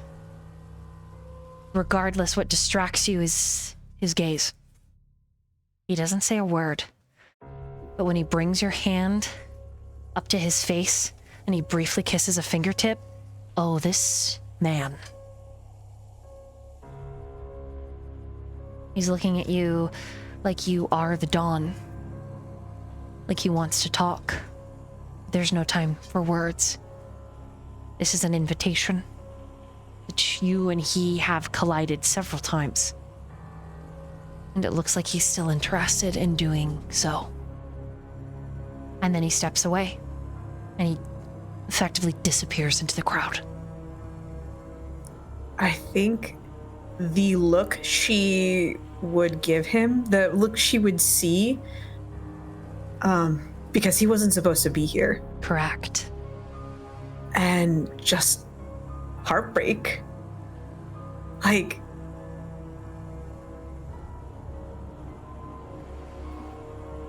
not like pity or sadness, just concern and heartbreak, because she is like, oh my god, the one thing, the reason why she thought Marquis would keep them safe. And she feels like because she doesn't know what's happened, right? Right. I just don't know that she knows everything. She doesn't, like, the Marquis hasn't said anything, Carter hasn't said anything in text or whatnot. She just feels like, what is your game, Marquis? This is not okay. But I don't know if that translates all into a look, but that's what she's thinking. But he would definitely see her like concern and heartbreak. She didn't want him to be here. Okay. Even as you toss him that look, you're still spiriting forward. There's plenty of movement around you. Suits and dresses shuffling, heels clicking. She would use a bit of celerity to move a little faster. If that's okay. Yeah, totally possible. With that being said, I want to meanwhile here, because this is also a conversation that's happening at the same time as Kyler, Rook, Bishop, etc. Mads, are you moving forward with Viola? Oh, but a little I slower? have been thinking about that a lot, obviously, because Mads seen Lazarus, seen the boy in the quartet, seeing her dreams made manifest, flesh existing in reality, a dead son revived, and every part of her wants to go to them. Her hand even rises slowly towards that memory, reaching for the necklace at her throat and the earrings that are gone and destroyed. The earrings that freed her from the cages. but she cannot rush forward. Not while Elizabeth watches, not while she knows that her love for Lazarus can be mistaken for a leash. And she loves them so much. But she stops herself.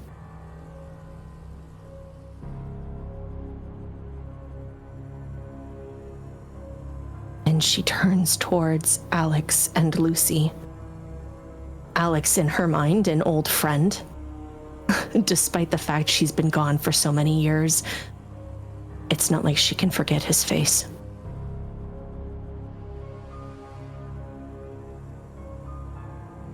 And Lucy,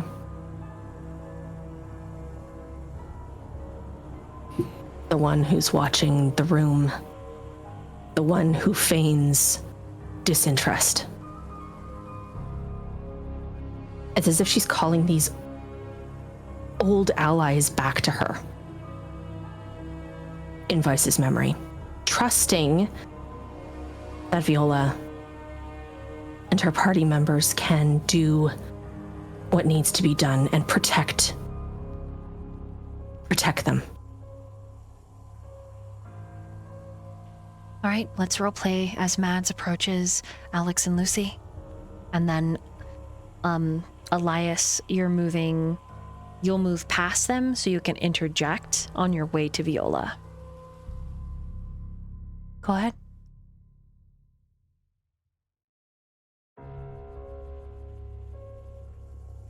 What do you say, Mads?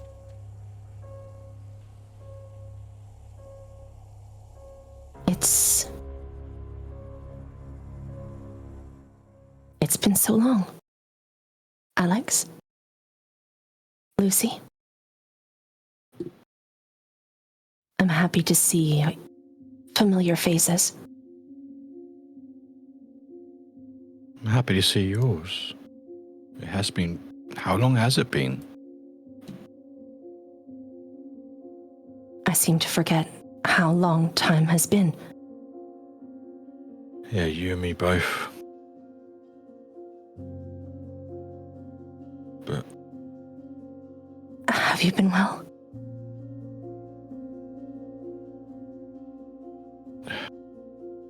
I guess. I've grown my hair out a little bit, but according to Lucy, I've not really changed much, so... You look... tired.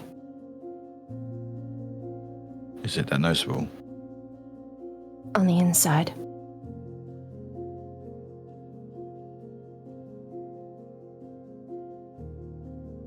You seem like you're hurting still.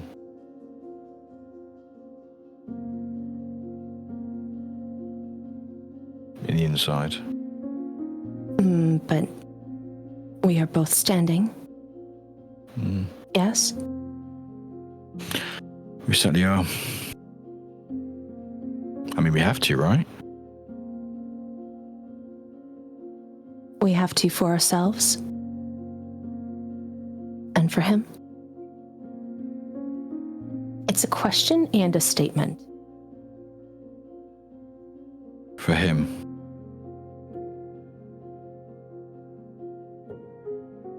As I say that, I was sort of looking towards Lucy, see if Lucy's aware that Maz is here, or Lucy's just being Lucy.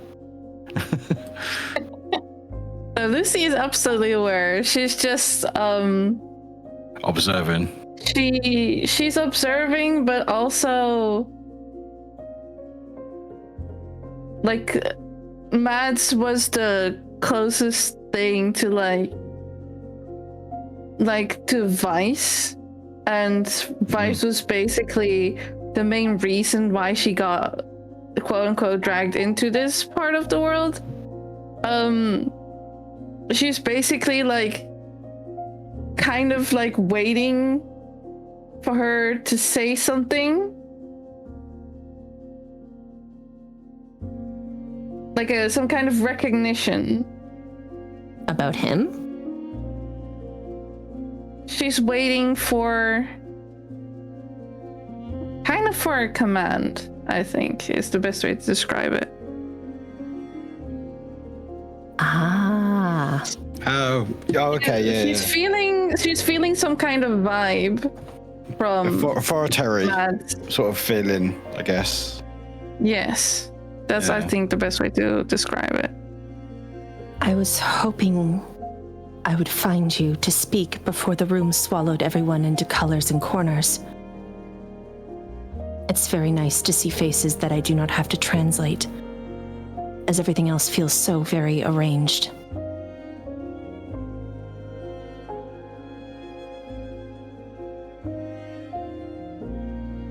So,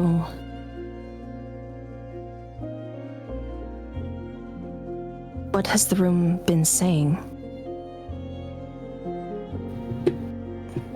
From What has it been saying? what has been said, and from my observations, is there's a whole lot of ego going around right now. And I think that is the biggest weakness I've observed within this entire, not to be too intense, but charade of a masquerade I'm feeling. There's a lot of peacocking. I know that their words have meaning, and I have not seen or experienced their words in action. But overestimating oneself is very much a thing that I'm feeling right now. That's basically what I've been observing. A whole lot of peacocking and a whole lot of Cox talking. as well. Yeah, lots of cocks. Just, I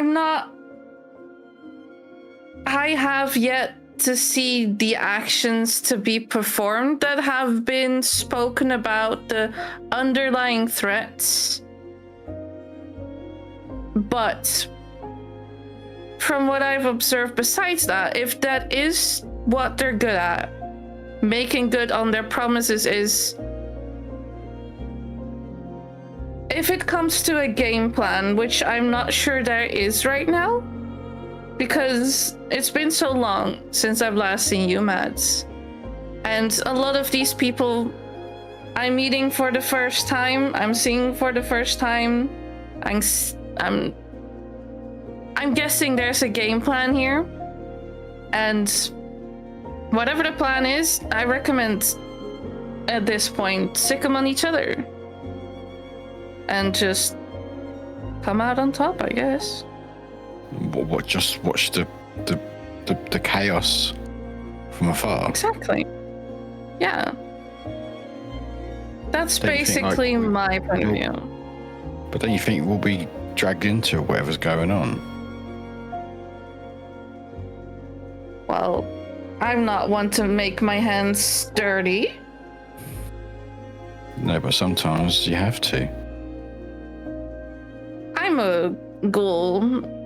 No one's gonna expect me to, like, change anything when it comes to an altercation. No one will suspect me of doing much. But, I mean, look at me. I'm but a woman. Can I roll to see human if, at that. like, Lucy's actually, like, just hiding insecurities or something, or was that really a thing? That's up You to can if you want. Yeah. Root, go ahead and set the DC.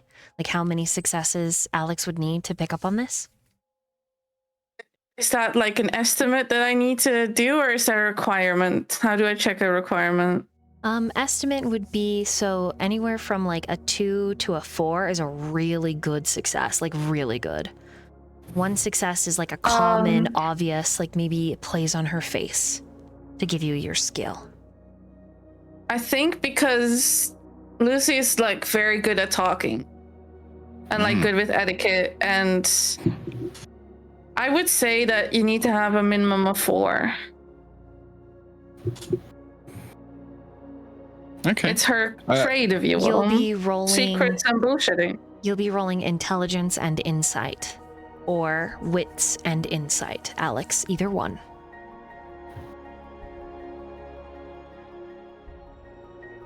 Intelligence and insight. And what was your other one? Or wits and insight? Mm-hmm. Either one. They're exactly the same. Let's go intelligence. I don't think I can even get a 4, Root.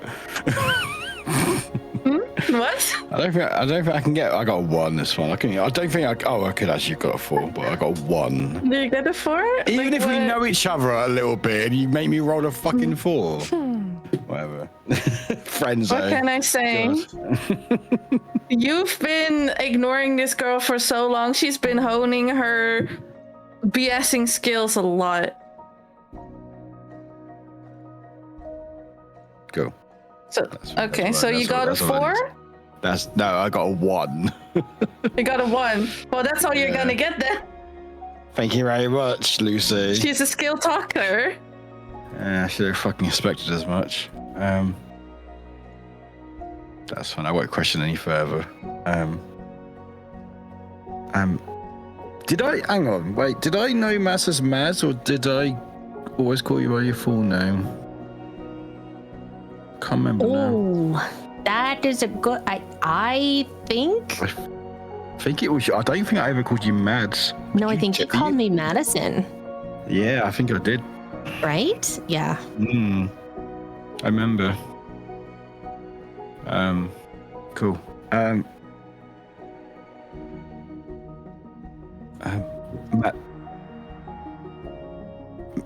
Mads. I guess that's what you go by. Madison is fine for friends like us. But if it's easier to remember, Mads is fine. Mads, Madison. Honestly, it doesn't matter. It suits you better. She smiles at that. Do you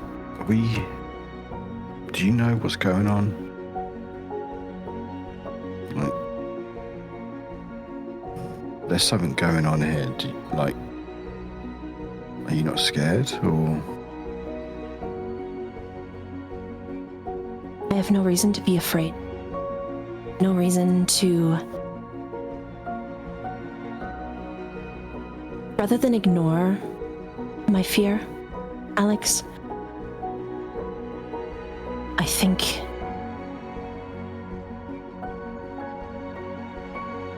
it's just a part of myself. And I just accept it. Those who forget what fear is can never truly know peace. And I think I can find peace.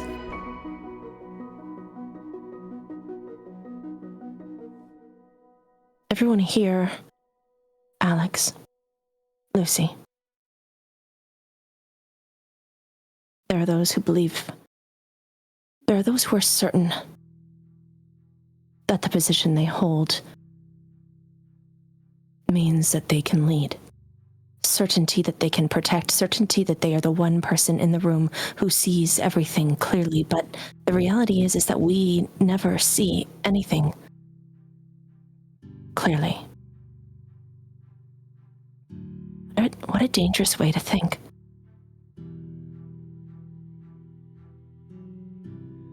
Well, this masquerade certainly will always stay entertaining that way. That's I guess it's certainly one way to it. go about it. Yes. What can I say? You'll never be bored. Disturbed, yes. But never Not bored. No. Wouldn't that Is there be one of the biggest enemies of a vampire? Getting bored? Why do you think a lot of the things that happen, Lucy? kindred Oh, who how live for so long Mm-hmm. are exactly that. Time isn't finite.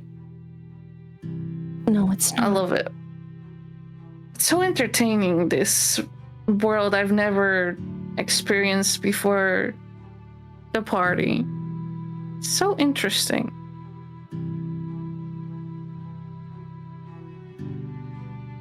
So, what I have noticed though, Mads, you've changed a bit since last time we spoke. Something's a bit different.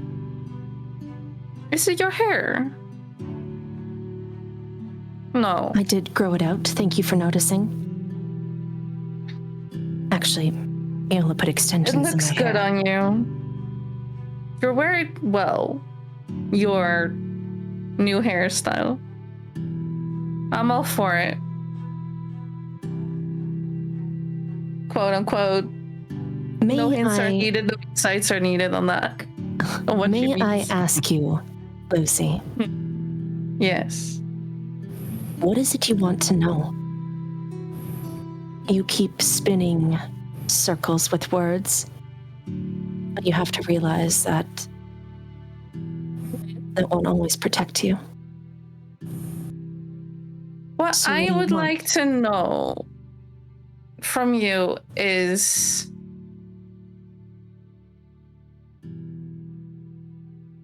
what part do I play in this dance we're having tonight? She's basically asking, what do you need me for today? But she's like personally invested in it.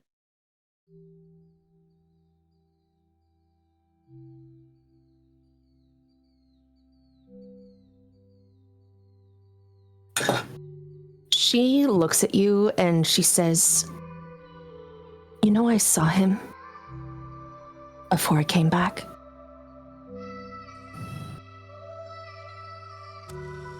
Him? The look she gives you is like you can tell she's talking about Vice. Good. Then she is like, all right, she gets it. Sometimes she still has like a bit of the same like vibes, because the last thing she knew of you like at the party was that you were very cryptic and like the vibes you're giving off. So she still is, but she's understanding it a lot better now. But she sometimes still is like, which What the fuck are you talking about? Oh no, that's Alex right now. Matt, like, Alex is that all the time, but I feel like Not all the time, right? Lucy's maths meter is a little bit more accurate. Her math star, if you will. Alex is still learning. She puts out her hands to both of you as if she's like make a circle with me. It's fucking weird. Just trust me. Yeah. Lucy just grabs it like, yes, like this is normal. You both knew him. You know what it looked like when people waited for him to decide where the room should move, when to breathe.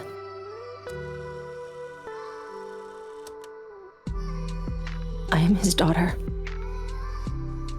And to me, that means something more than grief. What I need, Alex, what I need, Lucy, just to walk with me. Not behind me, but with me. You can kind of see on like Lucy's face like a grin starting to like pull over her face, like this was like exactly like the word she was waiting for, and like genuinely she's starting to look like really excited, like so kind of a little bit disturbingly, a little bit like she was like finally like something triggered at her that she's like, the party's finally starting, basically. Of course. We'll walk with you anywhere you go. He reminded me that I am allowed to stand. That everyone, regardless of their sins, is allowed to stand. You spoke of actions and promises, Lucy. Mm-hmm. Do not believe my promises, but just watch what I do next. That's all I can ask. Lucy grabs holds Mads' hand a little bit tighter and looks at her and she says, Mads, darling, I've always believed in your actions over your words, not just because I couldn't understand a fucking thing you were saying most of the time, but because your actions spoke louder than your words. And I can trust that. I trust you, Mads. I think I always have. As mysterious as you are, I trust your instinct in this basically battleground we're on. I cannot describe this place any better than that. Like a group of hyenas. You're the... And then she has a grin on her face. You're the kind of lioness I can get behind. Kind of a wild card.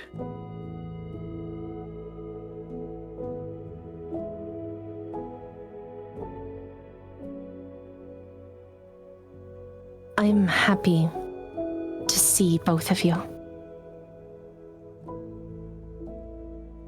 I'm so happy.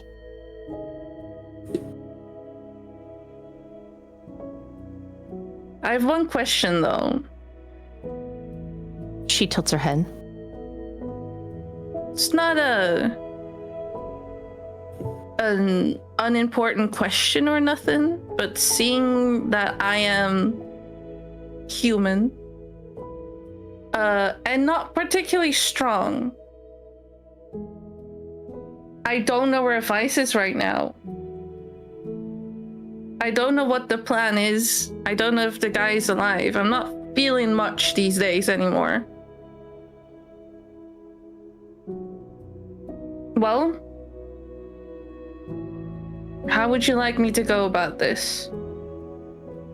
Because if I'm gonna be a part of this game we're playing, I need to have some. Because I highly doubt that just being little me is gonna change much. Unless you have a specific thing for me in mind that requires me just my intellect. My very abusable human intellect, I guess. I mean, it's got you this far. Yeah, but I'm not gonna go up against elder folk. I'm not sure how the sayings go. I'm new here. Yeah, but I didn't come with this knowledge. New here. How I don't even know. As long as I've known you, Yeah. Lucy, we may not have the skills that maybe these others have in this hall, but you have that knack where you just seem to know what needs to be done at that moment. You just either say the right things or do the right things, or the thing that you need to do at that moment. And maybe that's your skill. That is a good skill set that I have, and it's very powerful. But in a room surrounded by, and then she looks at Mads and she holds her hands close to her face and darling, not to be an asshole right now, but I'm surrounded by monsters. Predators. Yes, Yeah, I understand. by predators. As this happens, Mads, I need you to make a roll. I need a wits and hold on. One moment. Hold on. That's not skill. That's not skill. Hold on. I'm looking. Give me a second. There's a man. God Christ have mercy. Butts on a stick. Oh. Yeah. How would you like to make me suffer today, Dolly? You're Name going to your roll price. wits and aspects. Wits and aspects. Okay, bitch, I'm going for that. Cool. I like What's a. aspects? Aspects is a special discipline because I'm a motherfucker who sees. I see it all. Man, that's a big dice shit. pool. You can see craps aura. on a stick. Craps on a stick. That's a great fucking roll. Oh man, that's a little 1, 2, 3, ha 10 successes. I think you need to check your crit. skill. 10. I rolled a nasty crit. Yes, beautiful. Okay. I need you to You stall are a for me, monster. all of you, for just a moment. I have to run pee, but I have something awesome with your 10. Oh, So, okay. please, Cool. the three of you, continue. Damn, can Oh, we we still gotta flirt? play that No, for- just okay. kidding. Yeah, Mads Oh, we are flooding already, Lucy. I don't know what you're talking about. says, are we all holding hands? We're still holding We're hands. still holding hands, yes. We're still holding hands, absolutely. Yeah. Lucy, Yes. do you understand what you're asking me? I mean, I've been through it before. I think I'm ready for a new adventure. It's been a rough couple of. How long has this been happening? It's like a decade, man. We've been Yeah, it's been a while. It certainly feels like it. I think I'm ready for something new. But you realize it is attachment. You're not one to. Don't you enjoy your freedom? What is freedom without getting bored by all the opportunities? I would like a bit more of a challenge. And This Lucy, isn't a challenge. Mad squeezes your hand a little bit, Alex. It's like, it's okay, there. Don't worry. It's okay, Alex. You don't need to use your pretty little head. It's not working. That's the energy it's getting. One step and then the next. Mads, you step on something small and hard like a pebble in the middle of this conversation. And you stop. Because when you pull back your shoe, there is a teardrop ruby red earring. And you hear a voice, like a premonition, echoed through memory. You forgot this. A queen doesn't need a crown, Mads O'Shea. No. In fact, she doesn't even need a throne.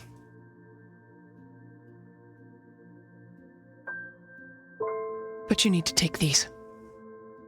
They were never mine. They were yours. Take them and look ahead. Do you bend down to collect the earring? It's as if it's just instinct, of course. The premonition continues. I know the roads that you have walked, and the wounds in which you have endured, some of them that I am the very reason for you ever thinking that you were unworthy. But I was told by a very good friend how to be a father and try. You have more courage in your pinky than I have ever possessed in my decades. More compassion for the common, for the uncommon, for the deranged and unique, and more strength than I could ever understand. And you lift that earring, only to notice the second, just at the base of the fountain. Do you move forward to collect it?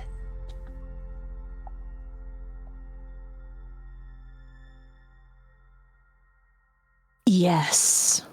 As you do, the premonition continues and it grows more. I apologize for spending so many years trying to shape you into something smaller, something safer. I was afraid. I was afraid of what this world would do, of what you would do if you knew. And there, when you lost Blythe, I lost you. I lost you. But I understand now the queens are not made by the crown in which they wear.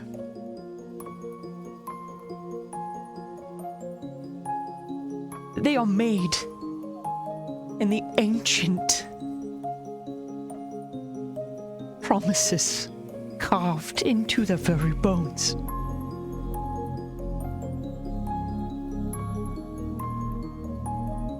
In me trying to make you small and safe. You stood an island unafraid, a light you would bring into the dark.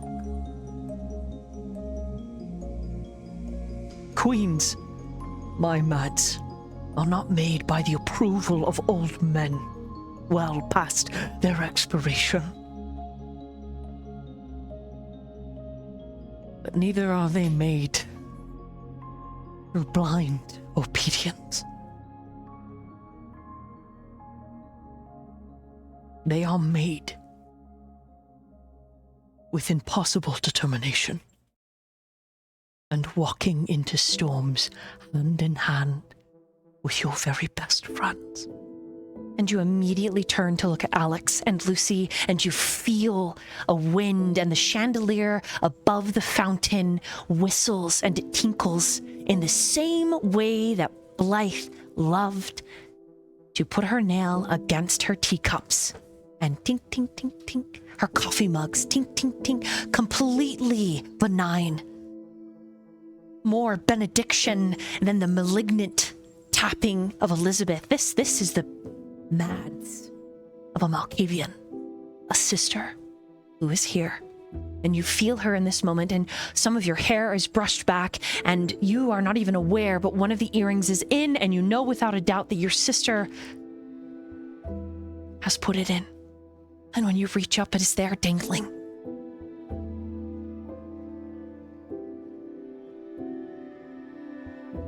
You always did look really pretty in red. Now don't let any of you be afraid now. Don't let Jericho lose his Ashley.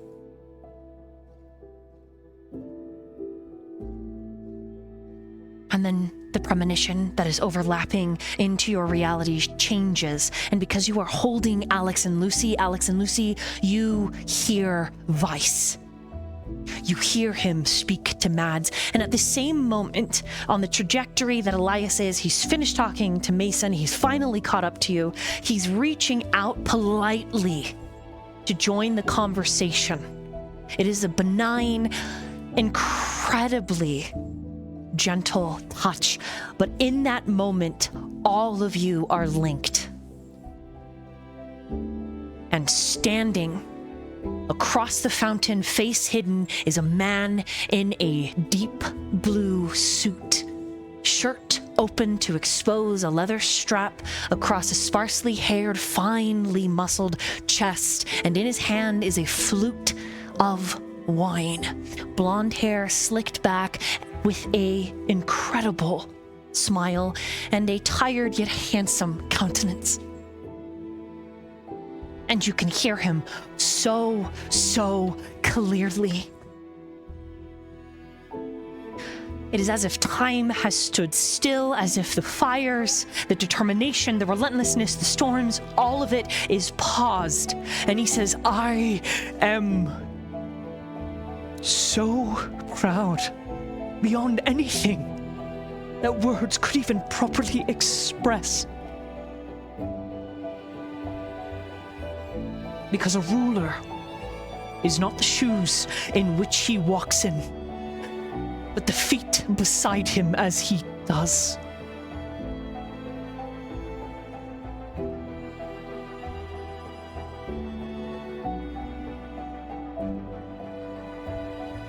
And I am sorry for everything.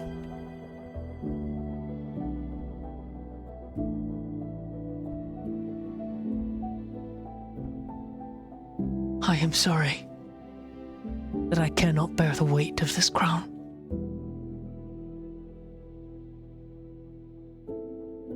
But it has always been yours to claim. And it has been to all of you to support her.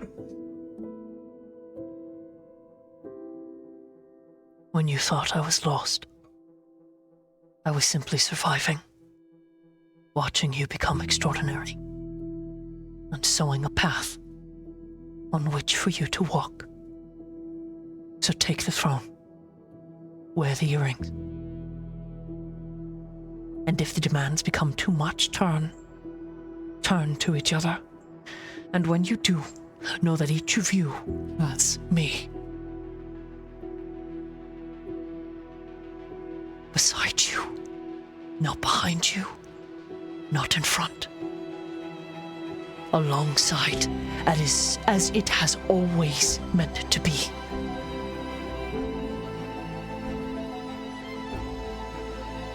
Because in this lifetime and the last, I have fallen in love with all of you.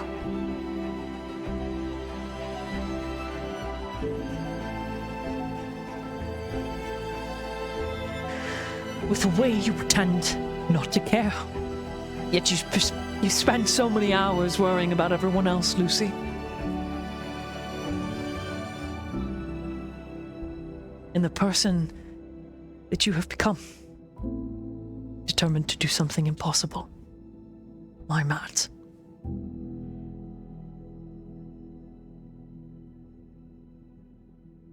I love your kindness and your enduring loyalty, Alex. Like how when you take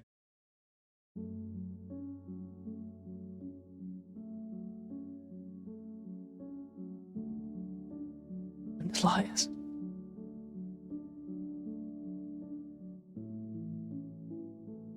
Yes, my king. You have always made my ordinary days feel like a coronation.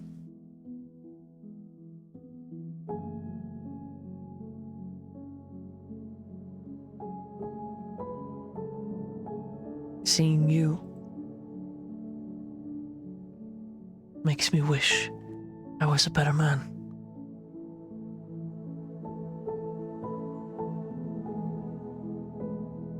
You're a great man, Bo. You see him lift the flute of wine and down it. This is messy and complicated and brilliant and beautiful, but there is no wrong. There is only forward, never back. And then he sets the flute down. And you hear his voice one more time, all of you lingering, uniting you across the decades in which you have known each other. Always forward. One step, side by side. Never back. And just like that, the premonition that all of you had shared is gone.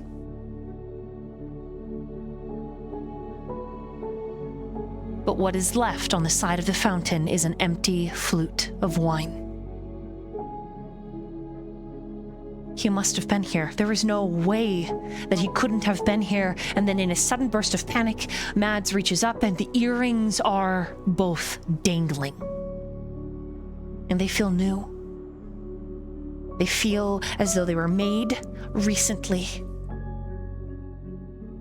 Not crushed under Xirus's heel to unleash that which was their duty to contain.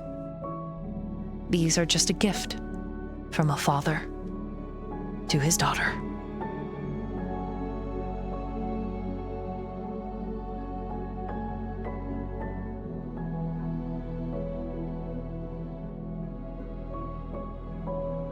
And so before our guests have to leave, because I know it is very, very late for you.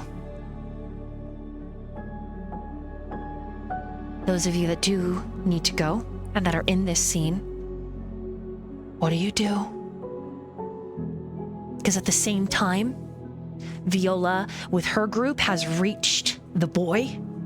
Mason has also reached whatever end game he was spinning in terms of the boy. So that is happening at the same time that this is happening. But the floor remains yours. I have like 1 more hour left in me. Perfect. I probably don't because I'm crashing. Unfortunately. Understandable, it's late.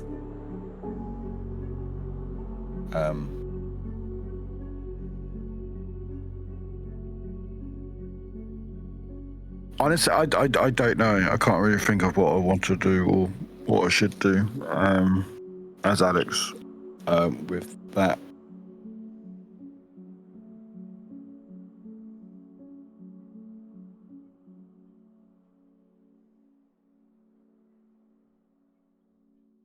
Mads, Elias.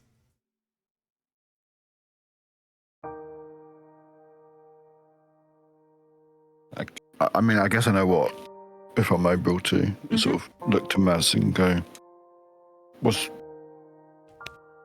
that real? Sort of looking over to Lucy and Mads, which I'm guessing we're still holding hands still. Yeah, we're absolutely still holding hands. Excellent. We're still like having our friendship is magic moment right now because that was kind of magical. Yeah. And Lucy just has a smile on her face because that felt like a very like genuinely happy moment that she felt. Like if it came from Mads or from herself, she doesn't know who exactly, because she basically like felt kind of like the same, like kind of unity with the people she's holding hands with.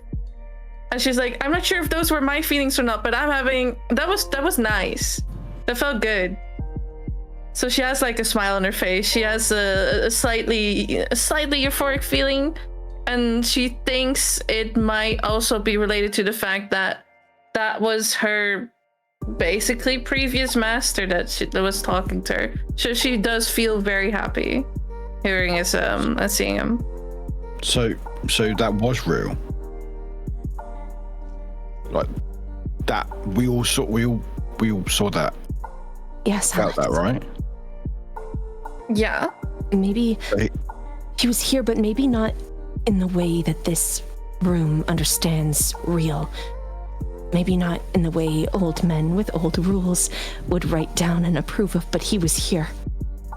I know he was here. Reality folds and remembers, making doors where everyone else sees walls, but the earrings? She touches them again. And the flute, and I know him. A man of many talents. Across time. Across memories, across whatever broken little line separates what was from what is. No matter what, he will find me. Because he always has.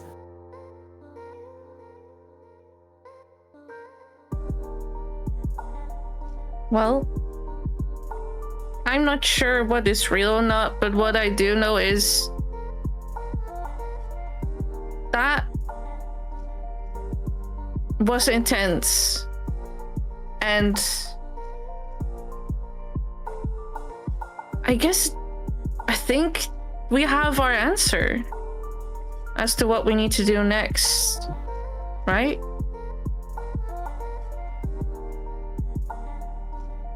Elias is still just standing there, transfixed on the location Vice was. Just softly Always forward, never back. Side by side.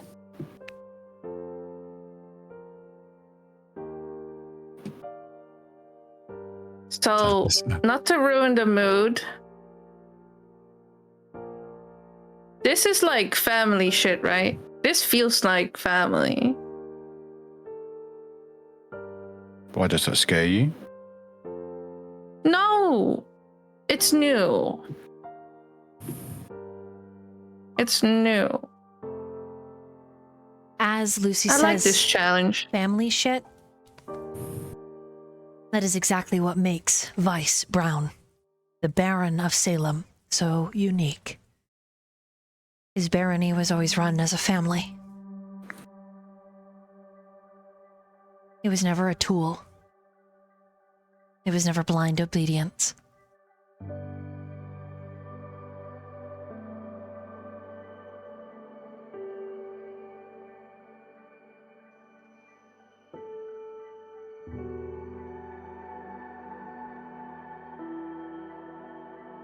Mads will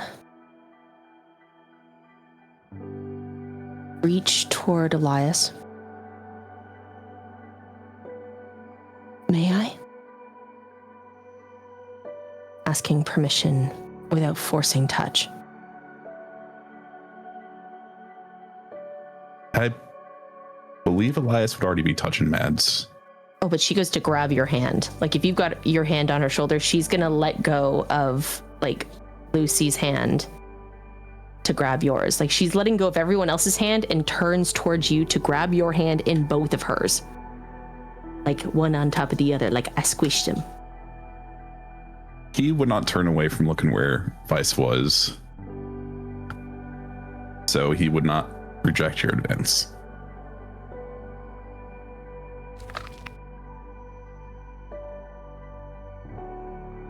Everything he said, Elias, was not just for my ears alone, but it was for you because he loved you. He loved you so much it changed the shape of the whole room.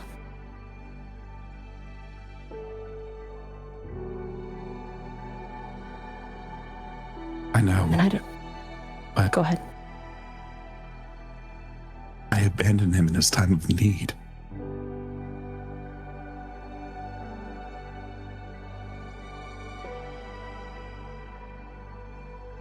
What you did,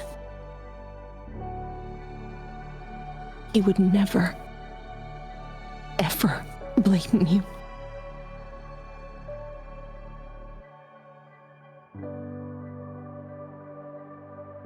Because to him, family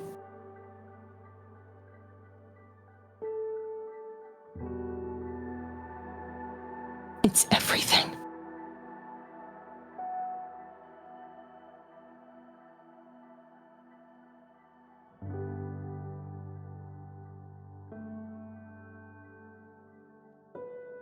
Elias would swallow hard at that. And then turn to look at Mads, seeing earrings. Just nod.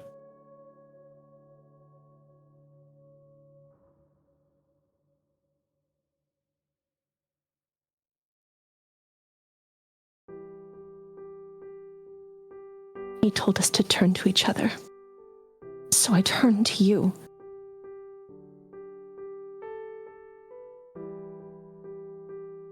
Because you loved him. Because he loved you.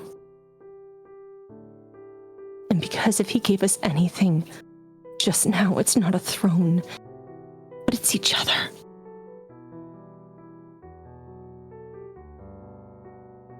And don't take every broken thing he carried and call it your fault because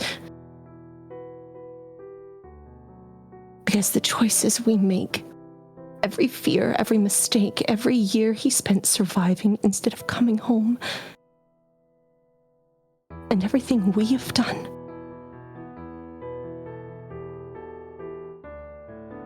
was because we knew. Not blood, not names on paper, not whatever clean little shape people try to force love and family into.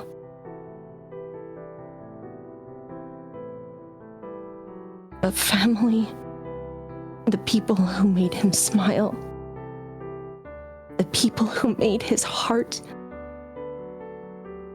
beat.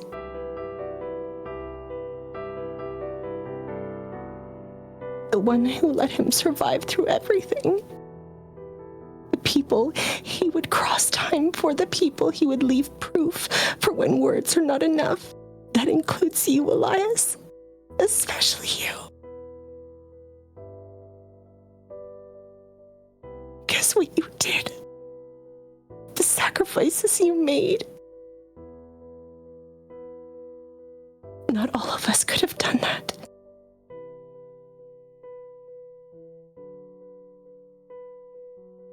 You see Elias with those words, his jaw would tighten up, like his face kind of distort. He's trying not to cry. He's trying to hold everything together. She kind of draws you closer because she's feeling very emotional in this moment as well. You know, that's the cruel thing about love, is that there's always something else we think that we should have known, should have said, should have done, should have reached for, but guilt is not the same as truth. And if you were standing here, like he was standing here, he would never ask you to punish yourself for loving him. And you know, he'd probably say something so infuriatingly beautiful, avoid half the answer, then smirk. But he would never want you smaller. He would never want you hollowed out by blame. And he would not want the person who made his ordinary days feel so special to stand here believing he was the ruin.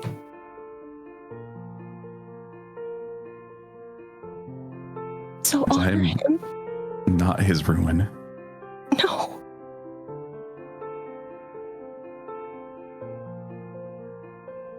You're his family.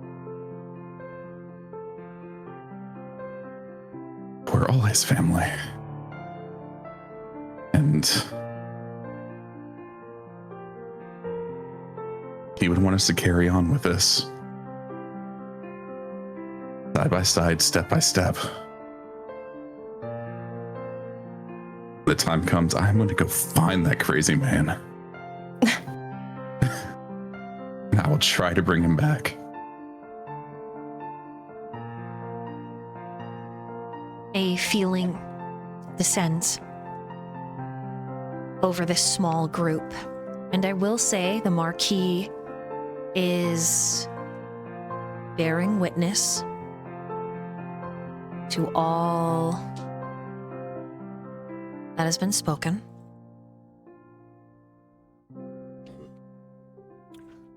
But it's only snippets. Regardless, the feeling that the Marquis has is that this is not his business.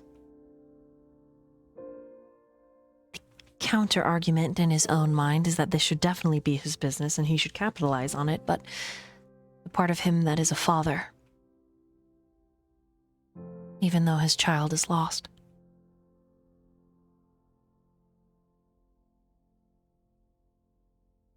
believes that he is witnessing a monarch in the making. Because a monarch is nothing without a court, without a republic. And then his gaze twists and he glances at Viola. How interesting that the bones of this old kingdom should be revived by two queens. With that being said, the feeling that permeates the air around this group, Lucy, Elias, Mads, Alex, it's as if permission has been given to ghoul Alex and Lucy, to make them your own, to give them power, in a way that only your vitae can.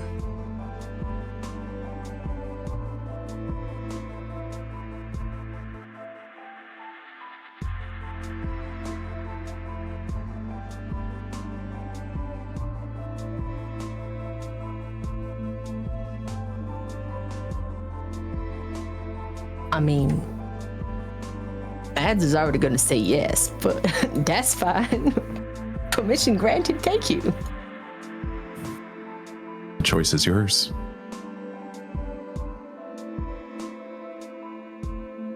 So, do I I don't remember much about when I was schooled the first time, but do I kneel?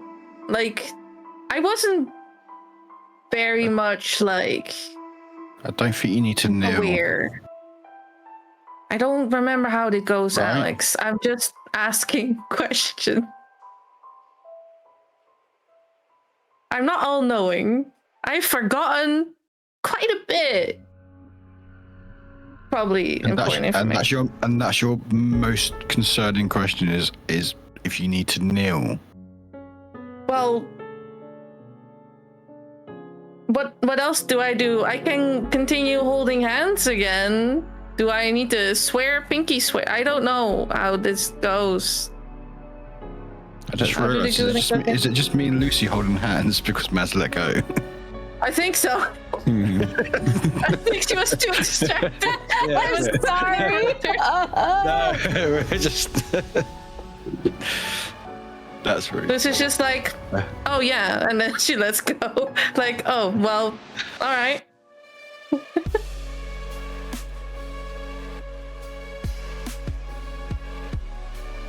I mean, it feels right? To kneel? I mean, no. Just what I'm asking is, would you like to be ruled? Oh, yeah. I'm all in for it. I thought I was giving hints. Lucy literally said, I want to be your ghoul, bitch. That's what she was getting at before. I legit just said, do I need to get all my needs? How much more of a hint do you need? Down, big down. It's an emotional seed for everybody, all right? I think I'm despite me talking around the subject, being subtle, being suave and everything, I'm laying it on thick here. Okay. I like this family we have, but I feel like how much I'm communicating, I feel like we're not equally contributing at this moment. And the thing is, Lucy, let me explain just and perhaps Dolly can give me the aid with this one.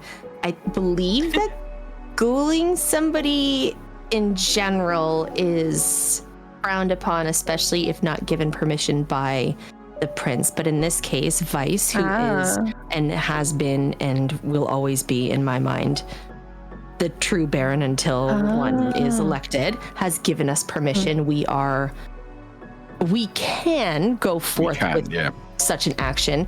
However, some may see it as a slight, right? And especially as if those who do not know, there is this whole thing you are basically another vampire's property, and then by me, ghouling you is technically tampering or stealing somebody else's property, right? That can also be a thing. However, we can do it under the radar. And it just would be as if sharing a toast among friends, if you catch my drift. Dolly, is that something we can do?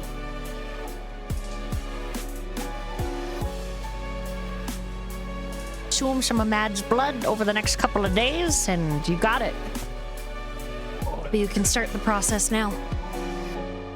In a champagne flute that maybe was left for you across the way. Thank you. Thus I said, staring in the Did you get it? Because Elias would go pick that up. Hell yeah. Tell us the symbolism. Family. Hell yeah. Yeah, I was all over that. I'm like, let's drink from the cup of yes. Oh yeah, Lucy's all for it. Couple She's boys. like, I like this. It feels like I'm sinning. I like it. Let's do it. A good family activity. So, do you like? You have to drink it yourself, right? No, you got to drink from me, homie. Oh, Sip how do we do my that Yeah. inconspicuously? Like Right, moist Oh. blood. Lucy. Right. All right. I said I would go on my knees. This is not as bad as saying that. No, you don't need to get on your knees. Once again, if you ever try that, Mads literally pulls you up and like brings you into a hug, and is like, Oh, beside that does me, sound nice, not though. under me. Oh, yeah. All right. And Mads will provide a healthy dose of Malkavian goodies into the flute. I have a question though. Will it hit different than Vice's Oh yes. blood did? Yeah.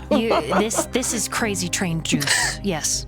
The last time Oh, this hell yeah. happened, it sent 2 people into a frenzy, and then Blythe died, and I think. So I need who was Alex and Lucy to both Yeah. roll composure and resolve if you drink it. Oh yeah. I'm so sorry. I think I'm now that Shaq quit like gift that I sent ×2. I'm like, I love this. Let's make it even better. This is what I was like. Is that your main concern? If you need to get on your knees or not? But hey, you know, let's fucking roll with it. It's symbolic. I thought it would be like passing the torch from Vice to Mads. We were It talking is, about but- cleaning out the Drag you entire into a hug and time. be like, friends. Okay, composure, Aw. composure and what resolve. am I rolling? If you're both going Okay, to drink composure and resolve. for root, that's 5 dice. So you go ahead and roll 5 d10s. Where is my resolve? Oh, I've got 5 as well.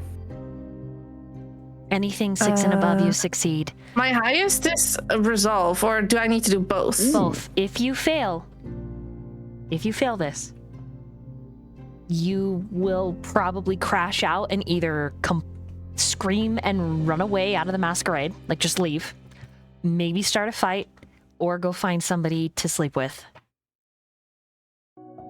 Like, All of them. What a time to be alive. like it's And if there's. you pass it, then you just do the sleeping part. You know what? If you Yeah. pass it, you'll see. If you pass, if you don't pass, there's Okay. you'll have to Can roll on a smooch. table for crazy shit.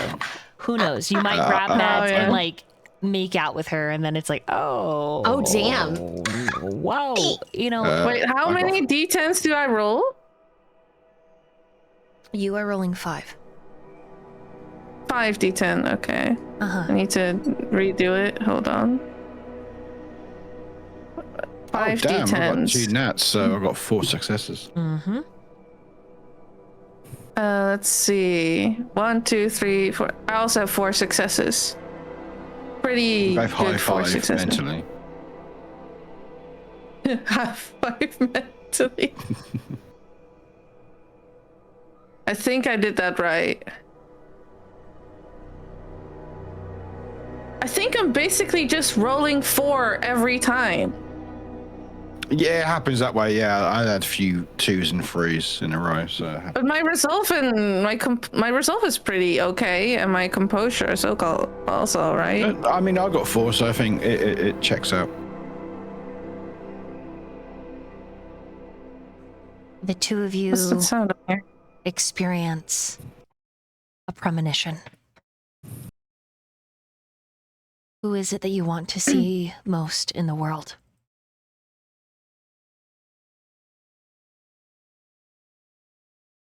Oh, God. Does it need to be a person? Nope, could be anything. Just who do you want to see most in the world? As you drink Manta's blood and your eyes, the pupils expand, completely blown out, and the ballroom changes. And you witness someone you miss and love or something you miss and love the most?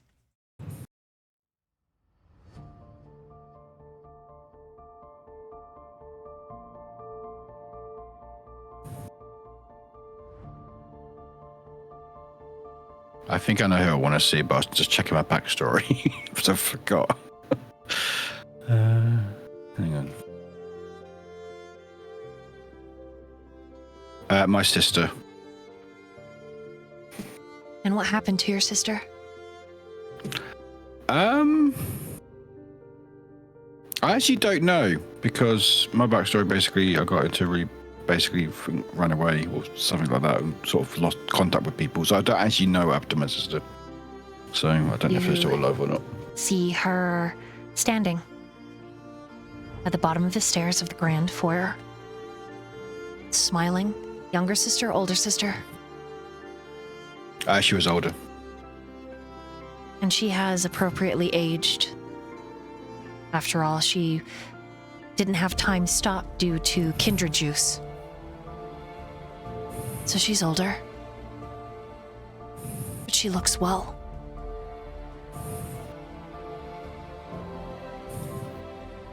She says, hey.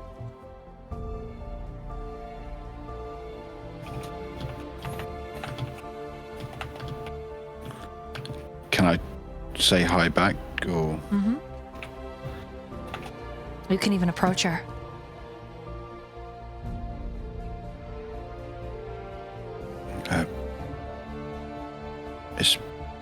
It's been a while. Too long. It has. I know what you're doing. And I think you're really brave. And she's gonna hold her hand out to you for you to take.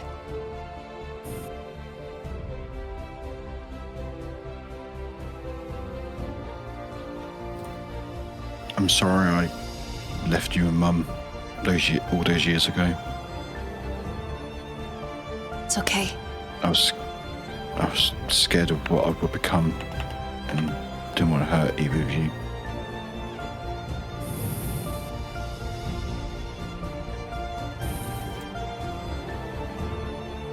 But I'm making something of myself. Maybe not the path that I envisioned, but I guess we got to roll with the punches.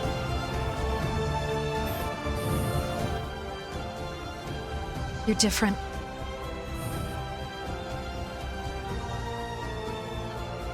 I like it. Even though you left without a goodbye. But I don't need an explanation. Could we sit together? Here? For a little while? Could we just be siblings again? For only a minute?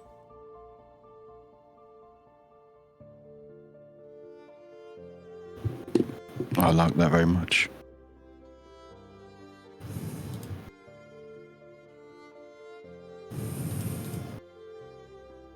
And she sits down right there on the massive stairs. I was so angry. And then I was worried. And then I was angry because I was worried. And it turns out I've been carrying both all this time. But then I learned. Especially now that I'm seeing you.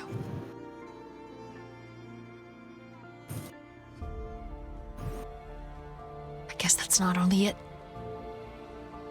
It's not the only things I've been carrying.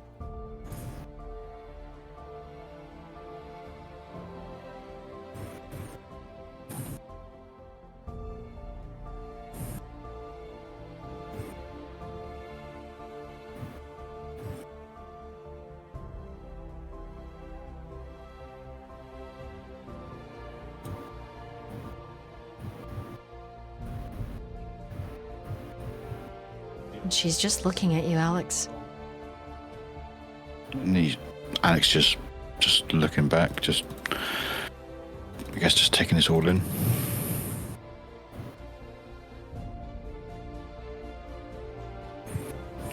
Like a feeling of guilt, but also relief.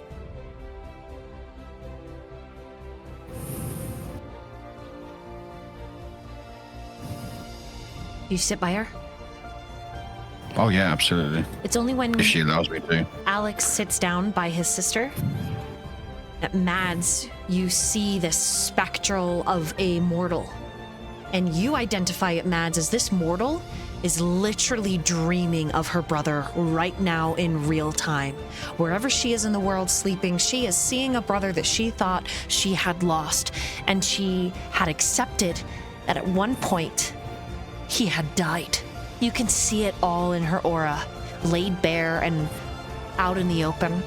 And as long as Alex stays focused on her, his sister will continue dreaming of him.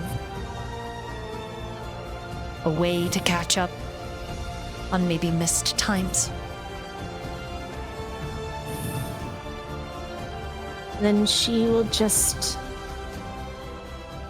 allow Alex to meet with her, be with her. Okay. Share stories. So Mads will not pull Alex into more social combat if Alex chooses to sit with his sister. But that's up to Warwick. Is this an acceptable, satisfied place for you to leave Alex?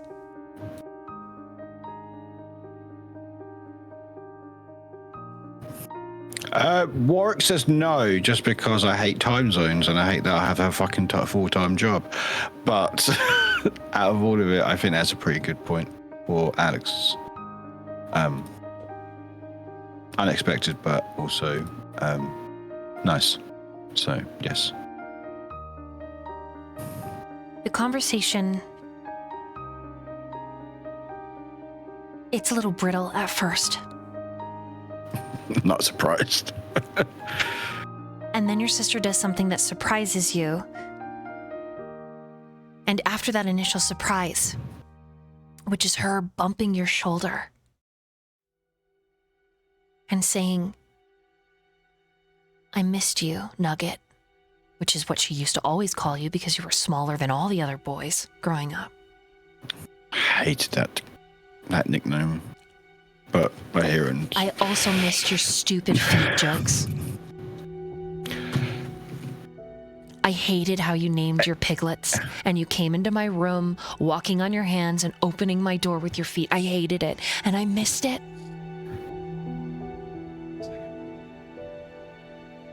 I hated and missed your dumb donkey laugh.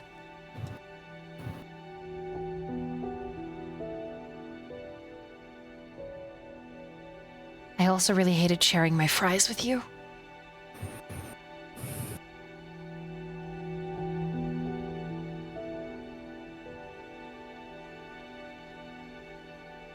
I missed you too. And she hugs you then and there. I don't hug back initially. You're my brother, Alex.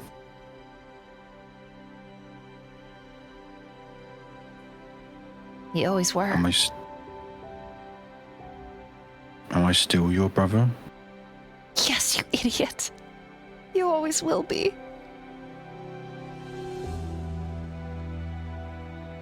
As she says that, Alex hugs her back. And you realize in that moment, embracing her, that so long as Mads O'Shea, Madison, is your domator, you can see your sister in her dreams.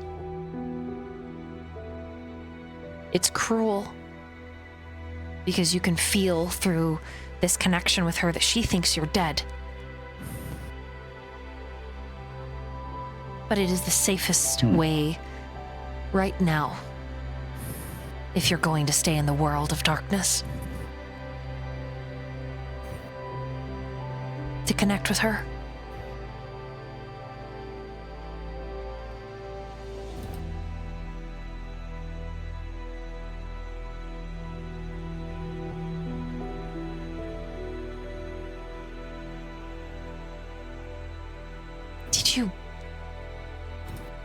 Did you want to come back? I just... Not if you would come back, just... Did you want to? Of course I wanted. I just... The longer it went, the more I felt I couldn't. And I felt it was better off not hurting you or Mum.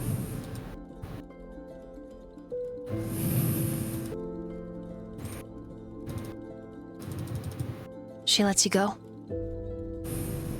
Thank you. I think that's the question that's bothered me the most.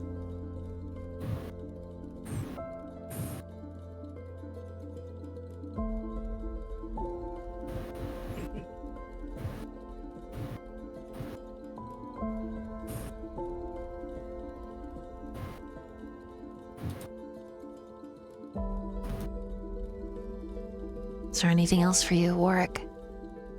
Anything else for Alex?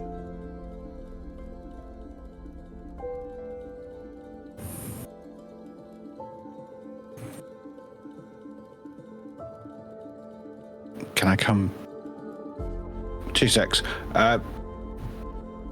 Does she think I'm dead still? Like this is like a... Yeah, she absolutely thinks this is like a dream. That's fine. Yeah, okay, cool. That's fine. I'm not going to sort of break it and make things weird. All right. Because I'm guessing that would mess things up.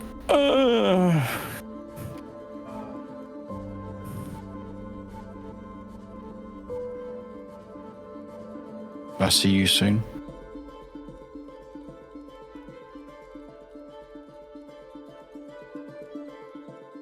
So long as it's Maybe you'll see only me. in my dreams. You're an uncle. I wish I could show you. Her name is Alex. Alexandra, but we call her Alex.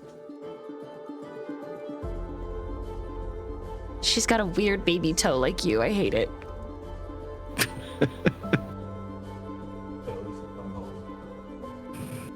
Maybe one day I'll be able to see her again. Or see her for the first time either. Yeah.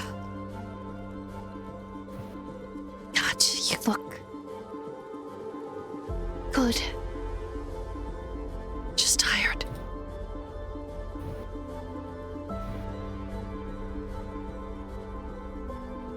I feel good. Take care, okay? Okay.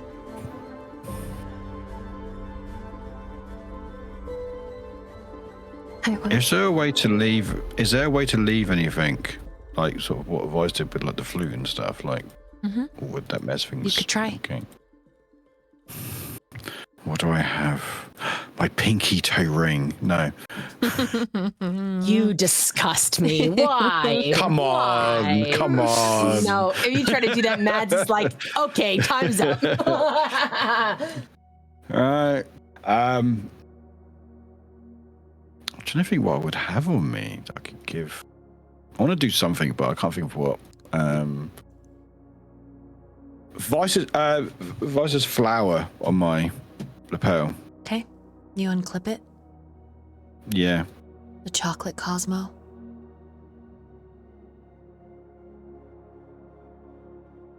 You hand it to her? Hand it to her. Mads, I need you to roll an occult and an intelligence, please. Yes, mistress, I can do such for you. If you want to fudge your roll, please feel free to. Oh, occult and one more time, occult and... Intelligence.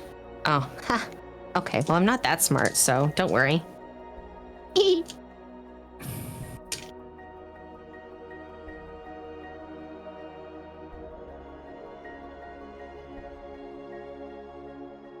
So, like, how bad do you want me to get? Hey, if it happens, happens. Doesn't happen, doesn't. I'm always with the dice. Okay, well, I'm sorry, 5 successes.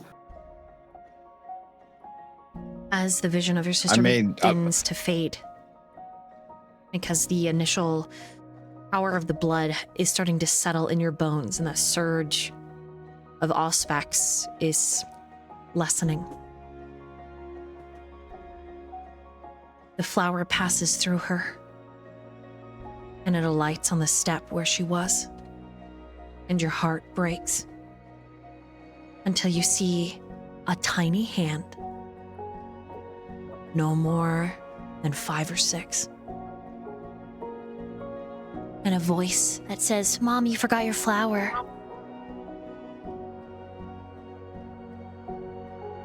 And you hear the whispered sound of your sister's nightdress as she yawns and says, "That's weird.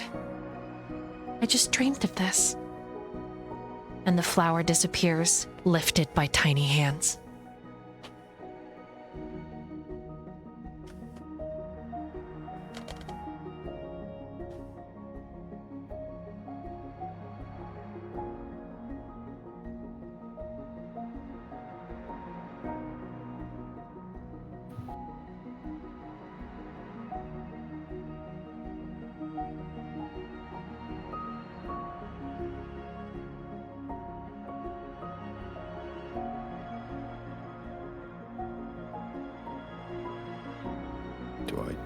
Do I say anything else, or do I just drift off?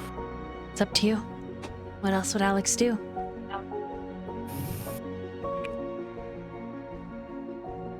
I think that would be his last thing that he would do with the flower. I think. And maybe sort of just. I see you soon.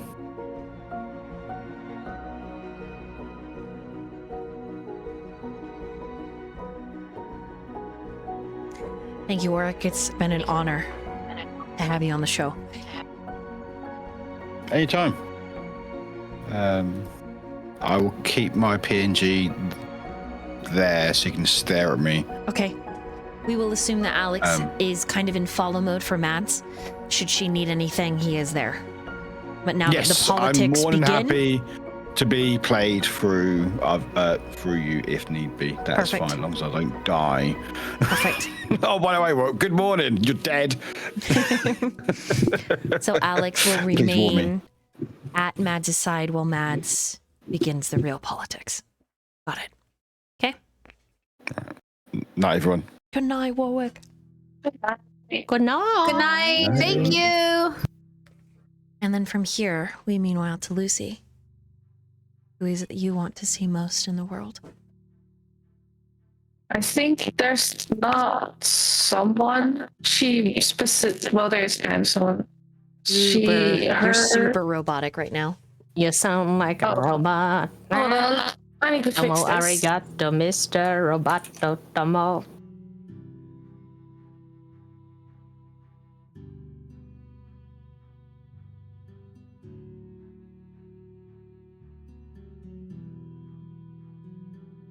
All right, is this better? Oh, It might be a little bit. a lot better. Okay, good. I turned one of the things off. For Lucy, it would probably be a specific moment with people. Her vision would basically return to the night where she first met Vice, but before she met Vice, you see that she's standing like in an alley, and she does like she can't hear what the people are saying, but she knows what she's saying to another person who's standing in front of her. And she is very like not emotional, but kind of pissed off in a way, but also like confused. And there's another person in the distance who's taller, but she can't really make out the face anymore. And one of the people like makes like a weird movement, and then she feels pain in her lower stomach, and she realized that she's been stabbed. And then all of a sudden she's lying on the ground and she's looking like, what the fuck happened? And she's laying there and doesn't know how much time has passed. And then she sees like Vice, like all of a sudden, and that's how she basically met Vice, and he gave her his blood so she wouldn't die. And to her, that is, I think, a very definitive part on like how she went from being not part of the Masquerade into the Masquerade. And that's, I think, a moment, strangely enough, that she treasures most. Yeah,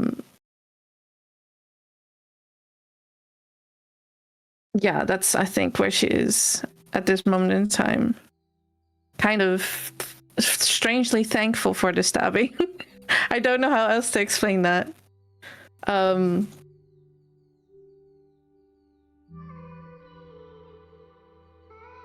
As you witness again this exchange, you hear Vice say the same words of, Your shirt seems to be having a little bit of a stain.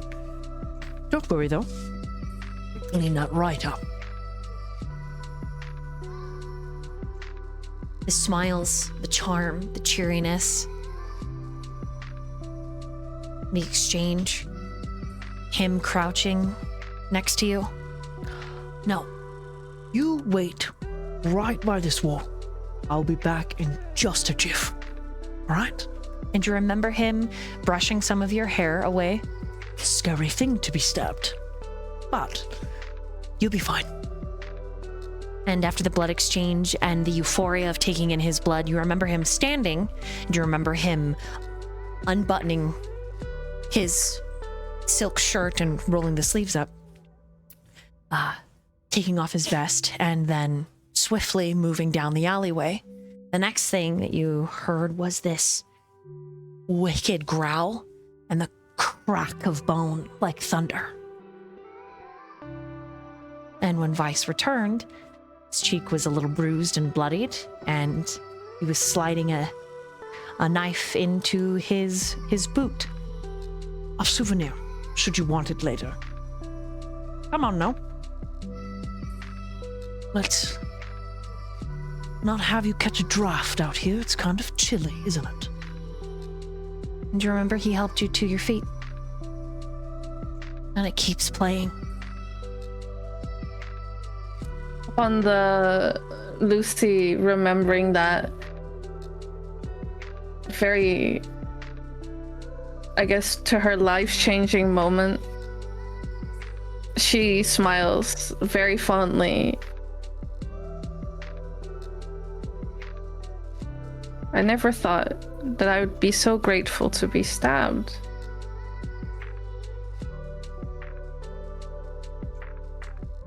Fate is a funny thing, isn't it? Sometimes the worst moments in life are just currents in the river that takes you exactly where you need to be at exactly the right time.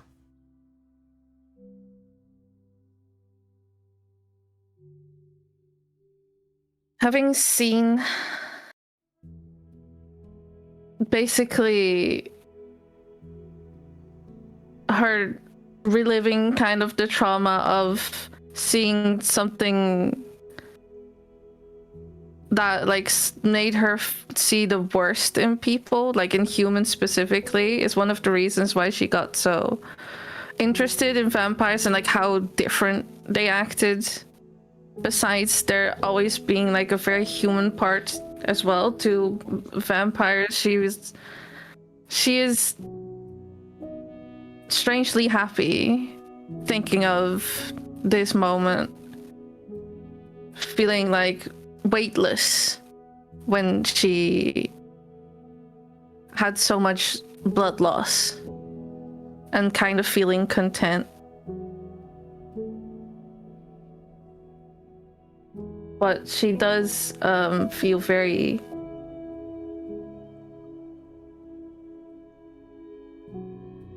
How do you say that? How do you... Overwhelmingly happy upon, like, the memory of the touch of her basically previous master.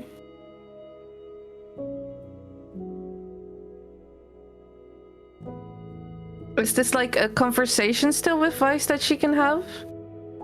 If you'd like. In a way? Yeah. Okay. It's still like in the same like kind of environment as to where she got stabbed, but she's just now standing next to him after taking like of his blood.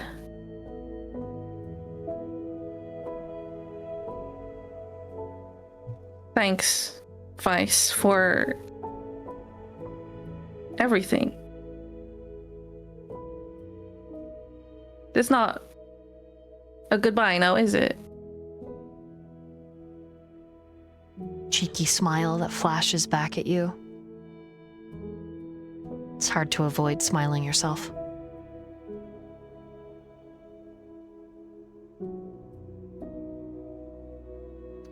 It feels like I've known you forever.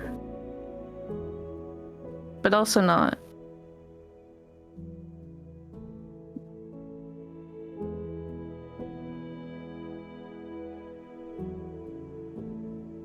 Hey, Vice. He tilts his head, because for him, this is still the moment you first met, and he's not yet to introduce himself, but he's caught on that this is something more, and you can see it in his intelligent eyes. I guess I could say you're welcome.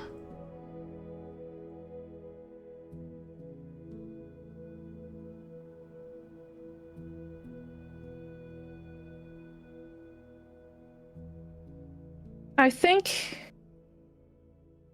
I like this challenge. This second chance.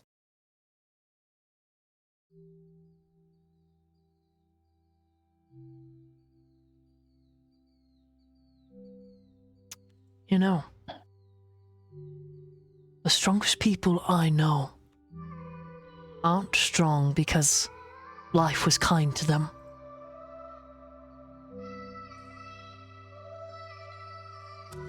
And they've had to do so many do-overs and keep going in spite of it. You're right. I don't think I ever told you how this happened, did I? I don't think you have yet, no. Though this was quite the frightful scene to come upon. I think this is the best meet cute I could have possibly imagined. Oh, undoubtedly. Favorite trope of mine. Isn't this just another copy and paste romance novel, whatever? Yes, but you see, we could be the best of friends because I prefer the men's.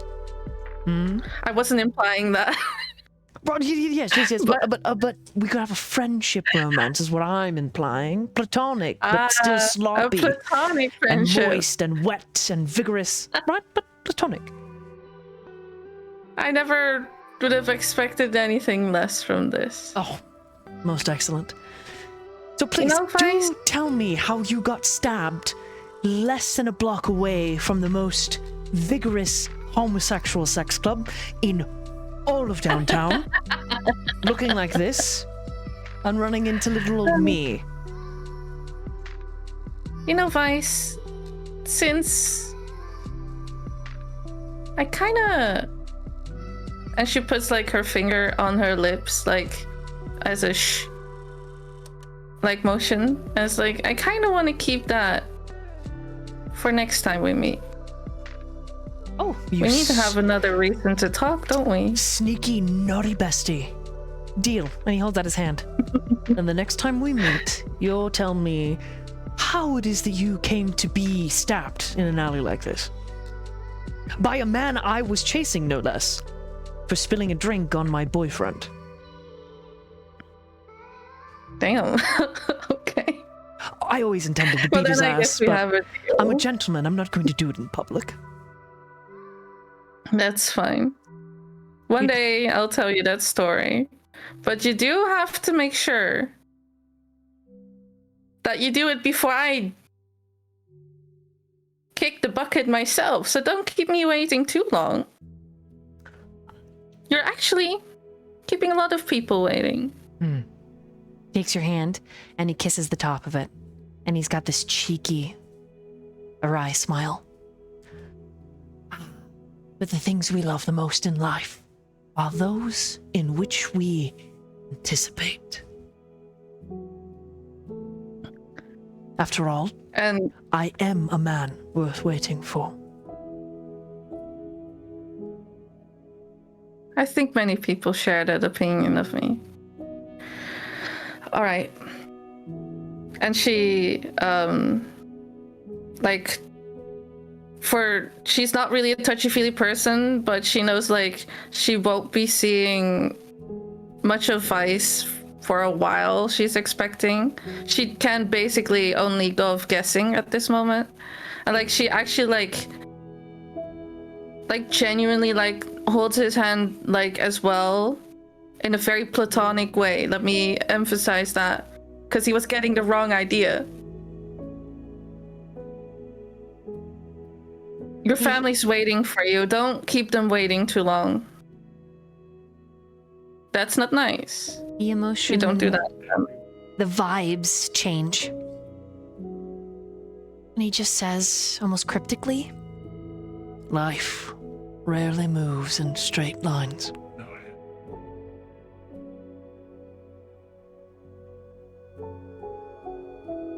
Don't worry. I'll find them.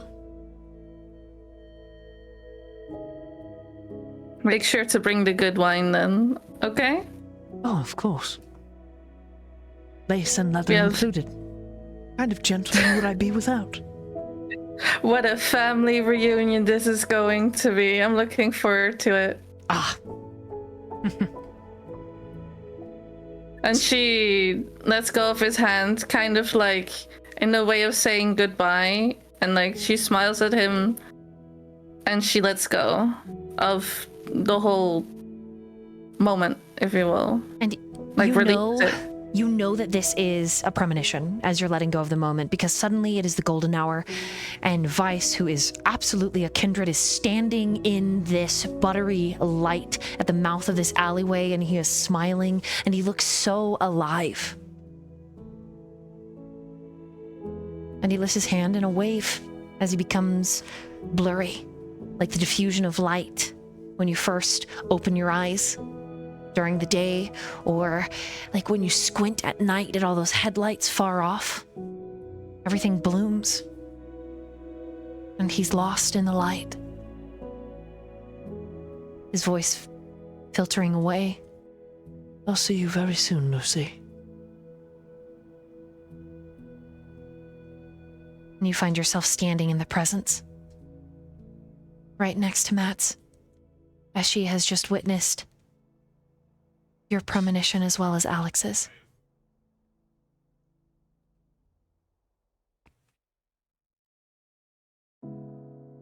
So sorry. Lucy like shakes her head a bit, like kind of like shaking it out of her system. Like she feels a bit like it feels like a little unnatural to like what she's used to, due to her like ghouling again, but differently to another person who has like is a bit, you know, in very simple terms, has a bit more of the wacky in it, and she feels like a little bit weird about it, a little twitchy.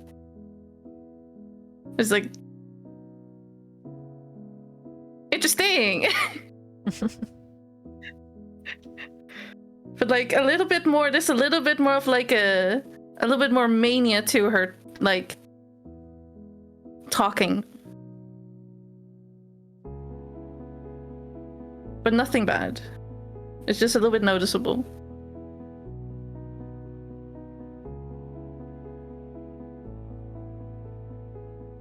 Elias, Mads? Yes, What do you do? madame. Mads is smiling because she feels like her heart is so full.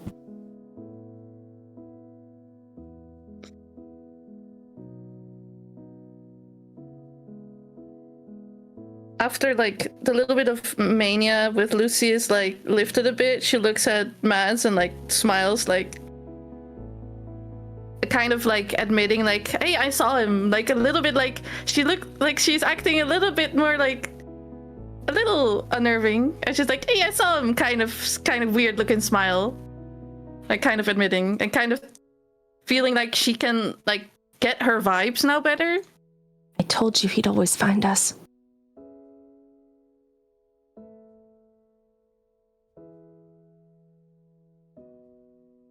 I feel a little itchy.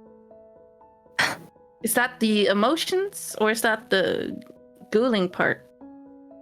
Is that the Malkavian thing? I mean, it depends. Is it a happy itch? Yeah, absolutely. Yeah, I think. Hold on. It could be both. I'm not sure. Yeah. I know. She literally does not give you an answer. It's like, I don't know. That feels pretty normal to me. Maybe the itch will go away.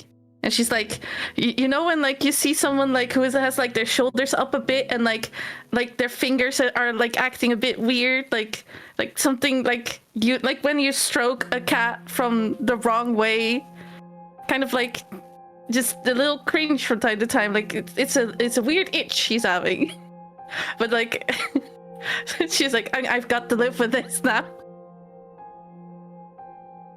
But yeah, she's not hating it. She's settling into her new part of her, I guess.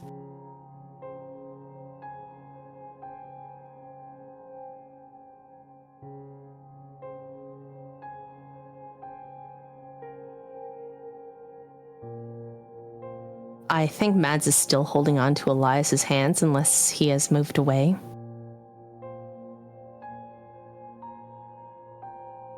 He would have earlier to go get the flute. So unless she has re-grabbed his hand in the meantime. Oh, I thought the flute was right in front of her, as she was at the fountain. Regardless, I don't know. If that's the case, your hands are there. Yeah, she's just smiling, looking at you, looking at Lucy, looking at Alex. And there's a happiness, but her eyes, there's a lot of emotion held at bay.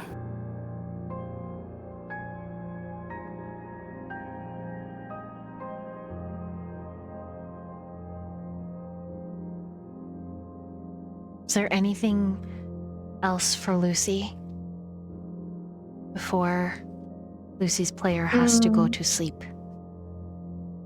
Yeah, I need some good deep sleep.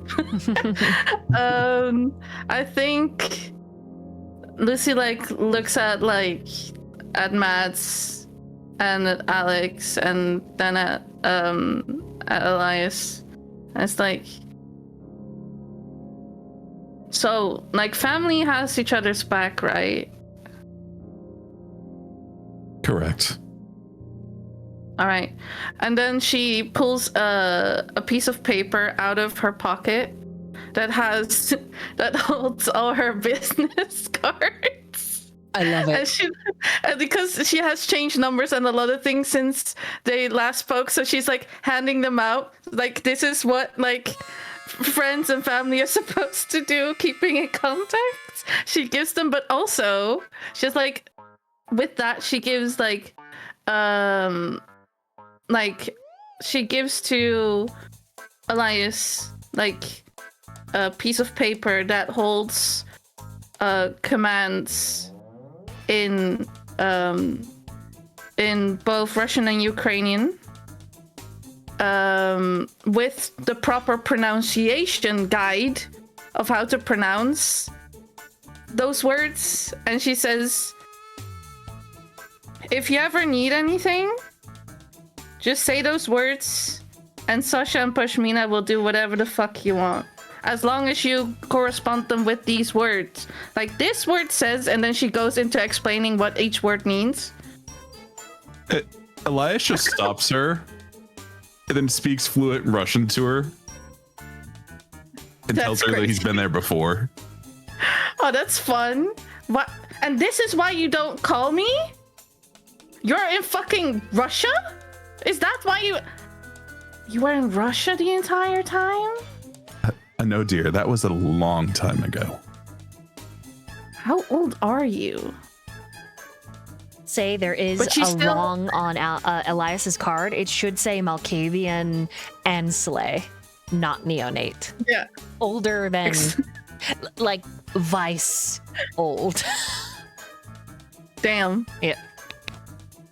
Well, I can smell in your breath that you spoke in Russian before. I apologize. I should have noticed. She's like becoming a little bit crazier with the talking and making a little bit less sense. But she still like points out like, all right, indicate you do know Russian, but you should know these are the only commands they know. And that's where she keeps it at. Noted. And then she says to Mads, say the word. Or don't say anything. I think I can read you pretty good. Give me a look and I'll do whatever. Basically, the look she gives you is be the eyes and ears and stand beside me. That's it. And then it's like she just kind of looks at you and she says, just go on being you, Lucy. That's all we can ask.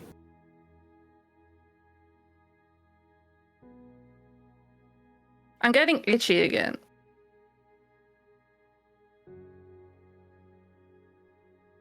I don't think this is scratchable. Get used to it after a while. Maybe I just need to take a bath. It's been a long day. She's just rambling at this point.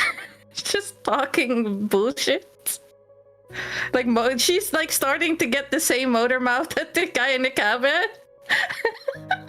And I'm pretty sure it'll go away, but she's like adjusting. Just feeling things.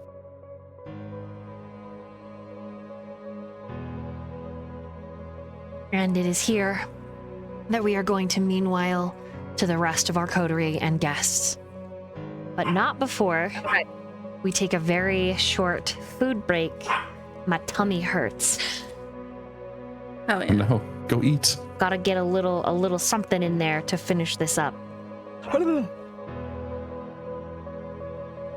Then I will say goodbye to everyone in here. Mm-hmm. I will be having to close like all my applications and turn my PC off, so my PNG won't stay up. But I think you do have my, what's it called? Like the PNG itself. Mm-hmm. So you could, in this location, put the PNG instead. Mm-hmm. If you want to. Yeah, I'll put your other art there, maybe. Be like, ta-da! So we can see her. Hold on, just in case, if it is needed, I will put... No, you don't have to. The commands are pretty simple of the dogs. If it's needed, you can hand it out to the allies or whatever the fuck. That's basically her implying with that piece of paper. Okay. Love you. You're amazing. Bye, Rook. Thank you. Bye. Hello. Besitos para ti, amor. Te quiero mucho. Come to the cottage. Bésame. Bye. Bésame. Bye.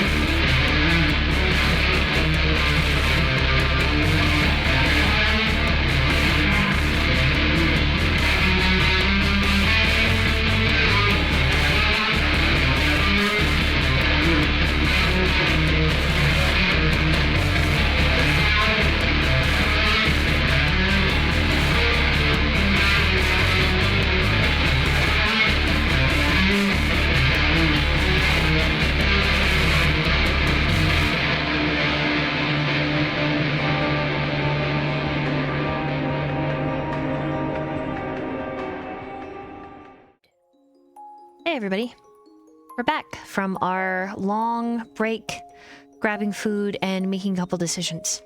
As you can see, Lucy and Mads have left, so has Alex, but we are going to meanwhile and continue the episode, but from a different vantage point. Again, this is a Vampire the Masquerade finale. This is the first section of it. This is an 18+ stream and game. It features psychological, personal, and political horror. This is not a game where happily ever afters are easily won. This is a game where they are won, if you are lucky, through blood, manipulation, and sometimes violence. I'm your host, your storyteller, your dungeon mistress, 𝓲𝓪𝓵𝓮. It is an honor to have you on the channel. It's been a pleasure to play with the coterie and this many guest players. And true to the nature of all VTM games, they are wordy, but in the best way. So in this, our world of darkness, we begin. Viola. Carter has just slid the weapon and moved away, disappearing into the shadows. Some communication lost between his silence and the breadth of your gaze. But you are quickly surrounded, despite using your celerity, by your companions. For the sake of the narration as well, Elias, I will say that you have stepped away from Mads in that scene and are moving forward as well, so that you have a chance to interact with this half of the story, and you'll see exactly why. As you are approached, Viola, by Jericho, Rook, Bishop, Kyler, I also need Mason and Viola. The two of you are rolling wits and awareness, please.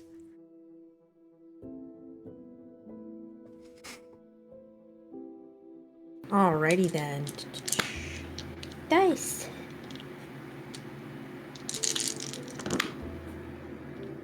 Come on. Okay, that's better. Alright, would you like me to announce that number? Yeah, and then Mason, let me know what you got. That is a 5. Mason? Oh, put it in 4. Okay. Before I roleplay with the group, the main part of the coterie, Mason, Viola is going to see you in your movement and what you're doing. She sees you approach from whichever angle you are approaching the boy, or however you plan to keep him safe. But what does it look like? Elias has given you direction, and you have then since broken off from that conversation. What are you doing?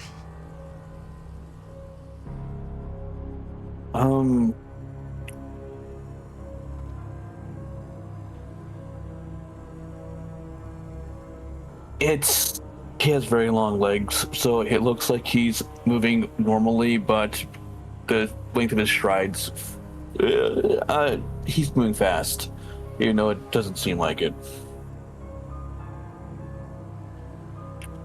Now, is he headed for that huge staircase where the quintet, however many there are, the orchestra head and the conductor are meeting Elizabeth? Is that where he's headed?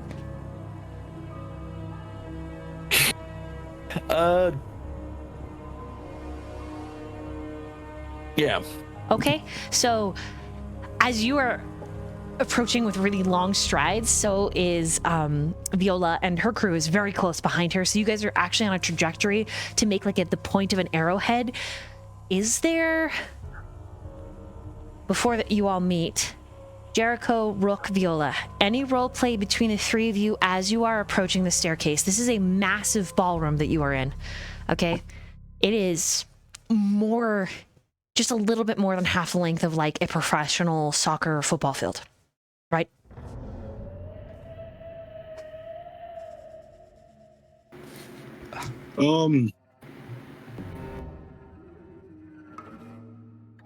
I can't realistically from Rook's standpoint, I can't think of something that he would do in the between to fill time as we're progressing this extremely long stretch that we're going on.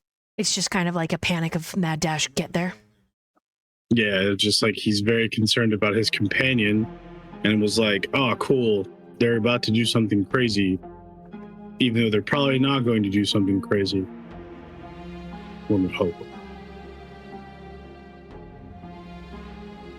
I mean, other than the conversation Jericho was already having, I don't think there's anything beyond that, unless, yeah. Okay. No, I think he's just taking note of the surroundings, but he's also I think he's actually very distracted, by Kyler and how, like, wired he is, and then obviously he's distracted by also just making sure that Ashley is there by his side at all times. He's probably always touching Ashley as well. Okay. So, like I said, we'll duct tape him to you. There we go in. Is there anything for Viola to those three? Four. Viola. So does Viola see Mason? Yes. At all? You do see that Mason is approaching. You know that your crew is just a few paces behind you. How much do I know about Mason? Because I think I know of Mason, but I don't know exactly what he is. He is caitiff, but he's allowed to exist because he's useful. And he doesn't play sides. That's pretty much all you know. And you don't even know if you can trust that because you've gotten information that he's eaten babies. You've gotten information that he's planted incels to convene acts of terrorism on simple mortals for the hell of it. You have heard rumors that he started arson just to watch buildings burn. You don't know the validity of any of those.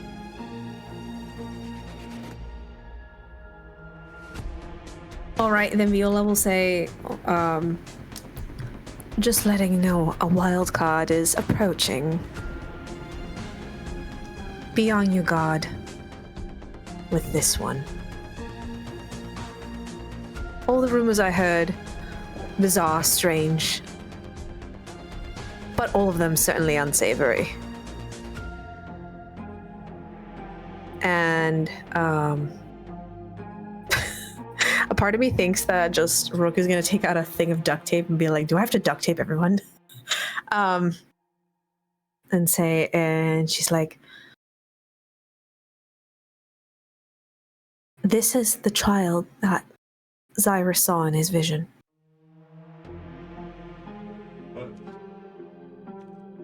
Kyler just says, oh shit. So we gotta kidnap him? I'm ready. No! We're not kidnapping people. Why not? We're in the middle of this. Fast. That guy's fast. Look at his legs. Even know. He could be a model. He might not. Listen, I thought he was a woman, not that guy. even know. Pointing at Mason. Then I saw his face. Ooh, scary. Listen, don't stare too long. That's rude. Sorry. Also, we don't know. Like this child might, this young man might not even know that who his parents are. That sucks. I don't know. So, like, first, I have a proposition for Elizabeth. And I know a lot of you are not going to like it. Well, she looks like she's, starting the conversation strong in her power suit. Well, how much trouble do you think I would be in if I cupped a titty? If I All the faked trouble. What if I You faked would fall? literally die on this All floor. of it. She would probably should not do that. You Yeah, think so? she would- I would die. You think so? I would- Okay. All right. Okay. To, like, shoot yourself. No, it's okay. Got it. Understood. Won't do it. Don't do that. I just was wondering. I was curious. Okay. And as Mason hears that part of the conversation as your two groups intersect at the base of these massive grand stairs. What do you mean? I'm just wondering. No, dude. Hello. It's one thing to say. Mr. throw you off this balcony. Mason, was it? Yes. What if I fly? You want to find out? If you grip her titty the right if you grip her titty the right way, you will get away with it. Go ahead and try it. I highly recommend. Tyler, don't do it. He recommends. Anyways, you So should. Rook weaves his way I'm between gonna go. and keeps You're, Kyler like, on the other enjoying side between him and Mason. Letting Kyler interfere. No. No. Letting Kyler do his thing. Player interference. That's not that kind of interference.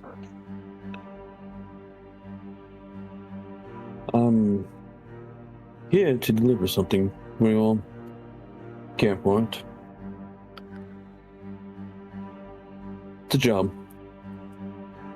A job? Let me simply, yes. Like cupping Allow me Elizabeth's to titty? Or not like that? Like a different kind of job? That's a challenge. This is a job. How come your teeth are all sharp? Why do you look like that? It gets that way.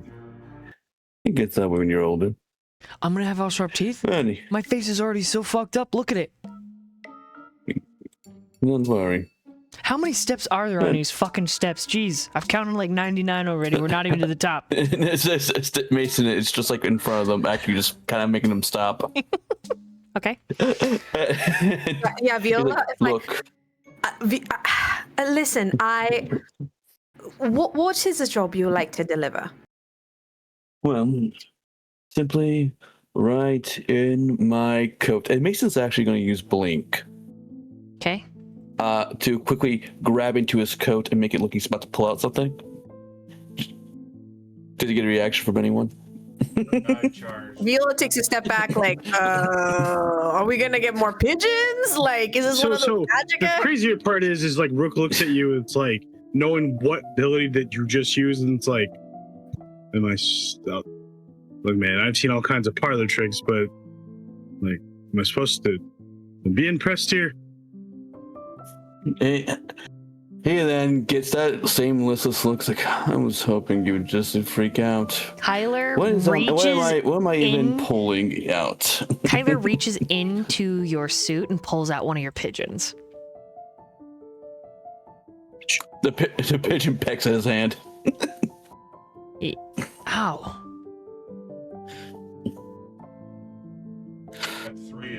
Well, you shouldn't Not be enough pulling fun. pigeons out of He people's opened his pockets. shirt. He's like, "You want to see something?" And I was like, "Okay, is it this pigeon?" I wasn't opening up my shirt. I was opening up my coat. It was in your coat. I don't know what you want from me. God, I need another drink. Listen, I would love to continue this lovely conversation, but I want to know what the man, Mr. Mason, wants to pull out of his coat for this job that he wants to give us. It kind of like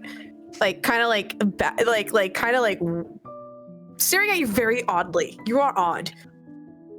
Well, I'm just hoping for a bigger reaction. Maybe, hopefully, someone trying to cut my throat or something, but it just hasn't been my night, it seems. Anyway, there you go. And Mason will pull out a small case. It's just a small case. When Todd delivers this to you all, it may prove quite useful. Like how small of a case? We talking like an Altoids box, or like a little bit bigger? Like how Is big? it like a is this cigar thing? case? Yeah. Like, No, it's like a cigar car case. It's like a cigar case. Something that could, if you want to see Viola what's in just there. opens it. She's gonna open it right now, unless it has like a lock or something. It does not. Well, a little latch, but you just flick it off. Yeah, she flicks it off, opens it. What's she see inside?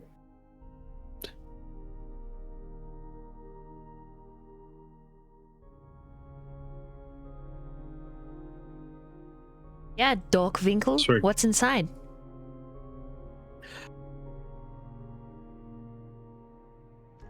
A vial of red liquid.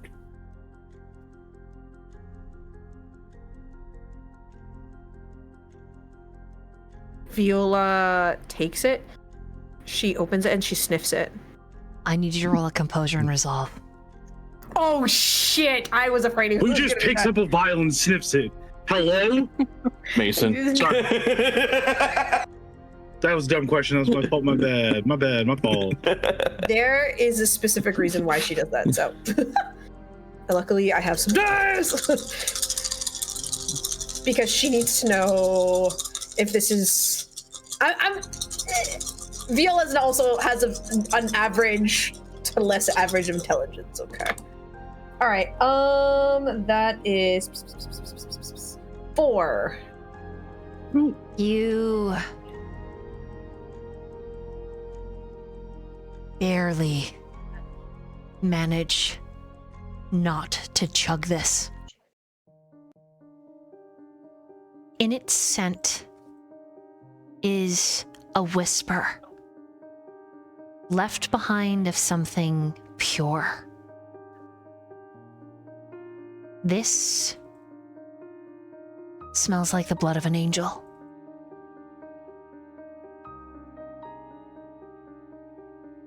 This smells like home, a warm embrace on a cold night. It smells like hot cocoa on a rainy day. This is the scent of a mother's love, but it is laced with something else. So even as it is beautiful, there is exhaled poison mixed within the red liquid. And you yank it away from you, almost spilling it.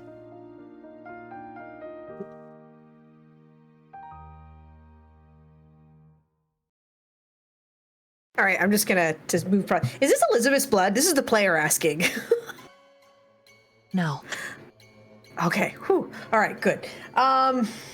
So that avoids that. Viola puts the cap back on, and I think she looks a little frazzled, and looks up at Mason and just pointedly asks, "Who asked you to deliver this?"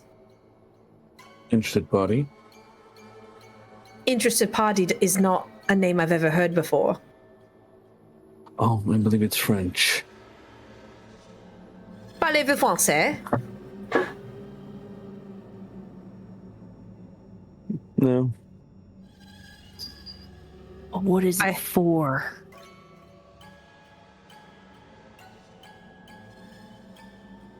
To have the future you simply want. This is the puzzle piece for it.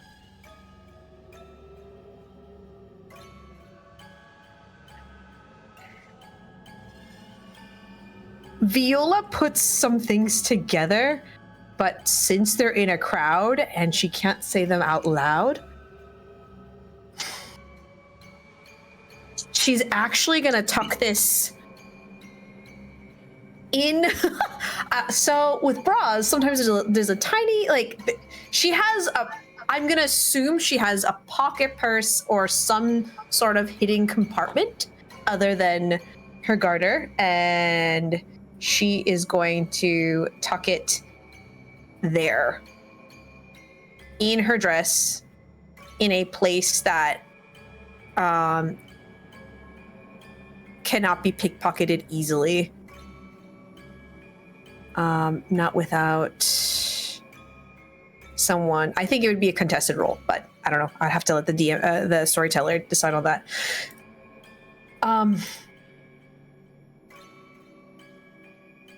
And she says, "Mason, was it? So tell me, Mason. Yes. Why bother with this game? This doesn't seem like your scene." Oh, first of all, I have a couple jobs here. And I was just so hoping to get something out of this. No, I'm clearly not. Little bee, aren't you? Oh, yes. No one looks twice at the kid if they don't want to. You've certainly gotten my attention with this. Well, I'm just a humble delivery boy. So don't think too much of me. A very popular one, I might add. Everyone that wants a little piece of you, Mason. No, not really. But I don't. that's neither here nor there. I've done my due diligence. You have what you need. The failure to actually use it correctly was on you. All of you. Well, delivery boy. Perhaps I may employ your services very soon. Now, I have some business to attend to, if you will excuse me. Of course. And if I could just have one recommendation for all of you. Can you at least try to pretend? I was really hoping to get something out of that performance. That's quite later in the evening, my dear Mason.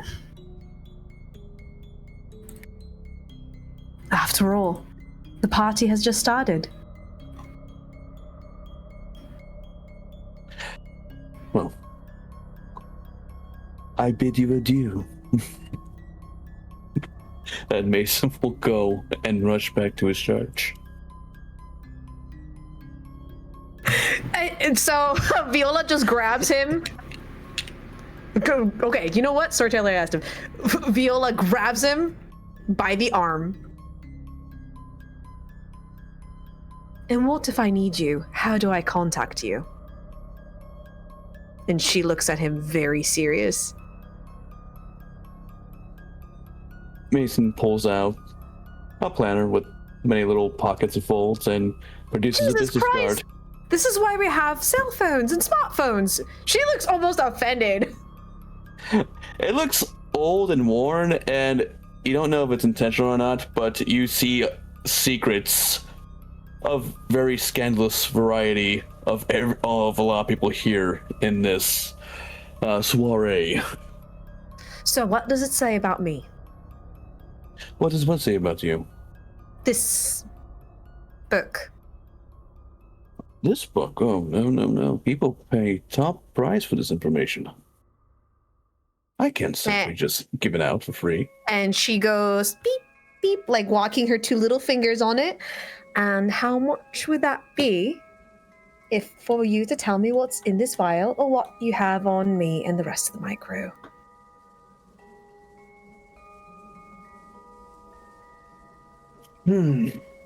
Let's see. How much is it worth to you? Name your price Just a little- and we can start negotiating. 20,000. 20,000 pigeons, 20,000 pieces of silver. Well, if you produce 20,000 pieces of silver, I'll be glad to take it, but no, the currency of this country here.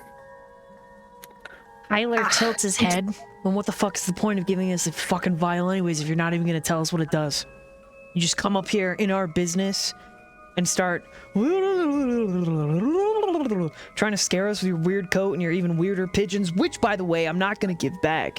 You think I'm afraid of this little thing pecking me? How sad would you be if I broke its neck? Whoa, that's rude to the Do it. pigeon.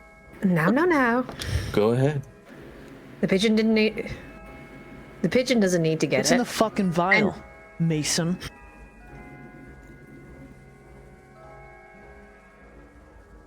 You wouldn't know if I even told you.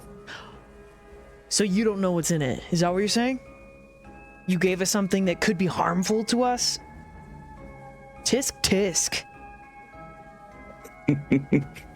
Oh, finally I'm getting something. You're a little bit mad, aren't you? Yeah, because you're acting like a bad word. And it's Say the bad annoying. word. No. Say it. Yeah, shut up. What's in the fucking vial? There The he is, blood he of said an it. opal. What? The blood of an opal. The blood of an opal? What the fuck does it? What I the, didn't know opals Oh, could bleed. see? the fuck does that mean? You know what it is. I told you exactly what's in the vial. The You blood look- of an opal. He's looking at Viola. Do you, and Rook. Like, what the fuck? What is that? What the fuck is? What is? Hi, do Oh, my pay grade. Storyteller, do we know that? Right? Older kindred's in the room. Help us. Does Viola know what that is in all of Xirus's what we've talked about? Need you to make a roll. Okay. You're going to be rolling intelligence and academics. Can I swing by occult by any chance? You certainly can. Oh, thank God. Okay, guys, we have a fighting chance now. I was like, my academics be. And Kyler is like just raking his brain. The blood of. Oh. Okay.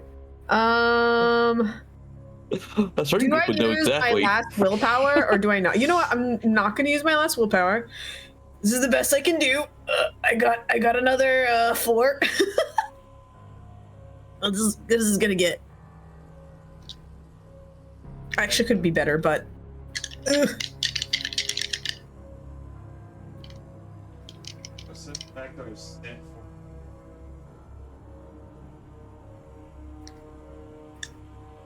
I'm sorry you couldn't hit on that box. Gotta keep on pulling. I know, right? No, that's what we do. You don't Gundam TCG. Buy boxes, bro. I actually saw some not Pokemon, Digimon TCG. That one, I wish By the I way, bought. 𝓲𝓷𝓪𝓵, there was another Salem by Night crew, another VTM game that was one of the first, I think it was like Void's first or one of the first, because it's Salem and this group, and it was Bayou by Night. Freaking awesome characters. Go check it out sometime. It's actually not If it wasn't- recorded. Oh yeah, it's not recorded. I forgot. Rest in peace. All of you that are in present, Jericho and Rook as well, you can roll that intelligence and academics or intelligence and occult.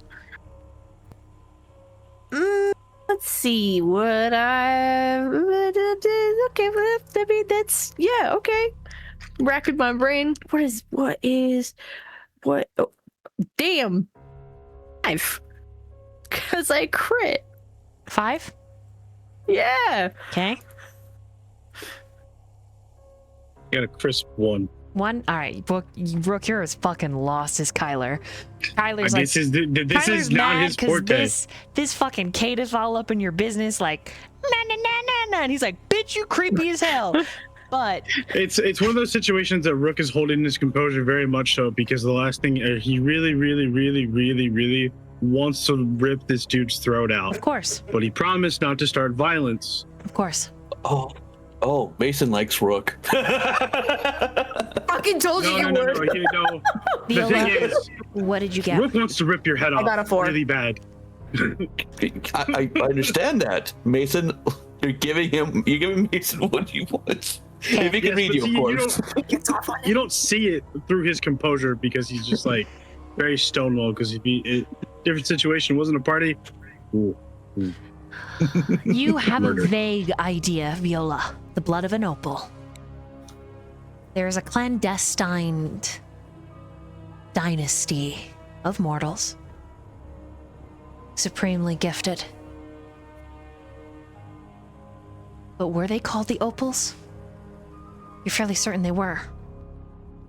But you don't know if any of their descendants made it to the Americas. Jericho, in your thin blood networking, in your deep dive into the occult, not only do you know of the opal bloodline, but you know that they are living saints, descendants of angels that walk among beast and man. And supposedly, there is one woman in America. It is said that she is guarded by all of hell. It is says that her home is as holy as the blood of the Lamb. Oh my God, Joyce! Yes. Griffin's gal. Oh my God. I think I know exactly what that is. That's because people were dead. Like he went from confused to, oh fuck, I think I know what that is. If it is Rook the just looks at you. woman's blood, if it is her blood, whoever collected it probably did not survive. Yeah, she's married to a scary guy. Yeah. Really? Well, since you know so- what it is, then she shuffles into her dress, literally moving one of her titties out of the way, and just boop, takes the vial and puts it in Jericho's hands.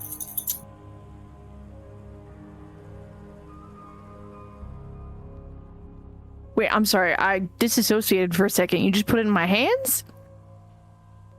Sorry, Aki started, of course, scratching. She's looking at me guilty now. Scratching while I said that. But yeah, she would fish it out of her. So cut this out. So Viola basically fishes out of her dress, moves the booty titty aside, and takes it out and puts it in your hands. You're the alchemist. You'll have a better idea of where to put this and how to use it. I slide it in my pocket really quick. That is the key to all your problems. Only to a certain darkness problems. I need all of you in this little group and Elias to roll wits and awareness, please. Because you are not the only one when you open that vial that could scent what was inside. Of course, sorry. Viola was very impulsive of that. Not smart. Yeah, I was wondering, why would you open that in the middle of a... She honestly thought it was going to be some pigeon blood or something like really weird and stupid. She did not realize that this was precious cargo. Yeah. Because Mason could be a lot of things, okay? Mason's a professional. And he gets to decide his hobbies for a profession. That is actually a very good roll for once. Nice. Okay, that is going to be a 9 from me.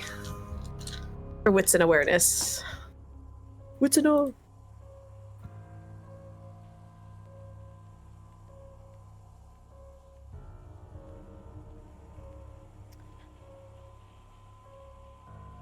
All of you rolled high enough.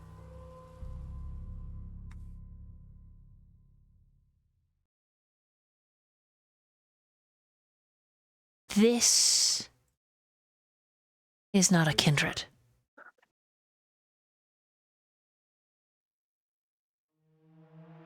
The man standing in all gray,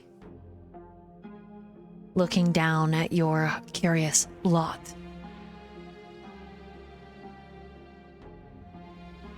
His face has a healthy tan.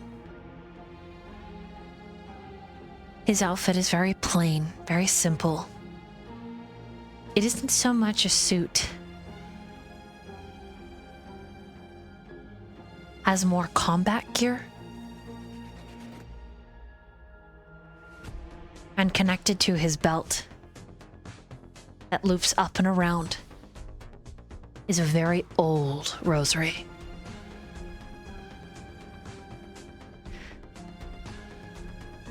There is something steely about his gaze, however.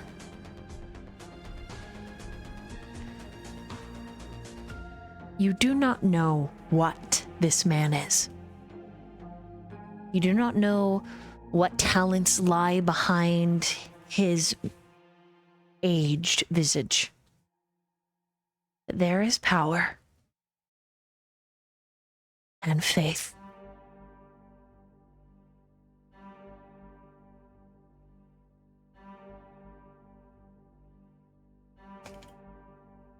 Stepping up behind him is the most attractive kindred any of you have ever seen.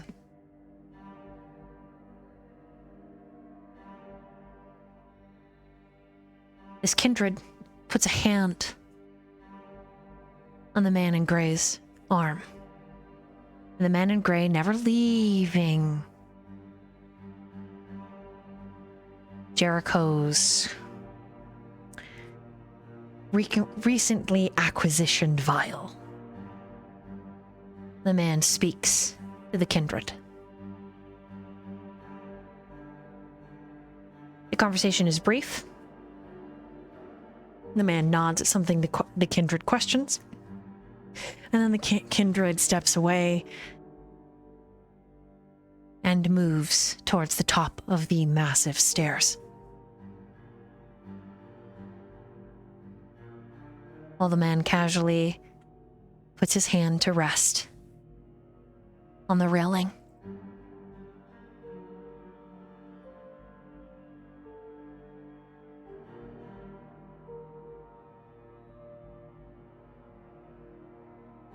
Noted.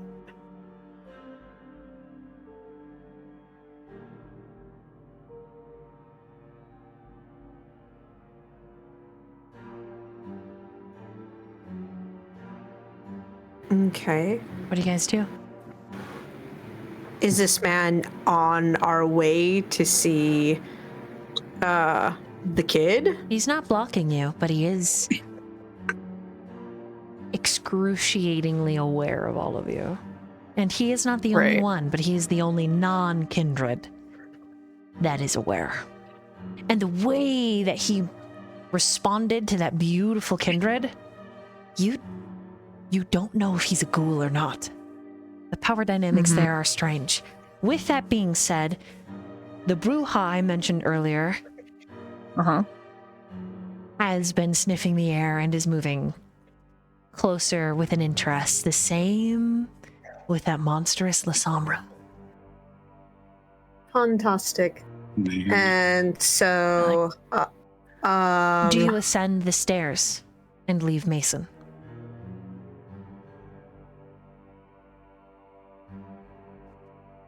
yes. Do it.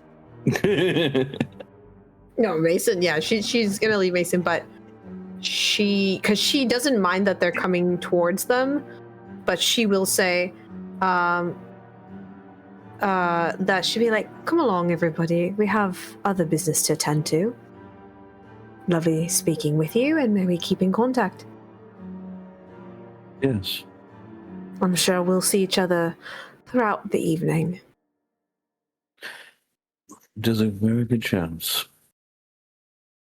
And I can assure you that what you seek, you will find. And I anticipate, by the looks of everyone, much sooner than you think. Look forward to it. And she ascends the stairs. I'm just doing everything in my power to look chill, because now I feel like I have 2 targets painted on me. Oh, yes. Yeah, Viola doesn't know about the other thing. One because of my boyfriend, and one because of this vial now in my pocket, and I'm like, fuck. No! We haven't done a little powwow! So yeah, Yeah, we need to have a for little one. powwow at some point. keeping my cool. So keeping it's my cool. like- It's fun. As you're going up the stairs, Viola's in the front, you and Ash are in the middle, Rook is on the flank. I swear to God. I'm not. We're gonna keep going. Go upstairs. We go nuts. Sorry, I like Jericho's a loop pinata. All right, No, Mason. I don't You did I this. need to know, Pinata. Mason, I need to know where you go. He is going to have his eyes on Elias and then just calmly wait around. At the bottom of the stairs? Yep. Yeah. Okay. Just calmly wait around, just making sure if Elizabeth does goes towards him, he can intersect and intercede to bring up that favor.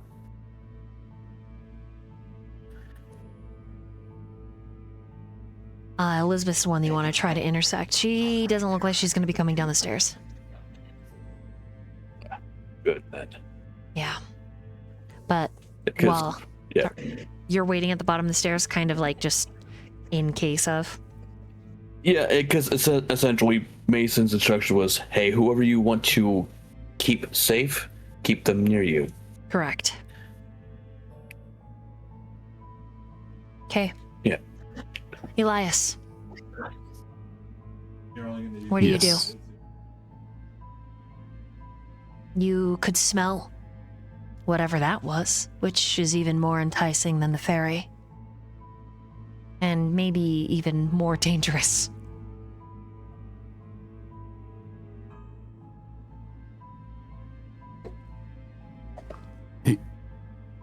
He'll kind of shake his head a little bit and just focus on getting to them. Okay. So you move up to where Mason is. This Mason is below them. Any role play between the two of you?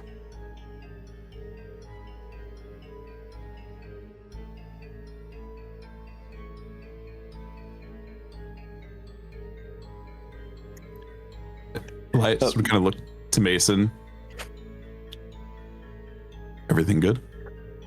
Yes. And if you so wish, I shall accompany you for the rest of the evening. However, if you wish for me to stay in the back out of sight, that will work just as well.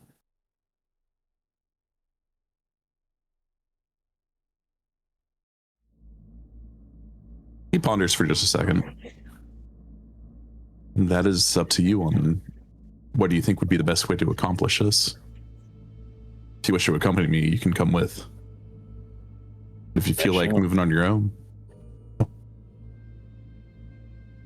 My job for you is to simply keep you and whoever you wish safe.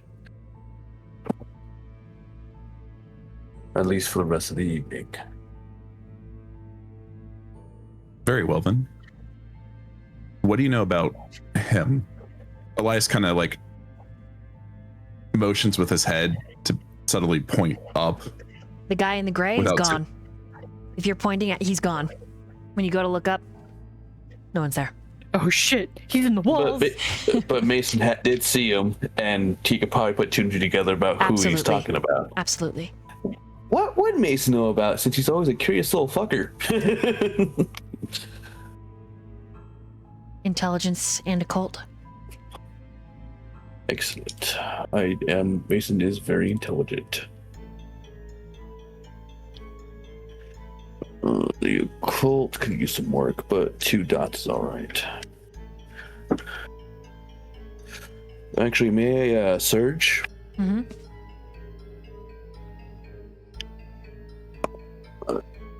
Okay, I gain a hunger.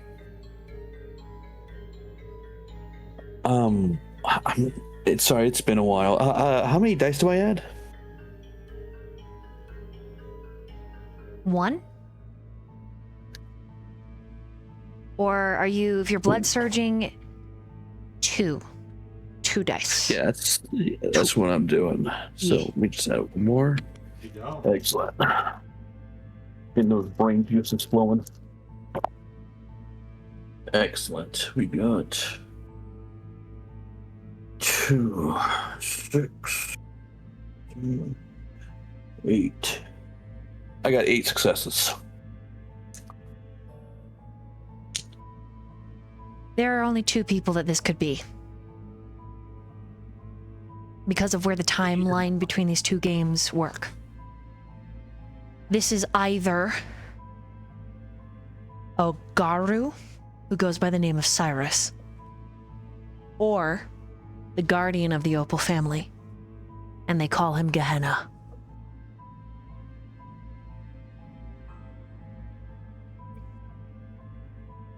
And how does Mason Garu usually very dangerous, but how dangerous is the Garu I'm thinking about?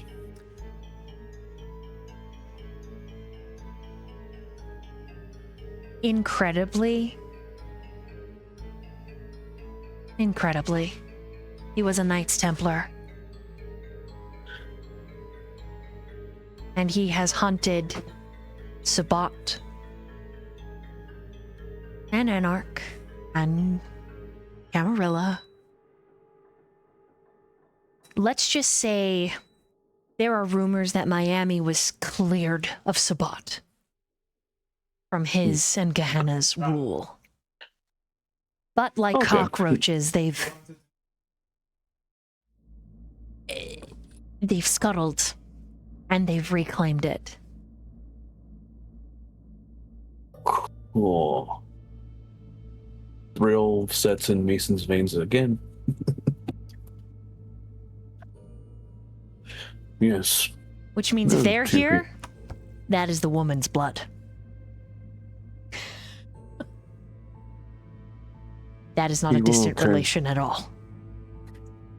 Oh yeah. So like Gehenna and Xirus. Yes.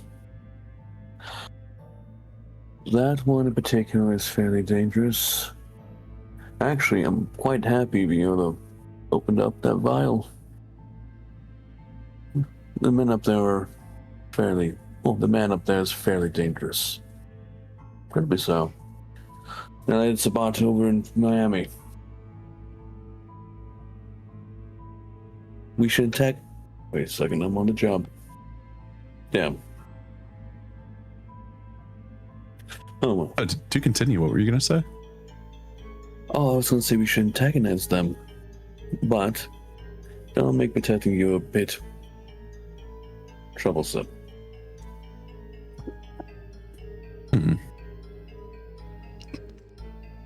Maybe afterwards, then. He gives Mason kind of a sly smile. Mason closes his eyes and... Yes, that would be lovely. Why end our deaths, though? Well, happy no.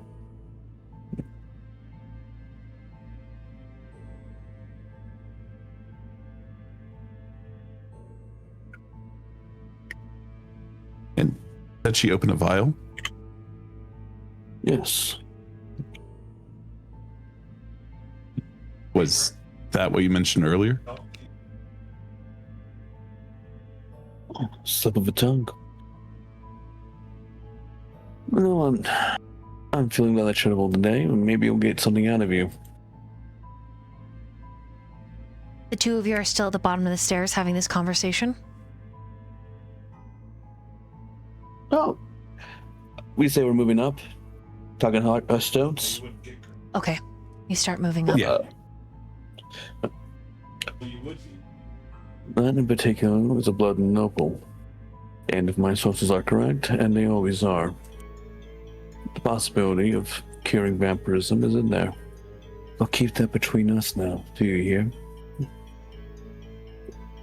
Oh, I definitely will. Don't tell anyone, no matter how dire it gets. He nods with that.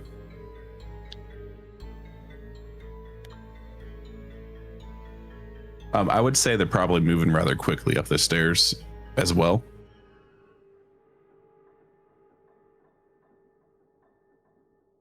You got it.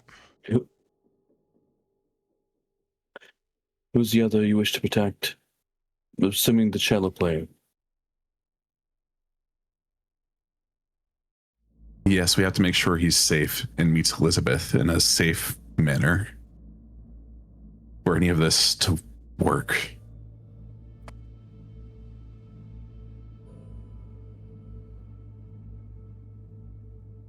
Okay. Mercato is my favorite until quite a bit of... Here's what I want for a favor, but she might find it way more agreeable. I mean, I even have to ask for a favor to keep your life. She hates you now. Part of her, anyway.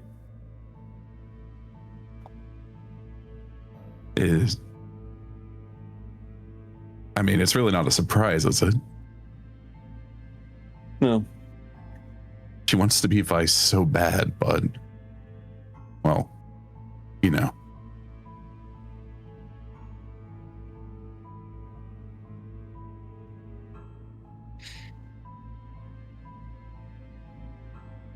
How do you view the cello player?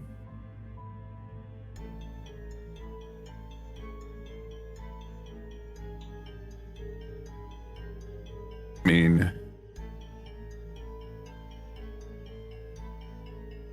Pluck him out of thin air, occasionally.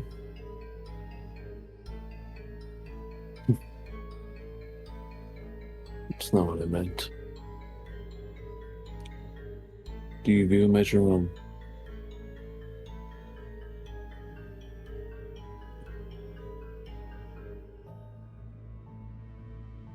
Sorry, Dor, can you get a little closer to the mic? Oh, sorry. Do you view him as your own?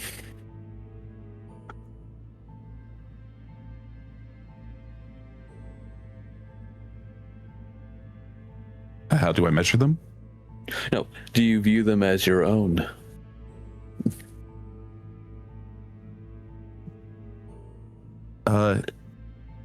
In a way, yes, but no, he is not mine.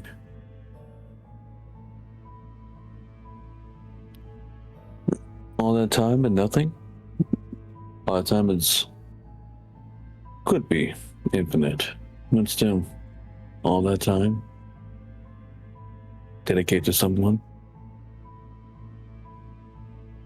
I mean, you have to understand, time for somebody like me, I have more of it than I know what to do with.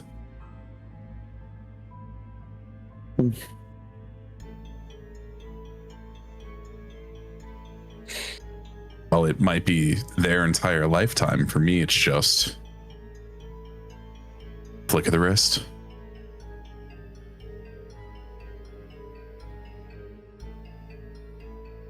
You know as well as I am that, or as I do, that life is fragile, especially mortal.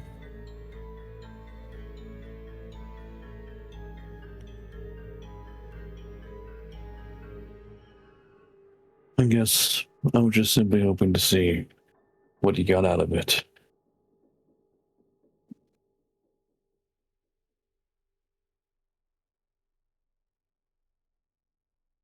I get something out of poking people, prodding, pushing them.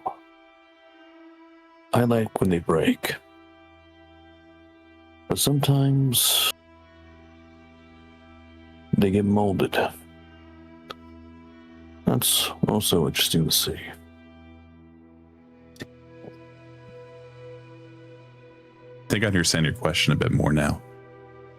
I do like teaching and watching people grow and making them stronger than they were before.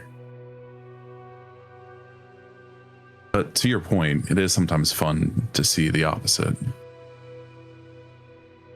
So yes, that's why I said, in a way, he is my own, but he does not belong to me.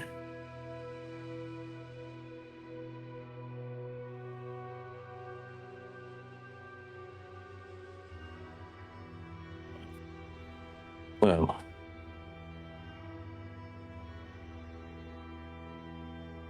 shall we get going then? Where do you want to go next? We're currently going up the stairs to catch up with them. Catch up those people. Don't with the scarred guy, the guy with the very scarred face. Very fun reactions from him.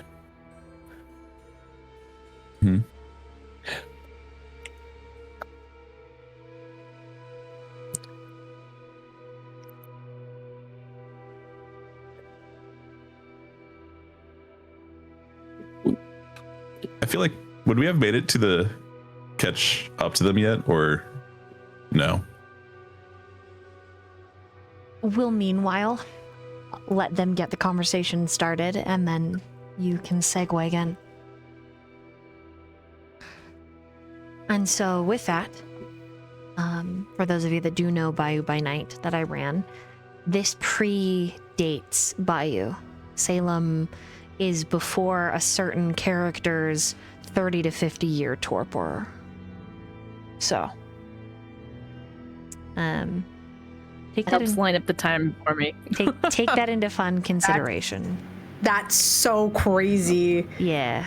I need to know what Nikolai's doing right now. So this That means my home and art collection are just fine. So this is like Yay! You know, cool. It's still cool shit. Or very Cool shit. very like early technology and shit like that. Correct. This is This is other stuff. Yeah. Mm-hmm. Wait, so is Will taking ballet classes now or not?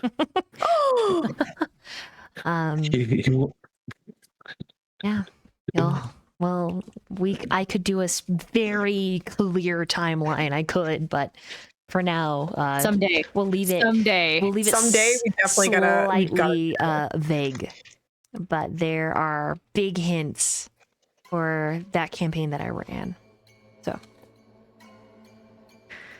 Yeah, I was like, wait a second, this is Griffin's character's wife, and then I was like, wait a second, I was very confused. Everyone would be burning alive if that was the case.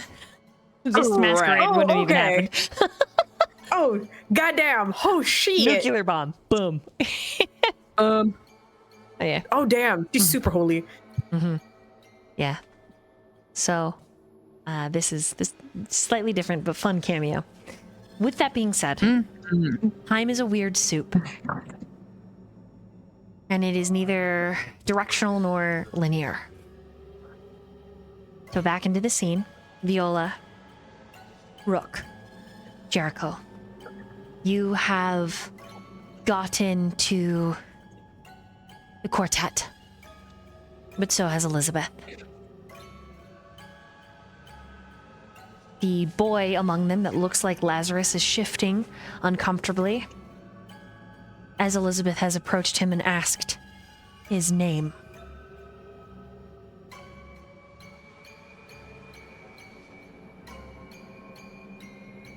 And he simply stares at her.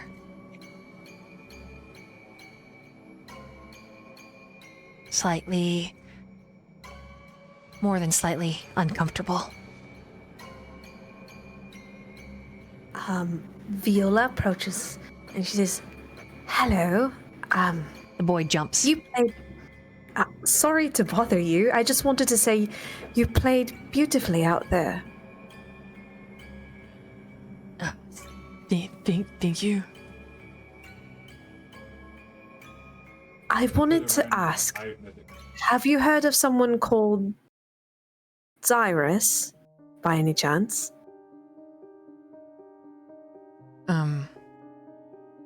I don't know. Because Xirus, technically in the vision of the God Cookie, said that his name, that he was Xirus. So This kid is very freaked out right now. Okay. Yeah. Sensing that. Yeah. Him and Elizabeth had been having conversations and he had just grown more and more scared. But to be fair, Elizabeth is a very intense person. And this boy seems very soft. He seems to be made of what the stuff light particles are made out of. Oh, he's a pepper. And she goes, well, he told me that a little bit about your talent. That you are a very bright person. And thank you for playing for us. You're welcome. Are you all right? Like, she's trying to be like, do you need help from this woman? Would you like a drink of water? I'm fine. Elizabeth, as if catching herself, because you've just interjected yourself into her conversation, clears her throat. Good to see you, Viola. You look well. The colors suit you. Lovely to see you too, Elizabeth. And the colors are for you. Look the same. They do indeed suit me. Yes, that's one way to put it, yes. That is the only way to put it. Certainly you're not insulting me. In front of our guests. No, of course not. Why would I ever insult someone of your station? I suppose that would make you quite ignorant if you did. Now, if you'll pardon me, I was inviting the quartet to come sit inside the galley. Snacks, water provided. Come along. That was a most excellent performance. Elizabeth, I would like to say there is a graceful way about doing things, and I do hope you keep that in mind, for our guests are young.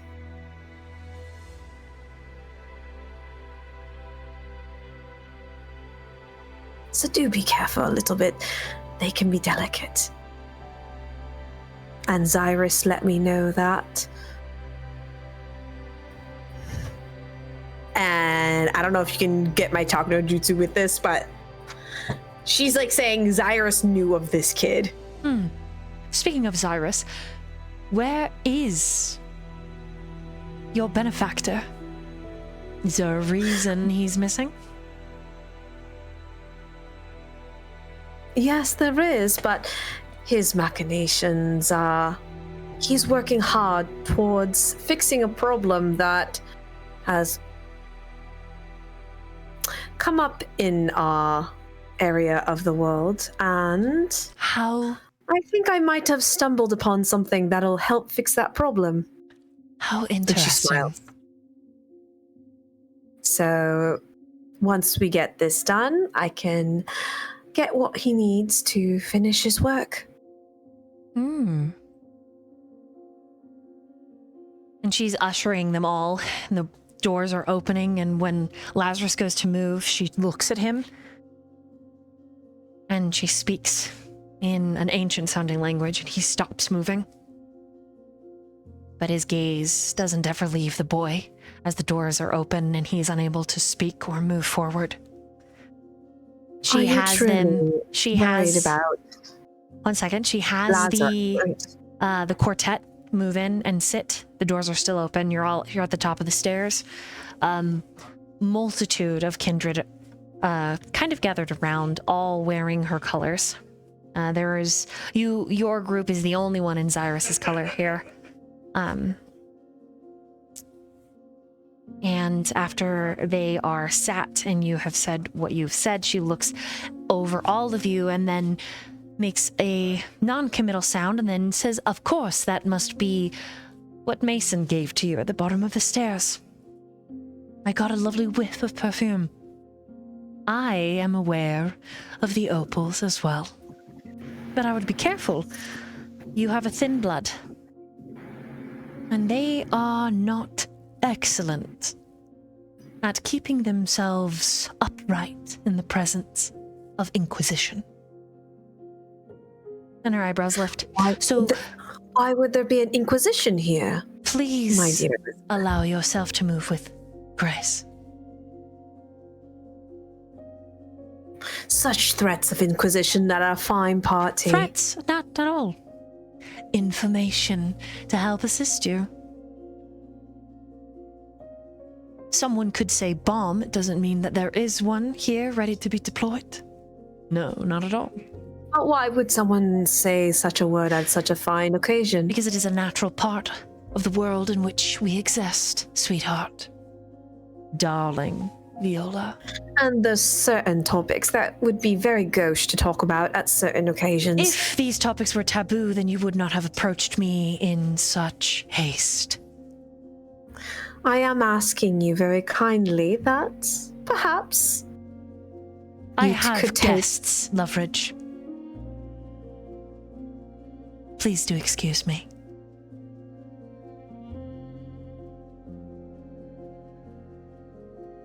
And her polite smile, it frowns slightly. And you see the boy looking out from where he's sitting with his fellow musicians at the table. And he looks very young and very afraid as the doors begin to close. And she says, his eyes are a very beautiful color of gold. Reminds me of someone. She makes Lazarus stand outside. She makes him guard the door. She tells him he is allowed to speak to no one.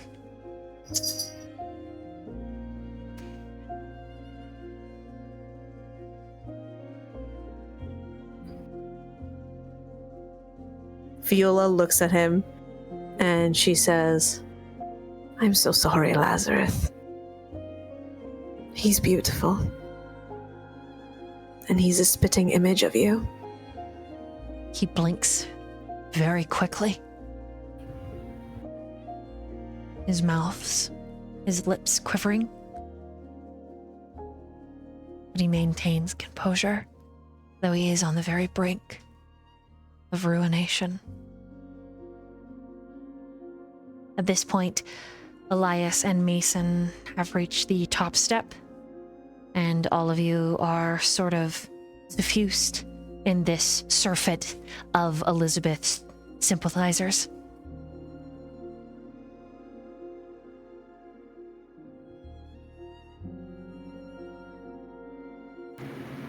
Elias? She nods. Mason? And she watches them to see what they do. Viola. He nods back. And then he locks eyes on to Lazarus. Question, storyteller. With Elias's background, would he recognize that he's being forced to do that? Oh, absolutely. It is likely that any one of you, that she used her disciplines on, it would be quite a challenge. So you assume, but technically using disciplines on fellow kindred is very, very frowned upon. But Elizabeth and Lazarus are a bit of a different beast altogether. And it seems as though she's just simply commanding him, or asking him, and he is following suit.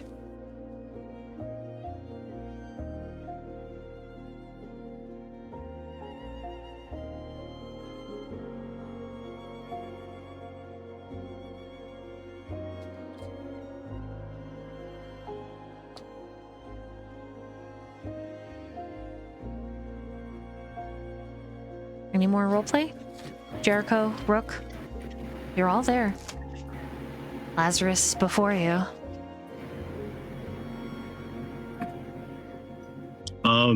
Rook will go to Jericho and says, give it. Give you what? He's giving you the look of like, I'm trying to keep it under wraps. Less targets on your back. I'll take the heat. I can live. You keep Ash safe. Okay? Viola whips around and she's like, oh, goody. Which is like that, oh, like really high pitched because she's like, it seems like you've been quite busy. You should definitely fill me Rook in. cuts you a glance. Like very smiling, angry, like, oh my god, what is one. happening? What happened? You should know better to open a random vial in the midst of an entire den of wolves. We should, speaking of den of wolves, should we take this conversation down the stairs and People can still elsewhere? hear us no matter where we go. Let's give it. One less target painted on you. That's all I'm asking. I can only protect so much. It may be. He'll pull it out of his pocket and he'll hand it. Stuffs it in a box inside of his jacket. You just put that with your cigarettes? Nope, different box. Oh.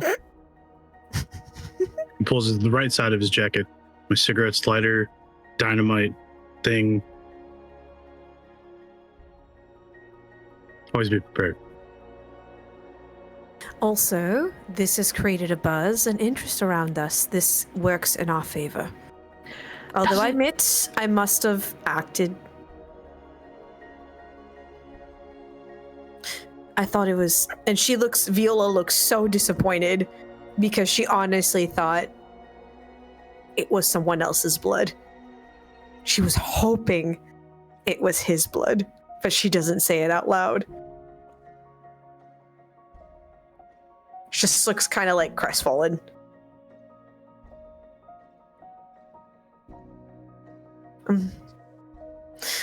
Anyways, we have a room to entertain and guests waiting. Exactly. Don't want to keep people waiting. And the boy inside the room, she says out loudly, I'm sure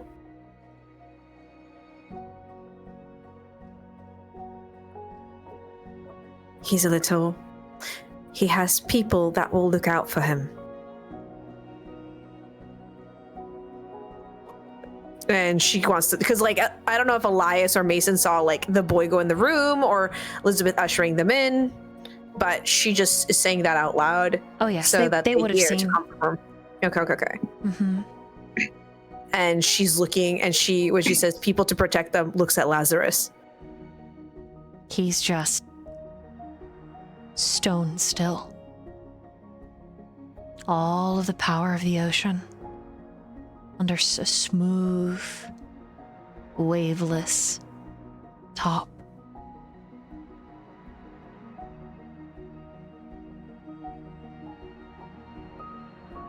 He is a statue of wretched pain, knowing who the boy is,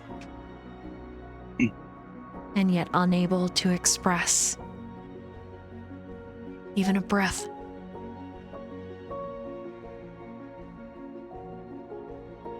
So now the hole, the size of a boy, in his heart is bleeding. And you can all see it.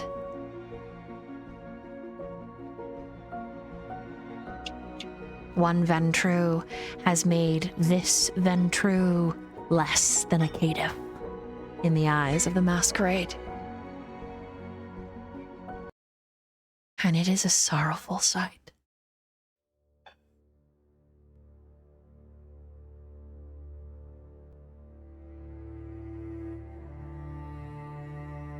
But he handles it with grace. But his eyes have dimmed.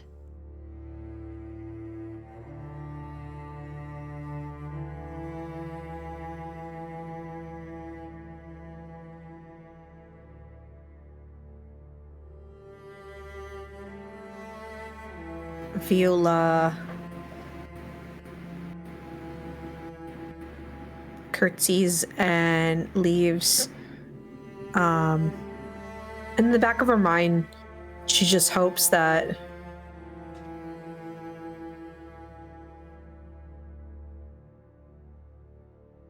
just one word, just one look. I don't know. A part of her really just wants Lazarus to have a tiny moment and hopes that whatever Elias is there for, that it's worth it. That it was worth something.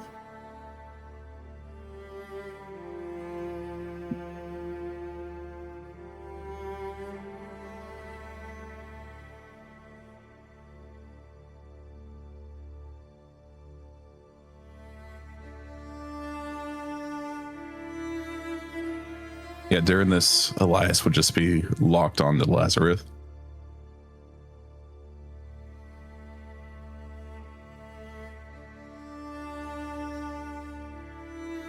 Just mulling things over, thinking.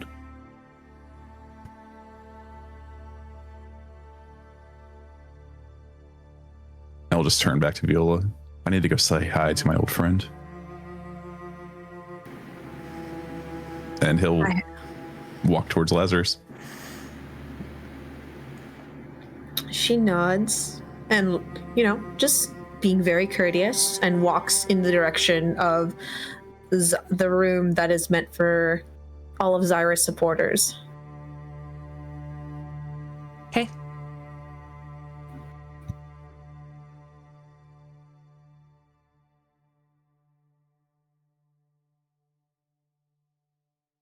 Jericho is following.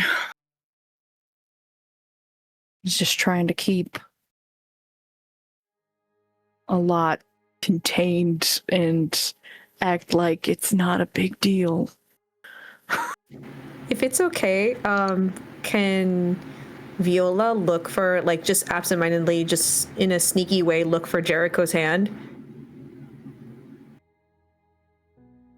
I mean, his other one that's available? Yeah, it's right there. She just takes it and gives it a small squeeze, and then lets go. Like, that's her small way of saying, I'm nervous too.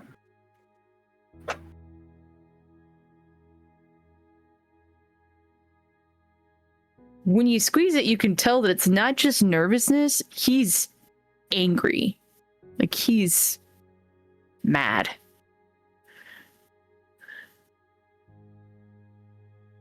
And he's just trying to contain it because they need to be polite right now and not start shit.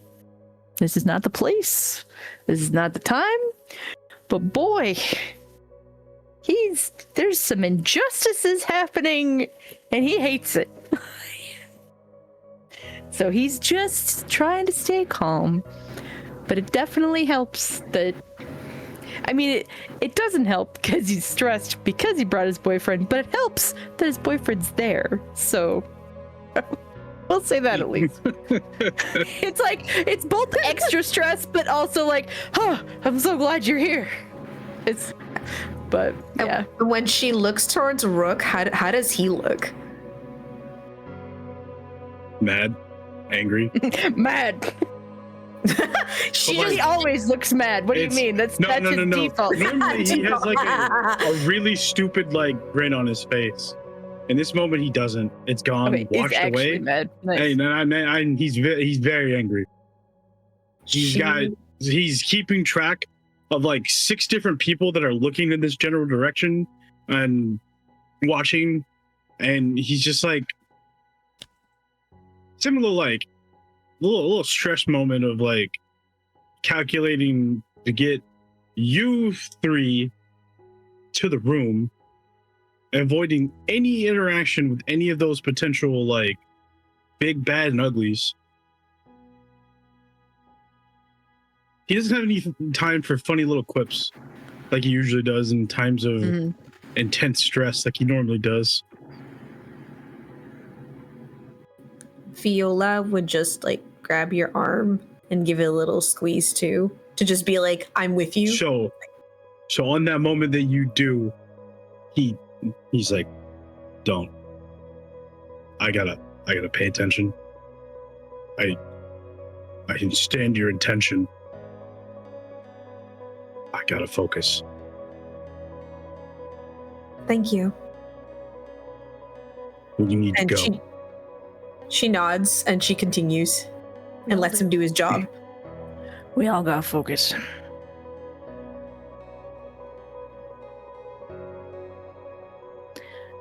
Smile and win the night, yeah? Right. And she smiles, like her very brilliant, very practiced smile.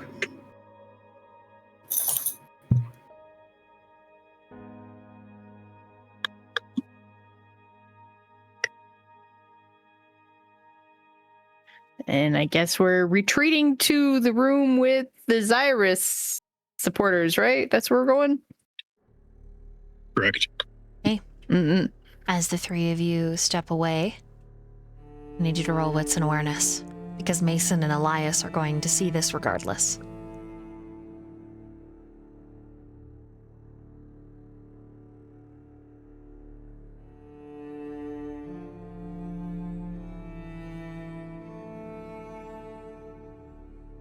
Okay. That is another 4. Ooh, okay. I'm rolling hot. Okay, for the end of this session, which is great.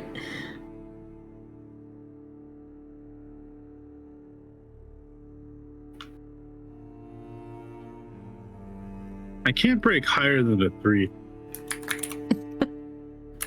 It's real great, man. Hey, 3's not that bad. Yeah, 3's not pretty bad. decent. Yeah, in a game where you don't roll that high, I just happen to have a lot of dice in this, so.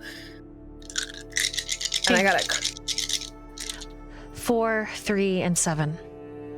The DC was 3, but as the 3 of you descend the grand staircase, the southernmost grand staircase, and you walk towards the fountain, and just as you are taking a right turn into the room the ballroom where the Xirus supporters are dancing and making merry, those that aren't lingering still, there is a glimpse of a man in a white suit, red vest, red tie, large, wide set, heavy and muscular, dressed just like Laz, who passes you.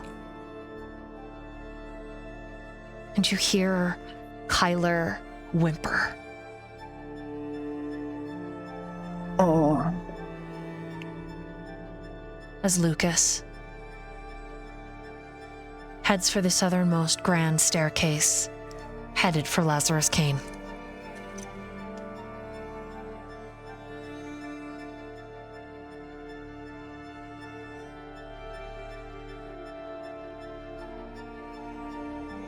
Do I need to make one for him too? Nope. Very cool. If Kyler is close enough to me, I would take his hand with my free hand. Does his brain look like brain soup, though? Like, does his eyes look like the same, like, just lights out Correct. effect? Angry. Barely constrained to violence.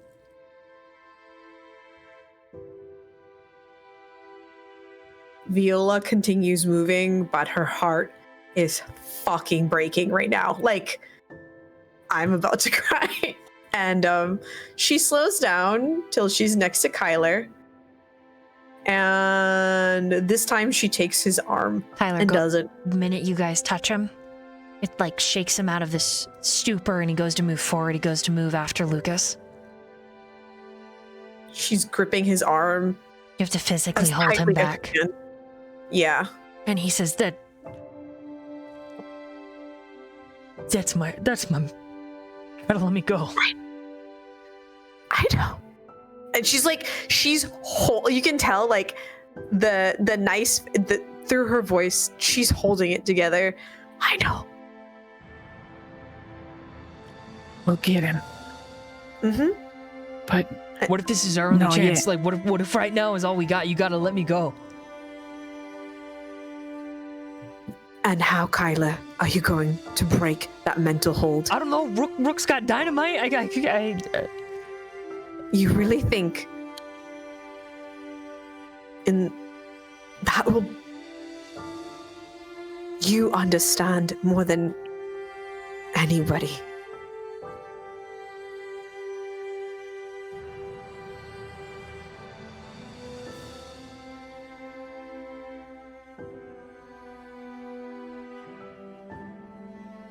There is a time and a place. That's my pal. I know. That's my guy. That's my friend. And I understand your history is very close, and that is your brother. And I would have, if we lived in a better place and time, if I was stronger, if we were stronger, right this minute, we would break her hold.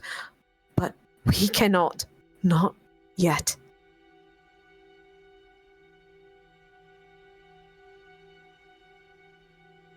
He didn't even look Kyler, at me. I'm asking you to trust us. Just a little longer. He didn't even recognize me. He didn't even flinch. it's probably not all him there. Viola nods her head. You have to Or he physically is- pull Kyler. He won't move from the spot.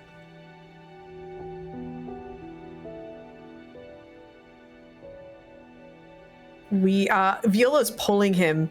Like, she is. She really is. Strength and athletics. Oh my god, I have like literally the worst pool.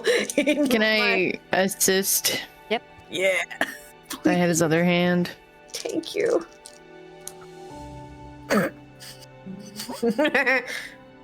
One.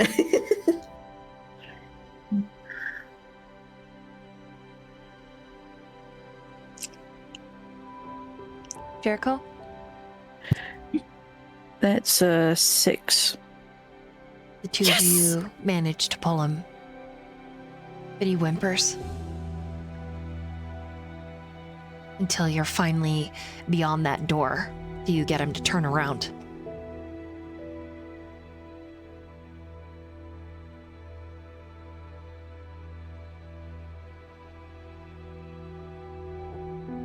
And we meanwhile.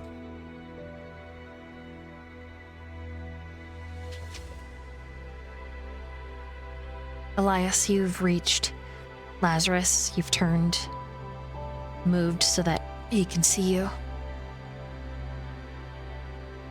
What do you say?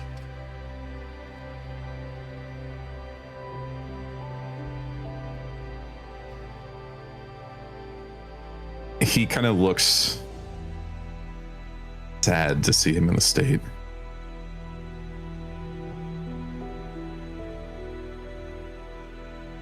Hello, old friend.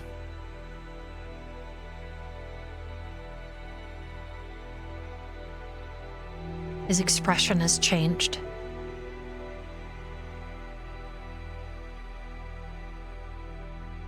His eyes at half-mast and barely lit. But you can tell that he's listening. He is yours, you know. Like, actually yours. He closes his eyes. He talked about you all the time, and I'm no father. But I did the best I could, and I kept him safe. You were always there in his dreams. You should see some of the stuff he's painted. I wish I could show it all to you, and I want to. But I don't know. I hope this works and that there is a happily ever after. And that he gets to spend the rest of his life with you. And maybe even her. But she doesn't own you, Lazarus. Nobody owns you. This shell of a person standing in front of me right now, this isn't how I remember you. And I want to help you. I want to help her. I want to help everybody here. And I want you to see how beautiful your son is. He's bright, he's smart, he is so talented. I know it's going to make you smile.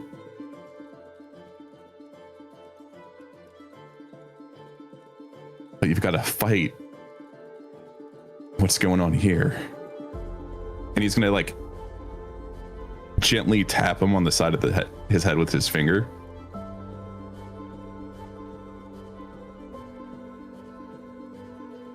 Because she doesn't own you. You can feel when you touch him how tightly strung he is. His eyes haven't opened. His mouth is pinched. His brows are creased.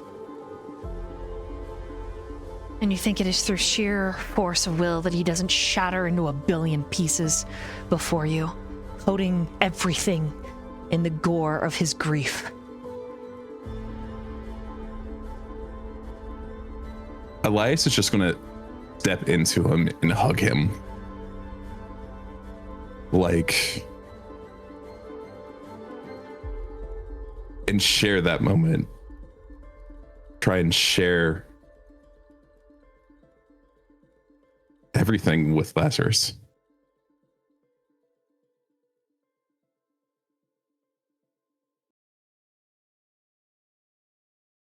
Wanting Lazarus to be able to feel everything that Elias has been through with young Master Kane.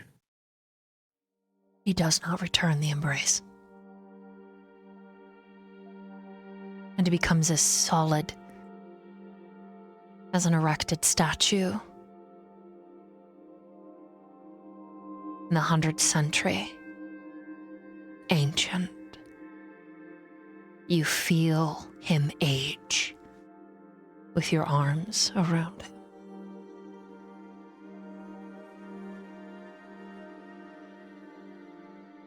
And when at last you let go, which is all the time that you can afford this man, you are shocked to see that your hands, chest, and arms are free, that they are not covered in blood.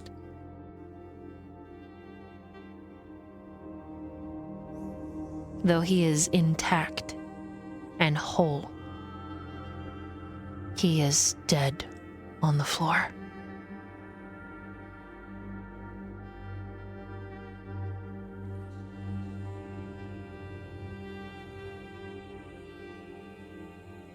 And you are buried under the weight of Adventru's dominance.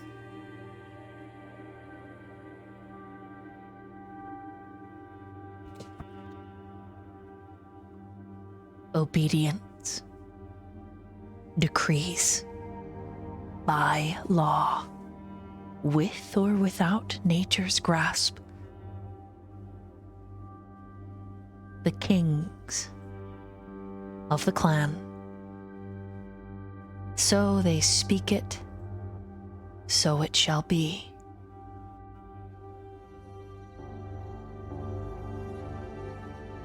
There is, it is said, nothing mightier than the pen, not even the sword. Yet a spoken word can cut deeper than any trench or ravine made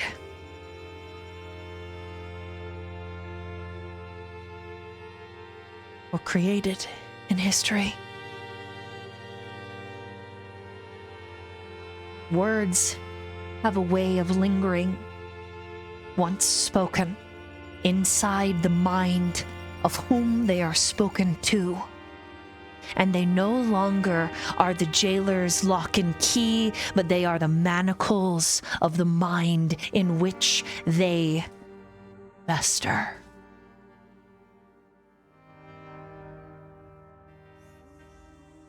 Obedience.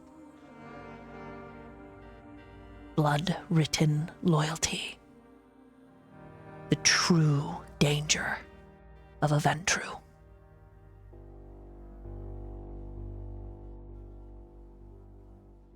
His flesh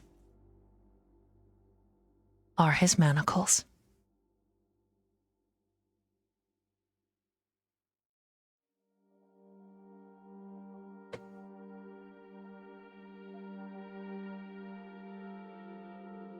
And when finally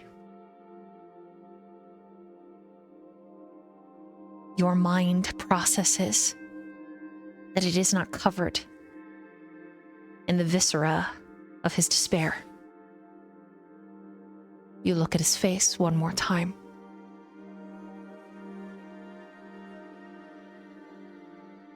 There is no emotion. There is just a smear of red across the bridge of his nose. It wraps up to the corner of his eyes. And on his white jacket, a singular splotch of red.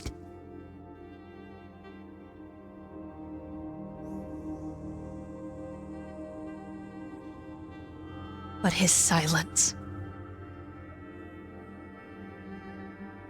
is a terrible scream.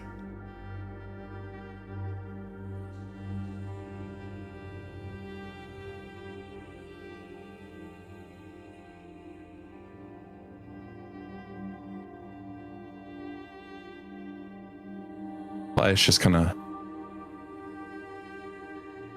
falls to his knees.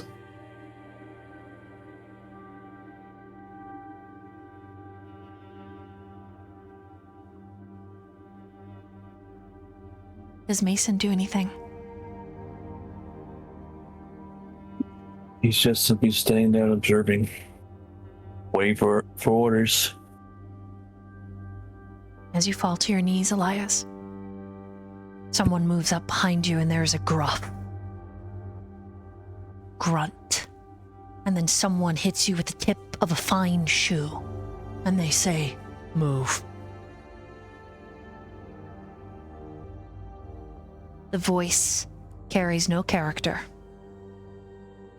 Just restricted, restrained rage.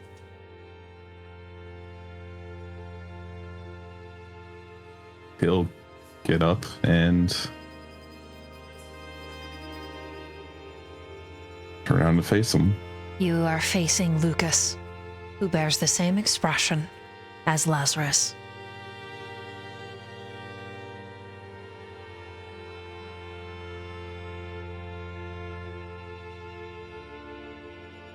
What happened?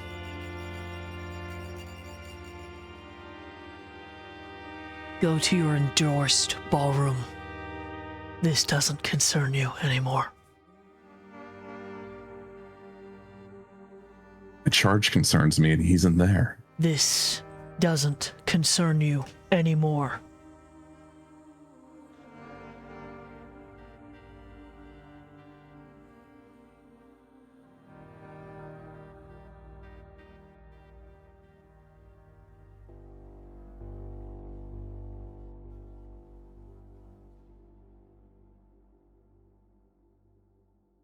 He kind of just looks at him for a minute. Am I able to stay here to make sure my charge is safe? He points. You can wait over there.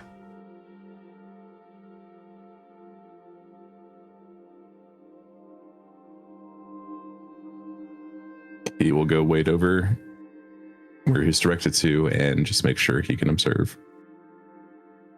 Lucas then turns so that his back is facing you, and he speaks into his shoulder, but it's directed at Lazarus Kane. Lazarus makes no movement, not even a twitch of expression. And when Lucas is done, Lazarus nods once and starts to move away from the door, and Lucas takes his position. And then Lazarus begins to do a sweep of the room. His body finally in motion, and the motion is aggravated. But at least there is some kind of expression of all of that grief. I need you to roll an intelligence and insight, Elias.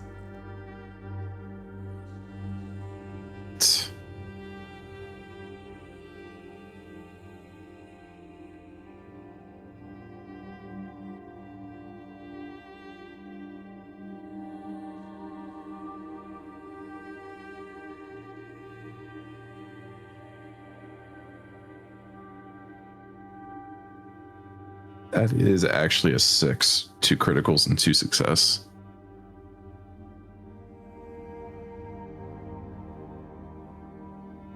Elizabeth told him to guard the door and speak to no one. Walking the perimeter and making sure no one gets close to the door is technically within that order. At the very least, the confines of it. Wherever Lucas was guarding, he left. And you see this for what it is. Solidarity. One captured man defending the other in the best way that he can. At least Lazarus Kane doesn't have to stand there. At least now he can move.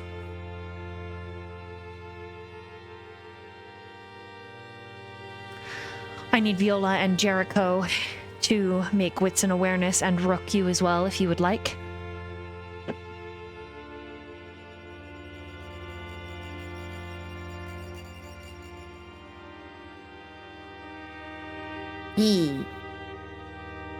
That is a 3 for me. That's an 8 for me. I rolled a 3 again. I'm gonna die. Ah!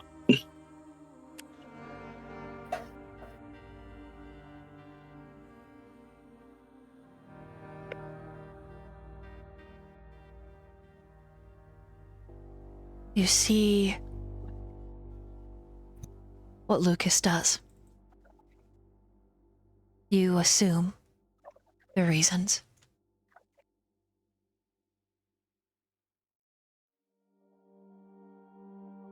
And then those of you that are standing in the ballroom that endorses Xirus, you hear Kyler intake a sharp breath.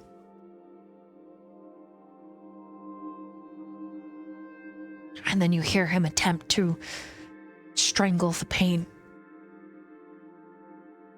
to not let anything break down, to hold it together.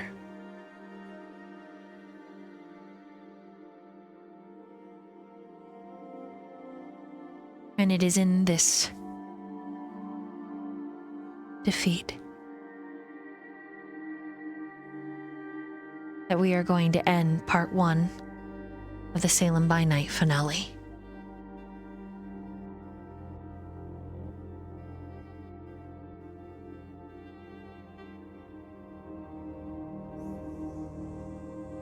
What a Did so much freaking crying. ride. Yeah, that broke me. There's lots of different parts. Oh God.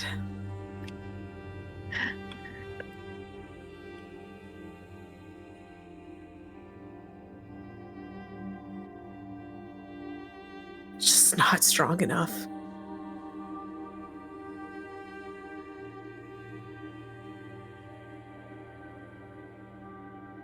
I'm not crying. You guys are crying.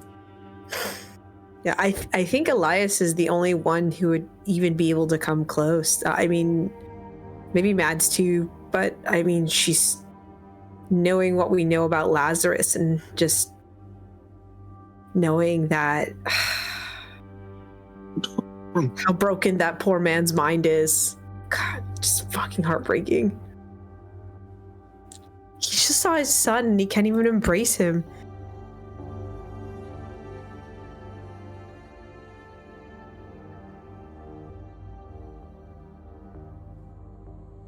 A father who can only watch.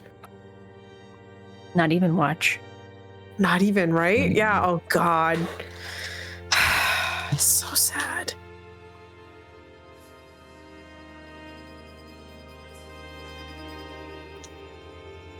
Damn. Yeah. Well, as always, Dolly, thank you. Holy moly. Yeah, right? Thank you. Thank you so much. Thank you. We're planning on Thank you, part yes. 2.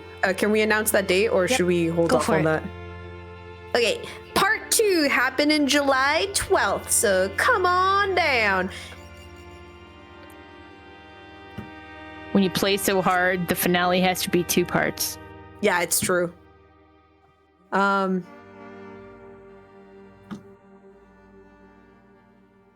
what a journey. This is a culmination of a 3 to 4 year journey for a lot of us. And we appreciate our wonderful storyteller who has given us the time and the pleasure of bringing us together to finish what we all started. Freaking wild. Crazy. So July 12th, everybody. You want to know how it all goes down? Slowly and with pain. Hopefully Mason can cause some of that pain. God Oh damn my it, Mason. god! Holy shit! Mason watching this like, oh goody, more things to play with. But yeah, just hoping that whatever happens, we jump in it together. You know, we're all metaphorically holding hands. Who wants to hold Mason's hand? No. You know what? Everyone except for Mason. Mason can just stand there in the corner and walk. Okay. I know he's a great character. He's fascinating. He's really fun to watch. It's just dope. Okay, I will be honest. Me, the player, fucking loves Mason. One of the best characters ever. I honestly love him. As my character's like, you're weird. Like, straight up just fucking weird. Like, I don't trust you. You had this vial. Like, what's your game? What's your angle? Like, what the actual living fuck? But me, the player, like, teehee, he's awesome. Thank you. So cool. He's so fun. But yeah, thank you everyone for being here. Look forward to part 2. just really looking forward to wrapping this up and just looking forward to seeing all of your faces again. No. You can't escape. Yeah, okay. Explodes. Oof. Yeah, that's one. I take that spec. Uh-huh. Yeah, Jay, like Salem by Night. Oh, who's echoing? Is it me? Salem by Night is, oh god damn it. Salem by Night, I am echoing, is a very, it was one of Void's first stories. It's very intense. But what's everyone got coming up? What stories do we get to look forward to this week, Void? Before your vacation?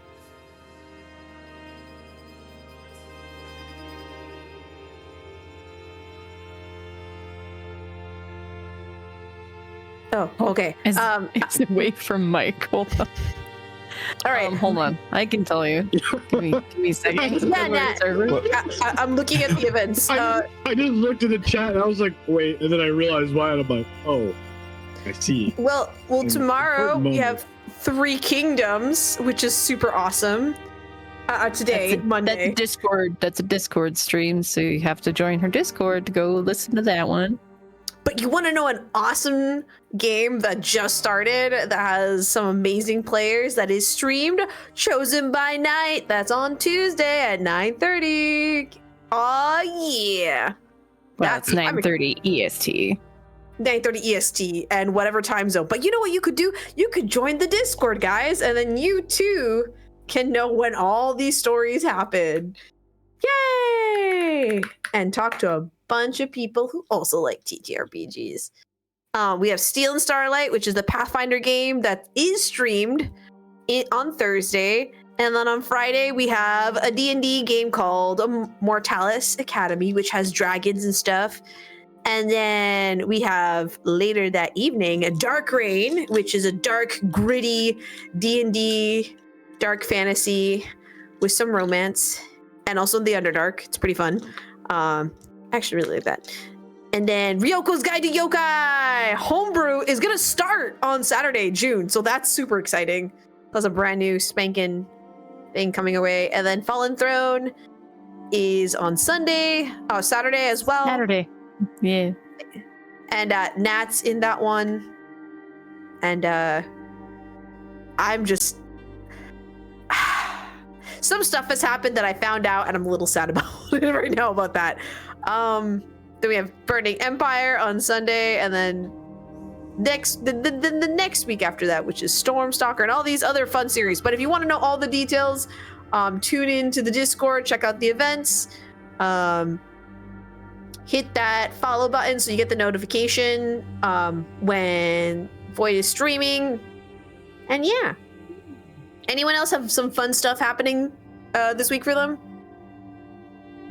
Nope, just work. Nat has work, which is awesome. You know, great. How about you, Rook? Got any cool stuff happening this week? No. I don't have anything planned. I fly by the seat of my pants, unfortunately. Do any streamers that are in this? Do any streamers within this group have any fun, exciting stream stuff happening? Sadly, no. And then, all right. Well, just let you know, the Natchan has a stream. Go follow them. So is Captain Inu Nogami. Again, you can check the pin message in the thing. You really like putting letters in my name, dude. That's crazy. I know. I keep doing that. Captain Inugami. I don't know why it says, but Captain Inugami has a channel. So does Nat. So do I. Sly as well, who was here earlier. For those who didn't know. But yeah, if you want to check out previous Chronicles, if you want to see why and how the story got to where it was, please check out the YouTube. Super awesome. And has a lot about all their stories too, which are super cool. But thank you so much, everyone, for being here. And we're looking forward to wrapping up this adventure with you all next month. We can cry some more. I know. Good Lord. So sad. Oh. Thanks, everybody. Sad. Sorry about that. I PP breaks. had to run. But thank you guys for being here. Thank you. It's an honor. It's a real pleasure and joy to run these games, and my heart aches, but in the best way. Like, I just want the good guys to win. Mason do we. wins. Yeah. Mason is not. No, Dork. Mason is Kinda like, push- it's like that meme where everyone Kinda goes to push- put their hands in. They're like, yeah, and then like one person puts their hands in, and we're like, no, not you. Yeah. Oh, Me. I wanted to push that tower. Yeah, We love Mason, but he's not in the coterie because we don't love him that much. yeah, for sure. Yeah, we don't know what the fuck you are. We're just like weirdo pigeon dude. Working as intended.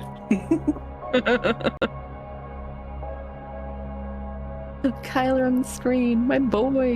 Yeah, My he's so good. bestie. That broke my heart. I felt so bad. Jesus. Yeah, that's good. That's good.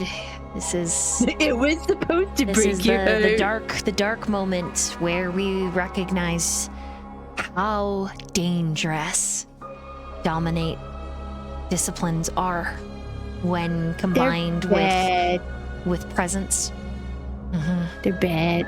Oh yes. We don't like them. Most evil powers are the mind control powers. Yeah, but Elizabeth getting a kick in the teeth because she's like, oh shit, this is my kid, probably. Yeah. True, Griffin. It is nicer just to kill people instead of what those poor I souls wasn't are allowed going to kill through. people in this is game. No, In this moment. Yankee. You can't give me the whole like fortitude, no. There is literally, when you combine presence and like dominate, and you're as powerful as Elizabeth, it is potent. Like, no, like fortitude only gets you so far. It is Yeah. literally a battle of the. In a way, Rook and Mason are the nicest guys around. Oh, No, God. don't put me in your line. Come on, pal. No. Buddy boy. Mason's like, you've become my new friend. Different circumstance, your head would have rolled down the stairs. I'm having fun. Yeah, I know, Griffin, because Viola has some of that in her sheet. But I also know that against a very powerful Ventru, you're having, there's not just, yeah.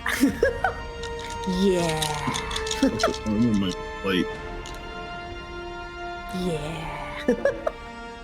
Thank you again for those raids that happened recently. We appreciate you guys. awesome. Sorry that we ended right after you showed up, but we really appreciate it. We hope that you'll come back for the final finale, the for real finale, part 2.